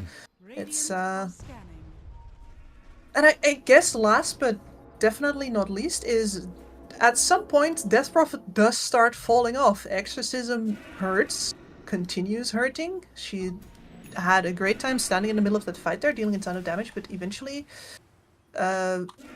she's gonna get one more boost once she hits the level 30. She's gonna get extra exorcism spirits, but with the amount of HP that they have on the other side currently, they found out that they could stand, that the damage from Na'Vi was running out, and that they could turn. Yeah, especially now that the Pudge, he's got that refresher on cooldown. I think it was just the shard. It was just a shard for the Razor, but he is building into that refresher of his own. Shira Jr. is going to be able to get the jump into the connector to Nefrit now as well. Nefrit, that's going to be the Mirror Shield coming through now as well. They have some control. Lotus Orb on him. He's still got that BKB if he wants to use it now as well, but the Book of Shadows, he's going to survive for a little bit longer. Has that Wind Waker. Going to be able to get himself away from this for a little bit. Hand of God for that strong dispel. She gets to BKB into the Dismember onto Kira Jr. But can they do the damage onto this one? Nefrit, again, caught in the Sprout. That BKB will be wearing off soon. He's still going. He is still kicking. But while this is going on, they are losing bits and bits of the base here. The creeps pushing in. You've got the siege creeps pushing in. Jump on the back lines. Can they get the kill onto Respect? Respect, he will go down. Has a buyback of his own if they want to do this one. But how much time can they buy here on the side of Clem Sandwich? Because those creep waves, they are pushing in. They are doing chip damage to the base. Nefrit's got a... Oh, sorry, excuse me, now Melojul's got a lot of work to do here. And that was, I mean, they just repeated the recipe, right? We toss the Pangolier in, and we hope that they run out of damage focusing firing him, but that's not really what happened this time. And once again, man, Nefrit's so bloody hard to bring down. Yeah, he might fall off damage-wise, but survivability-wise, he's fine just walking in at the minute. I have to correct myself, though. He's actually going for the last Exorcism upgrade here. I thought he already had an Aghanim Scepter, but no, he does not. Yeah, so he's... Still more damage coming from Nefrit. Pardon my French. Well, does he have the gold? I mean... Buyback is available. He has a 2.4. Is that enough? He needs about another 400-500 gold to fully be able to buy out. Roshan is going to roar. It's going to alert Na'Vi to the presence here of the Roshan being back up. Can he get there in time? Meljul, he might want to get in early for the rest of his team, but you have these creeps pushing out here. The Gale Force comes through. There is going to be the Dream Core, but the Wind Waker on the very edge of it. Shira Jr. using that Rolling Thunder. Are they going to be able to dive this one? There is no refresh here onto the Pangolier, so Pango just going to try and do what he can with this one Rolling Thunder through and over the high ground thanks to that Giant's Ring. Okay. Navi once again just a little late. Yeah. And with the spotting, you don't even need to use your heroes here to spot. You just use those the Necrobook creeps. You know, you place them around all 3 entrances, and you feel comfortable letting Navi push him through even in smoke, because it's going to break, and you're still going to have the vision. Yeah, absolutely true. But it has happened now. The moment we have all been waiting for. Long have we waited. It is Rapier. It's here. Meljul. And for anyone that doesn't know, there was a change, so it's not just right-click damage now, unless you changed it back when I wasn't looking. You also get 25% spell amplification off this. Puck is definitely going to benefit from the added damage on the spells as well. And Maldi's probably licking his lips. He's like, oh, if Meljul goes down, you know, and we get it back. Oh, yeah. How many stacks has he got? He's only got 5 finger stacks in a 74-minute game. Yeah, it's a little sad. He's been dying a lot. But, you know, his finger stacks kept pace with his carry Pudge's spreadsheet for a while, so, you know. Oh, roll on the back lines. Nefrit. I think just focus fire in the buildings here now as well. Dreamcore does get used. They're going to be able to break the Lincolns onto the Razors through that mirror shield, and that Aegis gets popped so early on. What else can they do from this? Do the Navi want to re-engage onto this now as all the sounds comes out? But he's got that BKB Cloud trying to get himself away. Look at the length on that drain, man. And he just has to back out. He's not going to use that refresher just yet, so no second BKB. Mirror shield was back up there as well, so everybody just backing themselves away. On the side of Clemside, it's an 18k net worth lead here. It's 75 minutes. In this third and final game, both teams, they don't want to give up. No, like, Monkushi definitely got the scare of a lifetime there, though. That was not a direct hit from the puck, just one off of the face shift. Otherwise, I think he might have just actually straight up died to the harassment. Yeah, the extra attack speed, like say, Ag, Scepter, Shard is all up. So we've got, he's level 30 as well. We've got full right click. We've got full everything, Pudge here. It doesn't even need to be a right click. Where's the Prophet? The Prophet was TPing into the base to get a ward down. It looks like, yep, the Observer ward goes down. Now we're going to see the jump here onto Death Prophet. Hand of God comes out really darn early. There's going to be the Lotus Orb now as well. And the refresh here onto the Razor. He's got that second BKB. He's got the Nullifier as well. And yeah, he has to back out. No Aegis left on him now. Hook won't connect to anyone. Is that a Hand of God steal? I don't Yeah, it was. know. It was, yeah. There's even going to be this Dismember stolen away from the Rubik. The Rubik's out. Has to back out with the rest of his teammates now. And it's a great base hold here coming out from the side of Na'Vi. But they are slowly losing well, they've only got 1 Rax left. Yeah, it's been chipped away at, and this is the problem of how far back their position has been. And I guess it's still working. Clem Sanich has been losing heroes here and there again and again, but the Necrobooks, man. Yeah. Yeah. Do you hate to see it or do you love to see it? It's 75 minutes, 76 minutes in. If I'm playing this game, the Necrobots are coming out. I'm like, yeah, cool, just get it over with. You know, either side, because this is, like you say, games shouldn't really last that long, and that's what the tier 5 items were designed for, right? To make the games end. And the game still hasn't ended. We're 76 minutes in. But yeah, I don't mind it. Like, I used to hate it when it was just an item you could build up. Necrobook, 20-minute Necrobooks, and 3 heroes have Necrobooks, and the game's over. But as like a 60-minute item, yeah, sure, that's fine. I don't mind it. All right. I'm so of the opinion that it's sad that we don't get to do the 20 minutes free Necrobooks thing anymore. Yeah. It was great when you were winning, but when you were behind, yeah. It felt awful. Oh, it is. Casual little puck jaunt. The entirety of the dire side revealed. The smoke cleans up the creep wave there as well, no issues.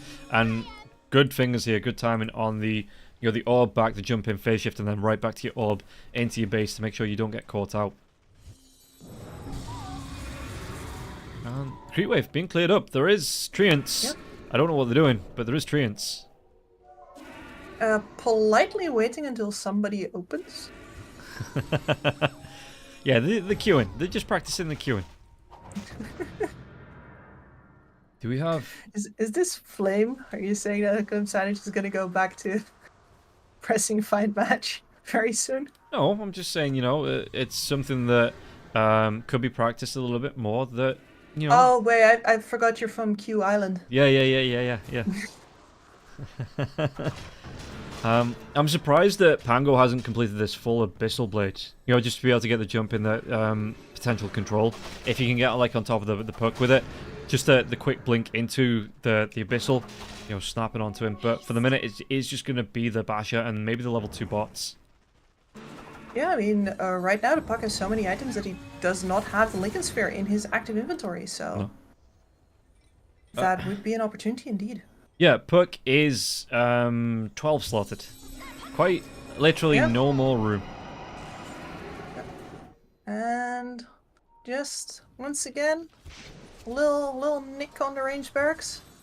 That health's never coming back. Nope. And slowly, but slowly wins the race. It will. And the question is Navi gonna...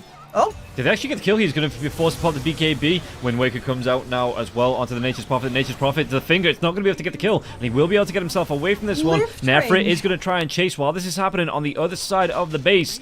It will be Mega Creeps coming out here. Kira Jr. was able to break the base. Well, so good distraction. Great bait mate here from the Nature's Prophet. Obviously 100% calculated.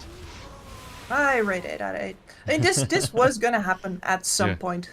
Right? You only have that one building left. Like, you have been trying to apply the split pressure. Like, maybe it's not directly what you intended to do right in that moment, but there's a reason why Respect's got that giant ring on, right?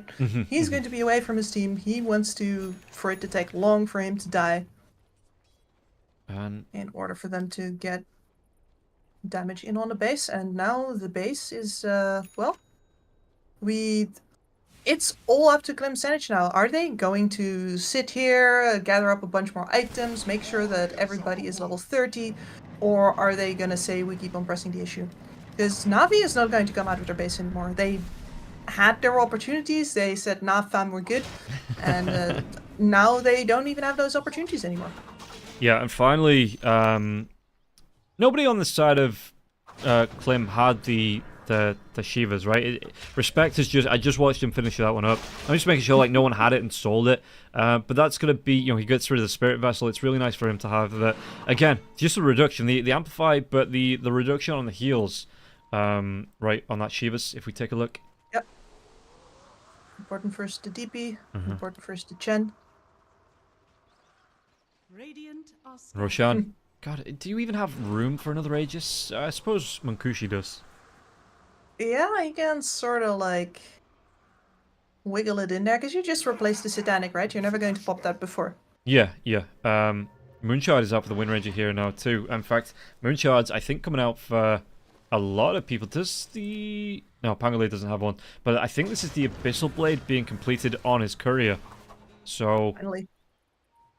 That's not even his courier. That's not his courier. That's a Death Prophet's courier. It's on the wrong side of the map. What are you doing? Well... I guess being in the least expected position, and that's a Mystic Staff on there as well, so I don't think you make any Abyssal Blades with that. That's gonna be a Hex, eventually. And They're just sitting around in their base. Yeah, At this point, surely it's just karaoke night, right? Yeah, I think this is what we're being brought down to, that Kira Jr. is going towards the Helm of the Overlord.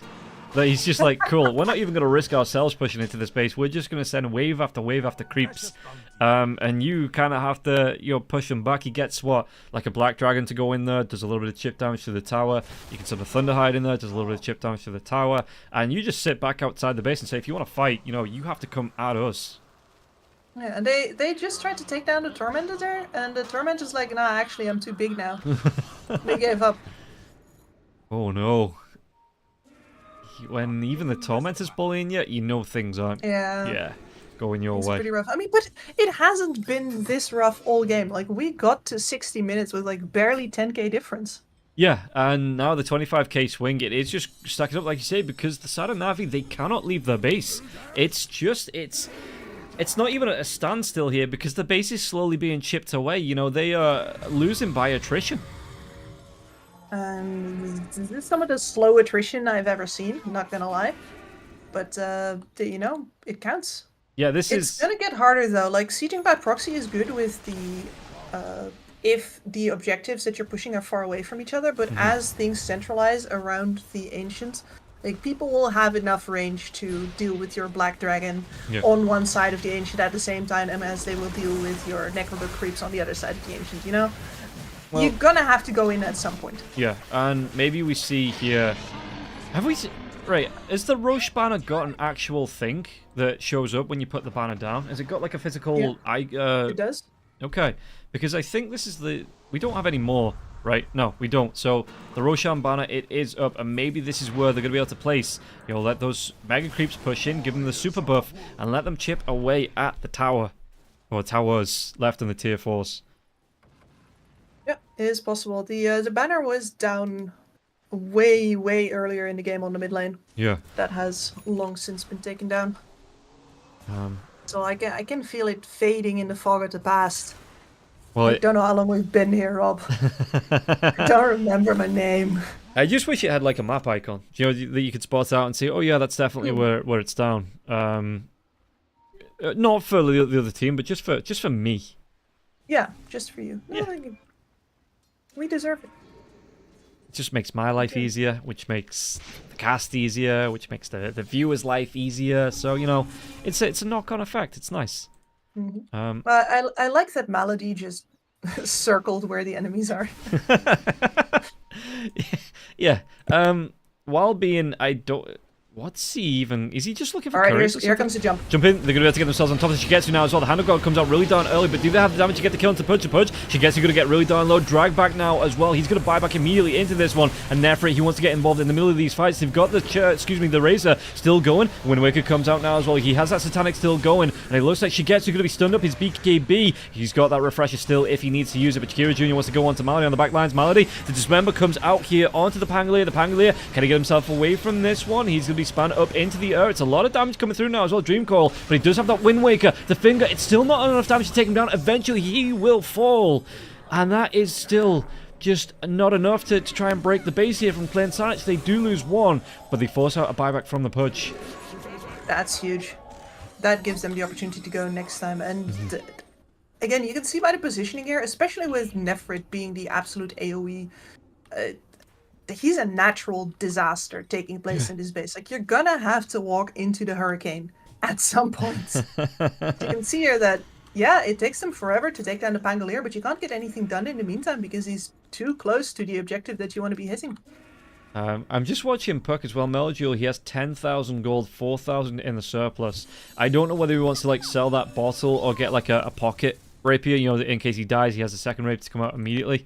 But yeah, we're getting to silly money times, you know. We are in the silly season here in terms of gold that every hero has.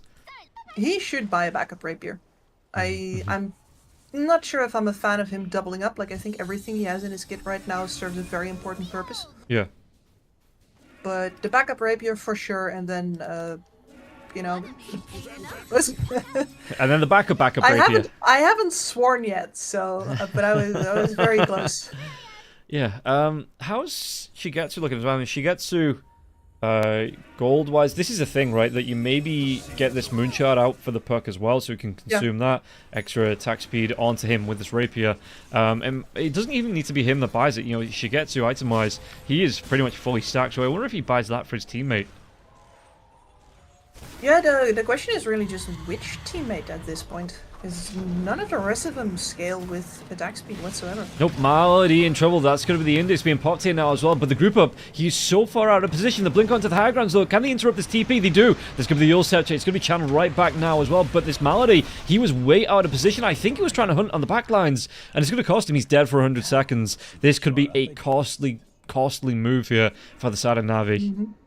I don't think that's out of position though. He'd been farming the top side of the map for a while. Yeah, that is true. why he circled everybody. He's like, guys, I'm not in danger. They're all here. He has the buyback at least, which, you know, it could have been worse than it is. But just being able to force out another buyback will feel bad for Na'Vi. Feel great for Klimsanic, but it'll just it'd be a feels bad man for the side of Na'Vi. Yeah, absolutely.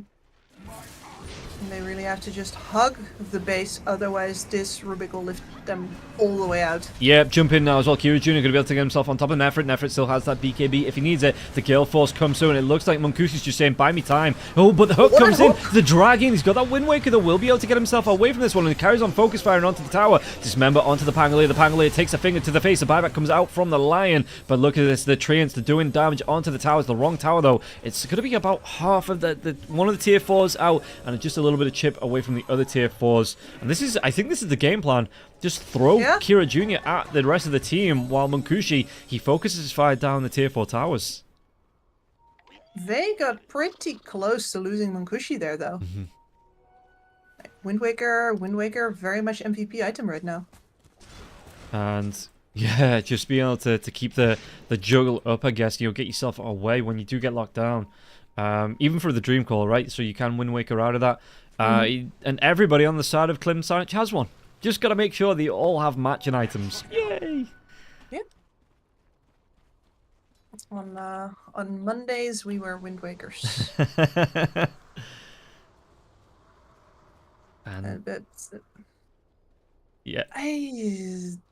What is the out for Na'Vi here? Because I've been thinking about it for a while, and the real truth is that at some point they're just going to have to risk it for the biscuit. Yeah. The only ones who get to play this game risk-free at this point are Klimsanic. And risk-free? That Wind Ranger has flown dangerously close to the sun a couple of times now. But they just haven't gotten punished yet. But it's certainly lower risk than what Na'Vi are going to have to do in order to win this one. This is a big opening night right now for Klimsanic because you've got the buyback out from the Lion, you've got the buyback out from the Pudge. If you take, well, definitely the Pudge, maybe the Lion here too, it is a really big opening. So once this Pangolier is back up, did he just buy out? What's he got item-wise, keeping himself in? So the Refresher Orb, did he fully, I think he committed, yeah, he's Abyssal Blade's out now as well. He's got the Overwhelming Blink, the Boots of Travel 2. Lincoln's is here as well. Had most of those for a while now, and I do think that he'll want to farm out that buyback before they do anything again. Yeah. Like in general, they're really not bothered. They are going to sit on this game for however long it takes. Just really park themselves on there and wait until it hatches. We might be here until spring, folks. We could be here until DreamLeague starts. This could be it. The winning team goes directly from this game into their first match at DreamLeague. Listen, back-to-back matches, you get a 30-minute nap. Yeah, okay. Well, it depends how overscheduled this match goes. We could be, everyone else is playing and they're still waiting for this match to end just to see who the opponent's going to be. True, they could hold up the entire thing if they're ambitious enough. That's at some point though you gotta start really doing the tag team kind of thing with disconnecting while other players sleep. Like it becomes a relay race. I was going to ask you that. Is that where we start to take this cast in shifts? Like you do 4 hours, I'll do 4 hours. You do, we can just jump this in. As they're going to be able to get the lockdown now as well. The Rolling Thunder comes out here onto the Death Prophet. Do they have the damage to get the kill? It looks like again the Wind Ranger just wants to go into the tier 4s. Wind Waker's coming out on left, right, and center. This tier 4 tower though. This time he will be able to dodge off the hook. Yeah, he's got the quick fingers, the quick feet onto it, and now the right click's coming through. This is going to be another tier 4 tower going down. It looks like jump in from the Purge. She gets her using the BKB, but the hook, it doesn't actually land. No, another Wind Waker comes out here. The Hex onto the Wind Ranger. Wind Ranger, he's just going to be spun up more in the earth than he was in the fight, and it looks like they chased them away, but again, they're going to lose both tier 4 towers, and now the Ancient is exposed. Maybe one more push, one more of this, and it might be enough for Klimsanic to end the game. Death by 1,000 cuts. Yeah. And we've seen about 990 of them right now, I think. There is a rapier onto the Wind Ranger finally. So he has decided that this is the end game. We are getting there now. And of course another Blinkins for the Nature Prophet, because why not? Why not put more layers of defense onto Munkushi? And yeah, you can swap it out when it procs, or the Refresher Orb, which is already used, you swap it out for the lads. Help out your team. Be a good support. Well, at least it's going to be even harder because there's only a single target left now for them to split push out Navi. There's no splitting anymore. There's nothing to split. I think that these teams just want to outlast. I think the longest game so far in the qualifiers was 96 minutes, and it was a Chinese game. Okay. So yeah, maybe this is what they're aiming for here. They just want the longest game in the qualifiers. Well, they're making good time. That's an illusion. The Rolling Thunder, the real one, comes in onto this one now as well. The Wind Waker on the Death Prophet. Death Prophet going to try and get himself away from this one. Do they want to try and focus down? There is going to be the Focus Fire coming out, but again, you still have to watch out from those hooks, from the Dismember, from the Pudge. It looks like Munkushi is going to be able to get himself away. The triple Wind Waker outside of the base here, and Razor, he's going to be telekinesed out by the Rubik. Saves his life while this is going on. Respect, he's got that Giant String, so he can move in and out of the base as he needs to. And they will be able to put even more pressure out onto this as well. Shigetsu again, he doesn't have that, no, he's actually got his buyback back up. It was long enough that it is there now. Ancient will actually regen. Yeah. So this damage is not permanent, but that was a fair chunk. And yeah, it's... That was a refresher for Nefrit as well. Was it? Okay, that's... Yeah, no, it's in his backpack now as well, so he's got that backpacked up. Won't be getting any benefit from the cooldown time on this. I'm just looking, I mean, Roshan is back up. What are we up to now? Like the 6th, 7th Roshan? I don't even know anymore. I don't even care that much. Like, the refresher shard is nice, the Aegis is nice, but at this point, no heroes that matter really have died on the side of Klimsania for a while. Or, excuse me, Klimsanich. I'm falling back. I'm losing my grip. It's okay. It's okay. We're only going to be going for another 90 minutes. And to be fair, I did ask for this at the beginning of the series, you know, because... You did? I did, and we're getting it. This is awesome, because all my games that I've seen so far this week have been like 2-0s, 20 minutes, 30 minutes, and that's all you're getting at max. But this is a really slugfest. Yeah, another jump comes in. Chiri Jr. once again. Munkushi comes through. He's got that Lincoln Sphere on top of him now as well. Shigetsu just stops in his tracks. He's still got that Dismember if he needs it here, but Munkushi's going to try and buy time. He's trying to find the angle to take this down. The Ancient, there's just going to be the fortification into the Dismember now as well. The Wind Waker comes out, and Munkushi, he just needs to hold his nerve, just to hold these right clicks. So you can see even Chira Jr. moving through with a Giant String. I think this is going to be the end of the game. It is going to be the end. Navi will fall down at 94 minutes, 48 seconds, and a 24k net worth lead here. They got the kill on the Wind Ranger, but it was not enough. Klimsanich, they will secure themselves a place in DreamLeague. And here I was thinking, surely they're not going to be crazy enough to do this chip by chip by chip, right? At some point, you're going to make a mistake. You are ahead. You're going to want to press that advantage. And they just said, no, actually, no, we're just not going to mess this up hard enough to actually lose. And Navi, at every fork in the road where they could have decided to still go on the aggressive and still take their fate in their own hands, were also waiting for that one mistake to come out. And even if it did, like, they lost a hero here and there, it was never big enough to actually get punished. And you gotta hand it to them. This is, in the end, how you win these nervous, sweaty, slippery-handed, wet armpit games. Yeah, they held the nerve. They were able to wait it out. You say that Munkushi came in, Rapier, he did die in the end, but it was enough that he'd set up the rest of his team to just focus down onto the Ancient and break it and finally break this deadlock here. So, Kips, any final thoughts? Because we've been here for a while now. Any final thoughts on this series? I think with the attitude that Klimsanich have been bringing to like the games so far, they're a very worthy kind of team to go into the competition and go up against these bigger names. Because what you need to get the most out of that is to make your mistakes with conviction. Like, play hard, play fast, live by your own rules, die by your own rules. And then, you know, in cases you really need to win, channel your inner coward and say, well, guess what? We're going to do anything it takes to win, and that includes just sitting here and making you wait for it. So it's a good package. It was, a great way to end this game, and they've shown they can do it quick. You know, if they need to, they can apply that pressure, they can do the damage, or if they need to, they can wait it out like this. And congrats to them holding the nerf for nearly 100 minutes in this final game after 2 games played already.